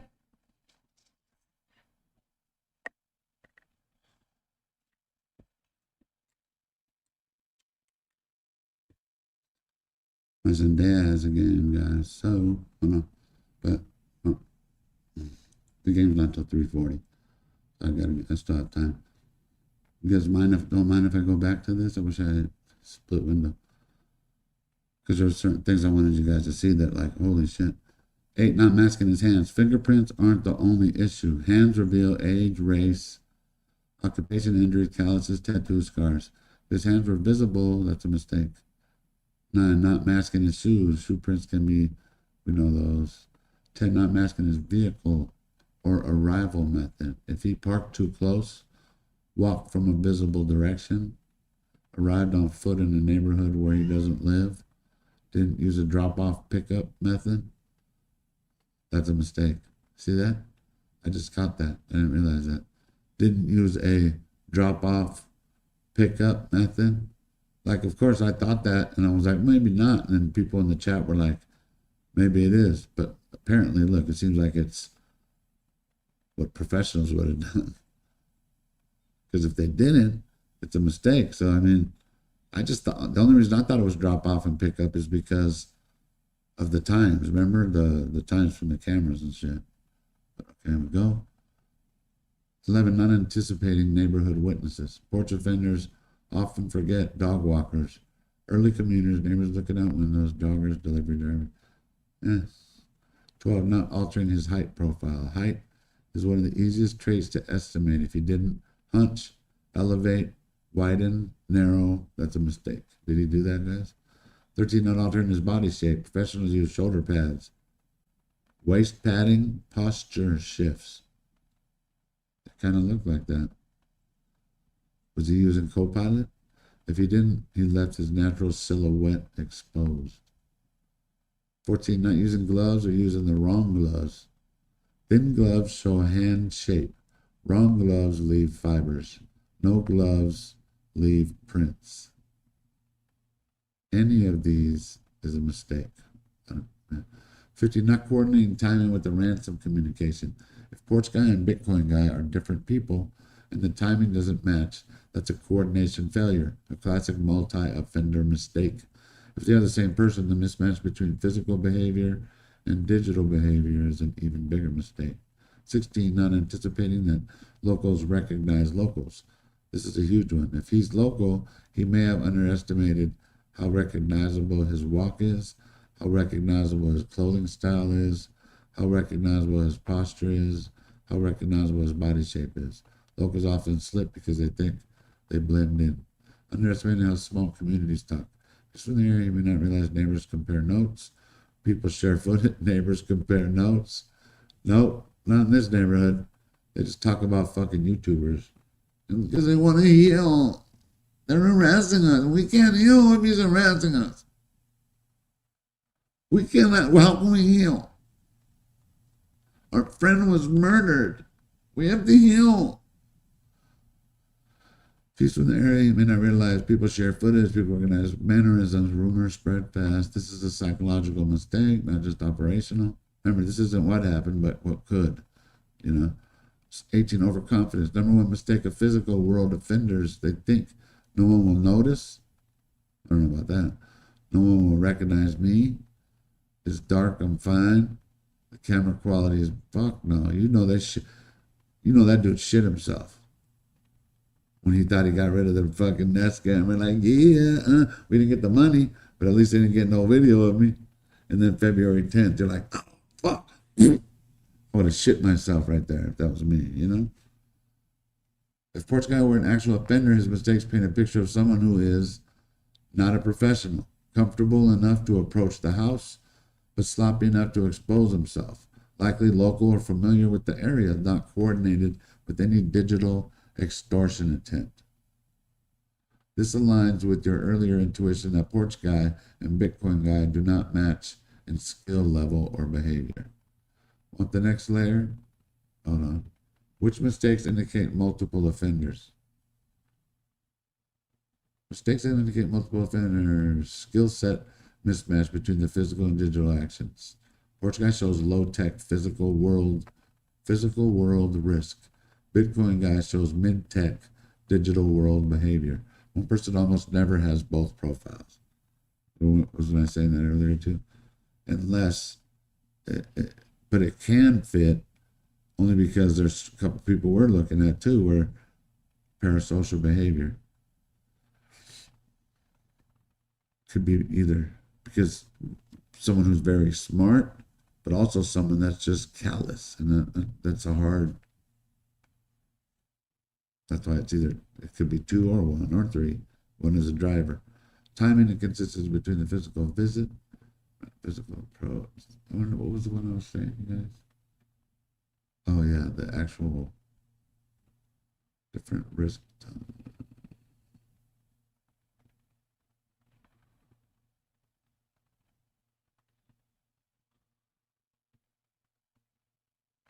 Porch guy's behavior suggests impulsive, comfortable being seen. We did that. Porch guy's mistakes exposed here. Not that one. Poor Bitcoin guy's mistakes. Poor crypto hygiene. That's funny. Poor crypto hygiene. Stinky ass motherfucker. Smelling like fucking culo and shit. Toes and culo. Traceable communication. Amateur anonymization. These are different categories of incompetence. One person usually makes mistakes in one domain, not 2 unrelated ones. The ransom method doesn't match the physical approach. Email crypto, we know that. Physical behavior. Doesn't match the digital tone. The physical behavior doesn't match the digital tone. The message has, no, let's go. Physical offender. Approach the porch, then leave it.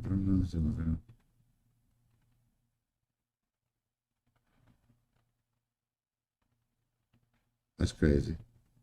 Remember, I kept saying, what if there was a ransom note left? We just don't know. Maybe that's why Cameron said what he said to Savannah. If the person who approached the porch didn't leave a physical note, but a digital ransom came later, that's a coordination gap. A single offender would have delivered the message during the physical approach. Maybe 2 offenders, one handles physical tasks, the other handles digital tasks. Physical as part of a ransom plan, he would have worn a disguise, avoided cameras, avoided exposure, acted with purpose. Instead, his behavior looks scouting, checking, confirming presence.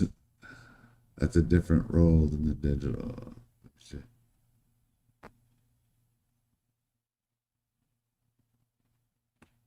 It's all good shit though. Man. The details though, it's not bad. Different risk skill levels.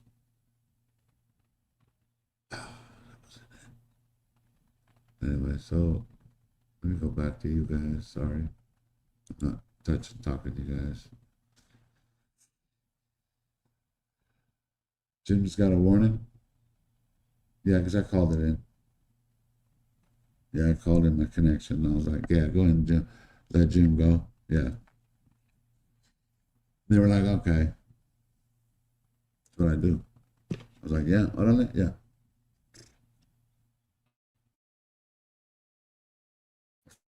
Paid for it for Jim. You know what I'm saying?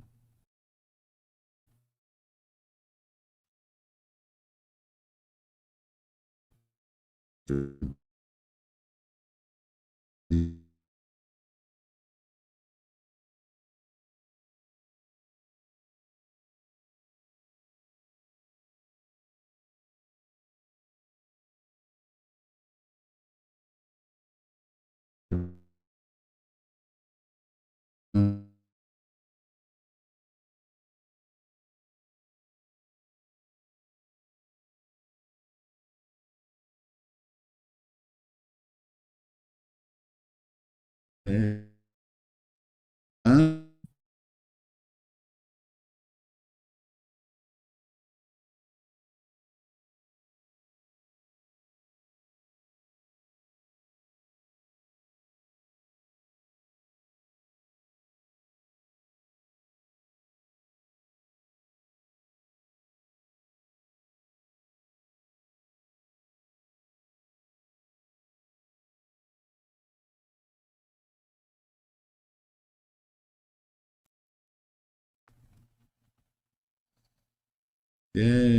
Sorry. I don't know what happened, Anybody wants to join? I could do some call-ins too. Yeah, Jim's awesome, man.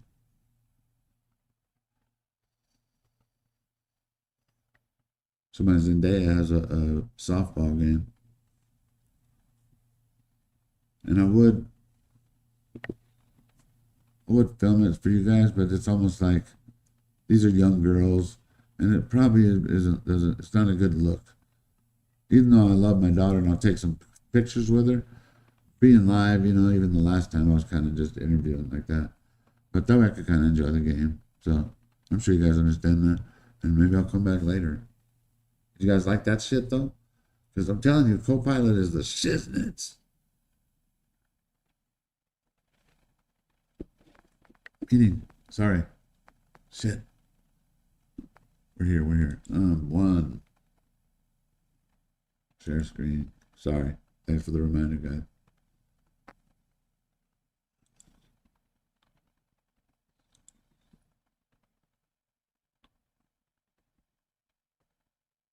Are we in there? Oh, wait. Sorry. And bam. Right?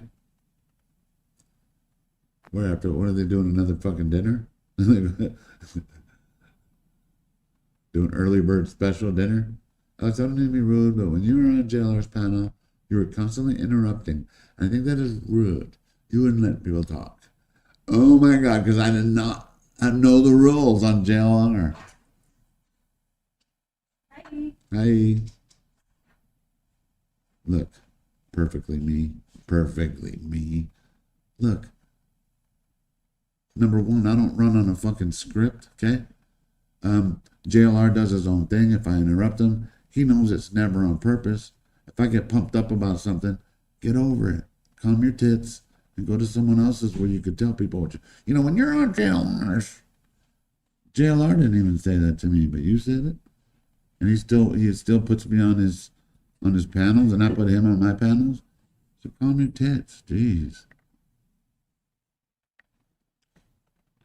Read your last post reply. Look at the images that might be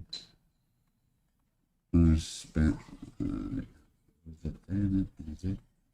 We're going on. Okay.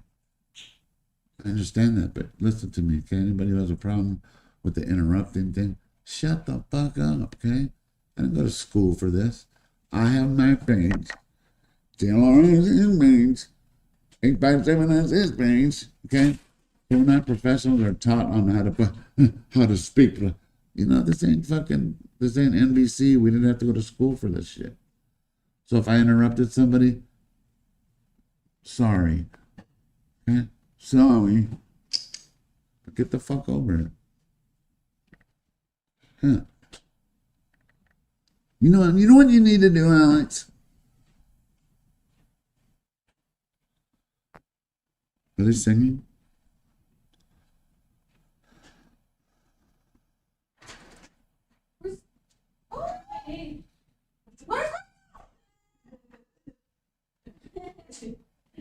Bear, come here. Come here.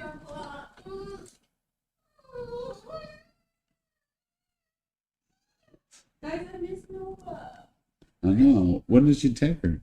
That long. But when did she take her? They took her after she dropped me off. They dropped me off, and then I left.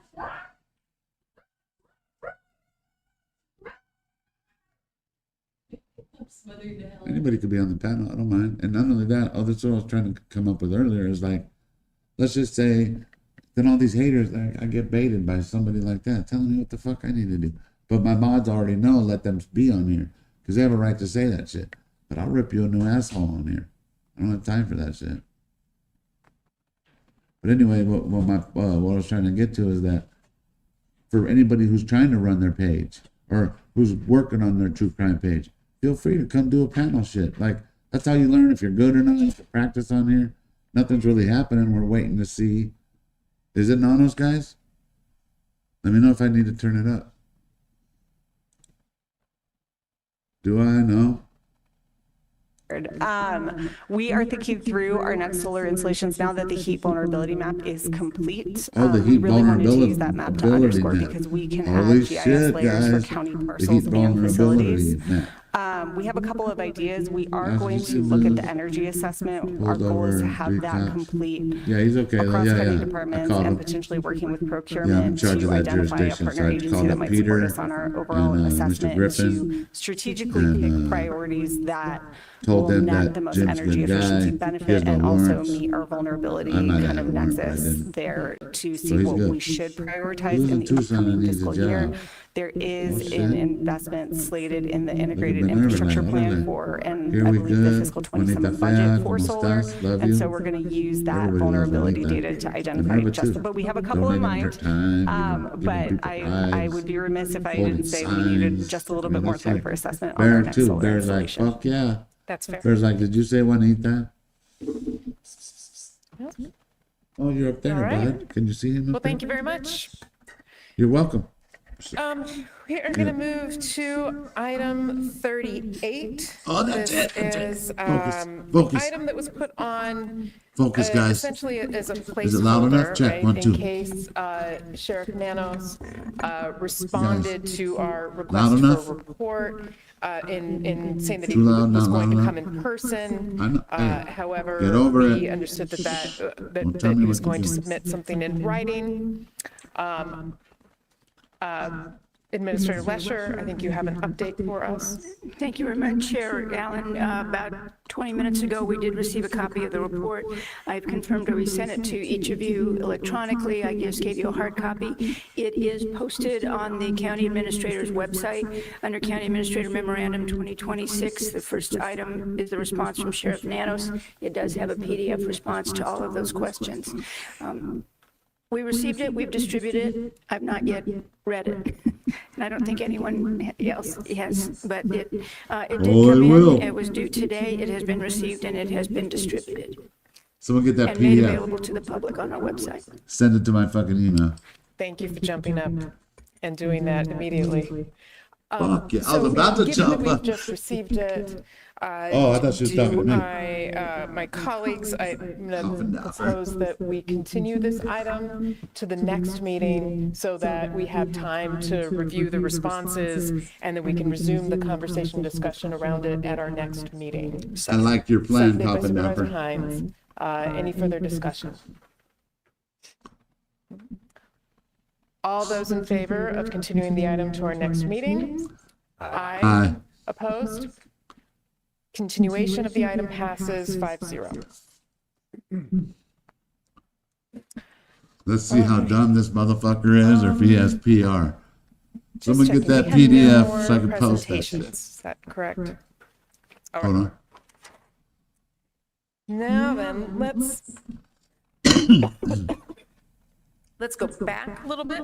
It just took to all kind of get us day back for us to get into that shit. working through We need chronologically. to see So we're going to that. go back to item 34. Item 34. This We need is to- I gotta leave here at like 3:15, Item 3:30 introduced by or so. Supervisor If I Hines, don't, federal you and guys state know I'll come back legislative later. agenda item. I'll pass it to you, Supervisor. You don't want to read it to like with set this up. text to Thank speech. you. Let them read it And, out loud. I know there are a lot of, oh, that's what that does. What did Scott say? Fucking I idiot. hit the switch under the desk and my monitor changed, so Yeah, no one dude, can you see can't that be except bringing me, a so it just switch to looks work. strange. All Said he hit the right, switch under so, the desk. items You can't be 34 bringing a and switch to 35 work. are People know related, that shit, you know? As You gotta stay was presented loaded, but you can't be during bringing the recent, switches. actually the January 29th PEMA Association of Governments meeting, discussions about passenger rail that's occurring in Mexico, a huge infrastructure care, guys? program, but they're a 6-year Alex, program, will you- possibly more than that, that they embarked upon in I think I will, 2024, guys. How do we connecting do that? Mexico City It's in 10 3 questions. phases to You our don't think southern he's just border gonna be in like Sonora, fucking I've Read been very someone tell me. interested and had I'm going to read it after we get on off anyway, but I want to read it with you guys later too. representing Is it the like Mexican a government sentence and for other each? government Because officials there's in 10 Mexico, questions, and I also think. industry Or is it like folks yeah, I don't know, guys. who are familiar with both the subject of 34, which is passenger rail, and 35. Fuck this guy. Speak You heard to enough the from me, Association right? of Governments. That was Read, very guys? well received. There's a Yeah, significant all amount of right. interest. He doesn't let me in read, the Steve. Thank you, states, guys. Good especially idea. our Okay, colleagues let me in Santa take this Cruz County motherfucker out. and the city of Get the fuck out of here. And then we go over here. kind of generational infrastructure type Hey. thing we're talking about would be greatly beneficial to Oh, no wonder we don't want this. Arizona, the Get the nation, fuck out of here. Tucson, Nogales, and of course to Sonora. To Sonora. In talking with some of our federal and also our Okay, let me see. University of Phoenix is Thanks, guys, for some schools to save money. letting me know. Jumping over there. It's loading. It's got a couple ads. With fixed, affordable tuition. Get started. Come on. It's so fucking slow, you son of a bitch. Never used to be this fucking slow, son of a bitch. See what we got. Yay! Hold on, hold on. Sorry, guys. All public documents. Oh, sorry. Trisha and Mark. I have been engaged to represent Chris Nanos in connection with the Pima County Board of Supervisors inquiry detailed in your letter dated April 7th. In Everybody the can hear? interest of promoting clarity and ensuring an accurate public record, Sheriff Nanos accepts the board's invitation to respond in writing. So he has a lawyer, and he says he's going to respond in writing. I've consulted extensively with Sheriff Nanos about the topics raised in your letter, and I am authorized to provide the following responses on his behalf. Topic number 1. The sheriff's employment history. At the outset, allow me to note Arizona RS 11253 does not authorize an unlimited inquisition. Rather, Sheriff Nanos is only obligated to report on those matters connected with the duties of his office. The sheriff's duties are defined under 11441. They include keeping the peace, arresting and detaining those suspected of criminal activity, preventing and suppressing riots or insurrection, securing county courthouses, and overseeing and operating the county jail. The sheriff's statutory duties are distinct from those of a sworn police officer, regulated by the Arizona Peace Officer Standards and Training Board. The distinction is significant because it confirms the sheriff's employment history is irrelevant to the performance of his duties as an elected official subject to oversight by the Board of Supervisors. Likewise, giving testimony in a civil lawsuit and managing the department's website are not among the duties of his office. Nevertheless, in the interest of transparency and the spirit of cooperation, the sheriff has authorized me to respond to the board's questions as follows. The circumstances of Sheriff Nanos' departure from the El Paso Police Department. Sheriff Nanos resigned from the El Paso Police Department in 1982. At the time of his resignation, he held the rank of corporal. His resignation came in the wake of a dispute with a supervisor over the towing of vehicles. The supervisor wanted to impose a 3-day suspension for insubordination. Sheriff Nanos appealed that recommended discipline to the chief, who found in favor of the supervisor. Rather than accept the 3-day suspension, Sheriff Nanos offered to resign in lieu of discipline. The chief accepted his offer, and Sheriff Nanos resigned. Okay. So rather than face a 3-day suspension over a dispute of towing of vehicles, the sheriff said, "I quit." The sheriff's dates of employment as reflected in application materials, resumes, and prior testimony. All documents Sheriff Nanos submitted to the county when he applied showed his dates of employment with the El Paso Police Department were from 1976 to 1982, which is accurate. For the board's reference, I have attached a copy of the resume Sheriff Nanos submitted as Exhibit 1. Some time ago, Sheriff Nanos was alerted that the department's website incorrectly stated he was employed with the El Paso Police Department from 76 to 84. Upon learning of the error, Sheriff Nanos immediately instructed staff to correct it. Since then, all staff have been instructed that any biographical data about the sheriff, including in public-facing communications, must be reviewed for accuracy and approved by his office prior to publication. So we're saying it's basically an error and they fixed it. It wasn't 1984, it was 1982. The sheriff's prior disciplinary history, including suspensions.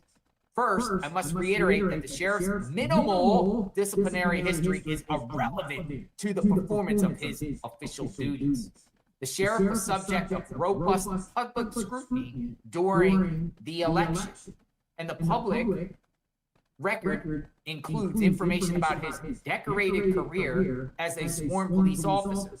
Armed with this information, the voters of Pima County elected him as sheriff. Whatever the sheriff did or did not do before being elected is necessarily unrelated to his performance of the duty of his office. Notwithstanding the impropriety of this question, the sheriff has authorized me to respond as follows. While employed with the El Paso Police Department, Sheriff Nanos was the subject of various disciplinary actions, which included counseling, reprimands, and suspensions. That discipline and the actions that gave rise to it happened more than 4 decades ago. The sheriff has little specific recollection of those events. However, the sheriff notes that when he applied with the county in 1984, he was subject to a standard background check, which included completion of the county job application, interviews of his past employers and personal references, an oral interview and psychological evaluation and polygraph testing. Moreover, because he became a certified peace officer in Arizona, his fitness to serve and employment history was thoroughly reviewed by the OAC. At every step in the hiring process, the sheriff was truthful and forthcoming. Last, I am aware of media reports suggesting Sheriff Nanos was somehow dishonest in his sworn deposition testimony he given in the matter of Cross versus Nanos, 2024. You know that case, Cross versus Nanos, Aaron Cross. Not so. In that deposition, the sheriff was asked, have you ever received a discipline as a law enforcement officer? He responded, yes. In a follow-up question, he was asked, did you ever receive a discipline that rose to the level of suspension? He responded, no. Bad faith media reports have divorced this testimony from its context to suggest Sheriff Nanos was untruthful about his disciplinary history with the El Paso Police Department. But context matters. Both immediately before and immediately after the question about whether he had been suspended, Sheriff Nanos was questioned about the Arizona Peace Officers Bill of Rights. As you know, the Peace Officers Bill of Rights details the substantive and procedural due process rights afforded in Arizona law enforcement officers. It is 100% correct that Sheriff Nanos was never suspended during his 4 decades of decorated and faithful service with the Pima County Sheriff's Department. However, Sheriff Nanos was suspended more than 40 years ago while employed by the El Paso Police Department. In context of his live deposition, Sheriff Nanos did not understand the question related to discipline with a different agency not governed by the Arizona Peace Officers Bill of Rights. So he's trying to get out of this by saying, well, it's nothing to do with Pima County. It was back then. In review to the transcript shortly after his deposition, Sheriff Nanos spotted his misunderstanding and promptly notified his attorney. For the board's reference, I have attached the relevant excerpt from his deposition. Number 2, topic 2. So that's it. That's dealing with his employment. Topic number 2, the Lappin Cross disciplinary actions. Before responding, I must note that both Sergeant Cross and former Lieutenant Lappin have filed lawsuits against the sheriff in connection with the discipline they received following sustained findings of misconduct. Both lawsuits are ongoing. Because this topic touches on active litigation against the county, any discussion about it should take place in an executive session. Moreover, the sheriff must be mindful of the impact his public statements in response to this inquiry could have on the litigation. I am certain, quite certain, the board would not wish for the public nature of this inquiry to create potential liability for the county in these cases where none currently exist. In addition, personal matters are typically confidential. It would not be appropriate to discuss the allegations or findings against Lappin and Cross, nor the department's internal investigative process in this public forum. Notwithstanding these considerations, the sheriff has also authorized me to respond as follows. The disciplinary process for all PC. Okay, well, basically is, I don't feel like reading all this all live because it just goes on and on and on and on and on and on and on and on and on and on and on and on and on and on. But I'm gonna do what the tonight we doing supervisors are doing. Fuck that. We're Juanita, we doing that on my together, own right? time. And I strongly suggest all of you do it. Maybe we'll find some stuff in it. Talks about. Welcome to Canes. It's Luke Bryan. Son What can I of get you a- today? I'm raising Yeah, funds with Raising Canes and my buddy Todd Graves. You didn't take me off the ads list. Nah, I'm kidding. But it is interesting. He has submitted this. Is that his signature? Conclusion. The conclusion of this. And it's says not the sheriff him. appreciates this opportunity to answer the board's questions. His voice to is. document his tireless efforts to protect and serve the people of Pima County. Serving as a sheriff is a great honor, and he looks forward to achieving even greater success for the department and the public service to fulfill its mission every day through their hard work and dedication. If the board requires further information or would like to follow up on the topics discussed in this letter, please contact me and I will work with the sheriff to provide an appropriate response.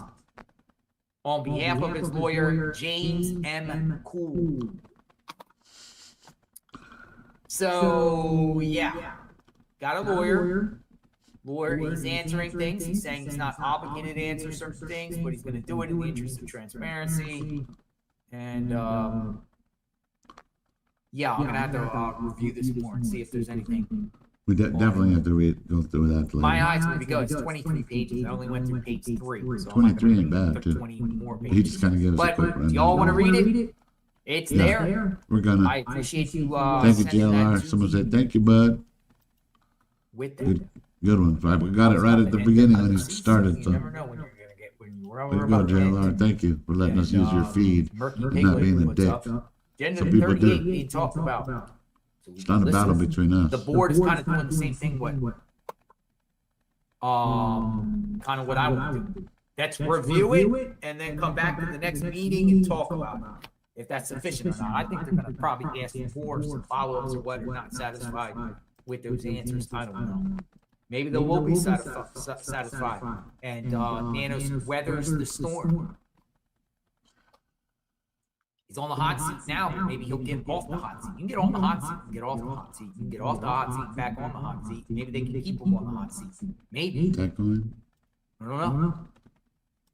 I don't know. So it's on the it's on their site, the county administrator site, Pima County. Some wild stuff. Let me go back here. So let me go. Yeah, people. Now I got a bunch of people sending me in. All right. With that being said, I'm going to get myself some Greek food, and appreciate every one of you out there. It is day 80 from this crazy saga in case of Nancy Guthrie. Where is she? And we'll stay on it. If anything else breaks on this case, you'll definitely hear from JLR Investigates. Might come back on tonight if I'm in the mood, get some food in me. Maybe we'll come back on and do some more Q&As and talking and everything like that. If not, stay.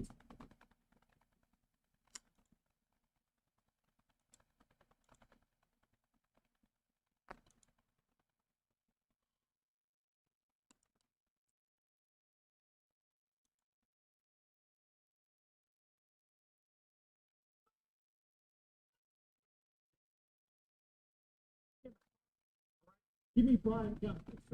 Who? Let's go. You know what I mean?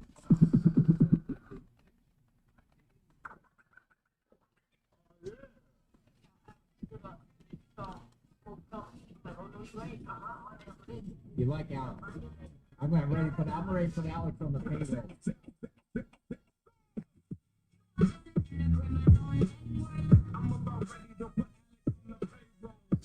I'll go to my daughter's game.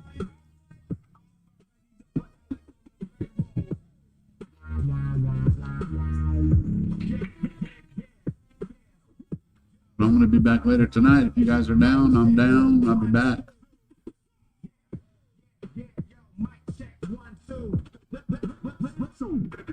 Welcome to the stream where I'm building the vision and chasing the dream. I see you in the chat, trying to grab the wheel, telling me how to move in, how I should feel. But this is my house, my rules, my joke. If you don't like the pace at the door, let it go. I'm the captain of this ship, I'm the one in the zone. This is my creative space, and I sit on the throne. So hold up, wait, back straight before you get loud and you thumb out the hate.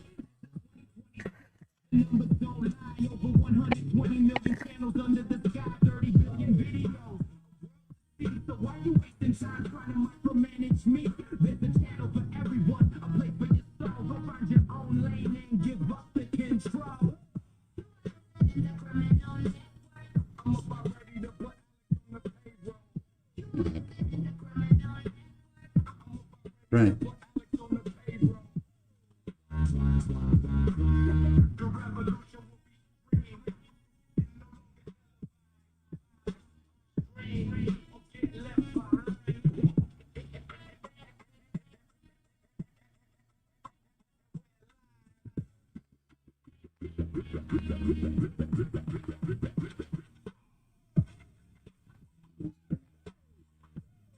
Mystery. Like a baba. You praying? You thought I was gonna get you? He's all tattooed up and shit. And I was I love you guys. I love you. Run up to my window. Who the fuck is this guy?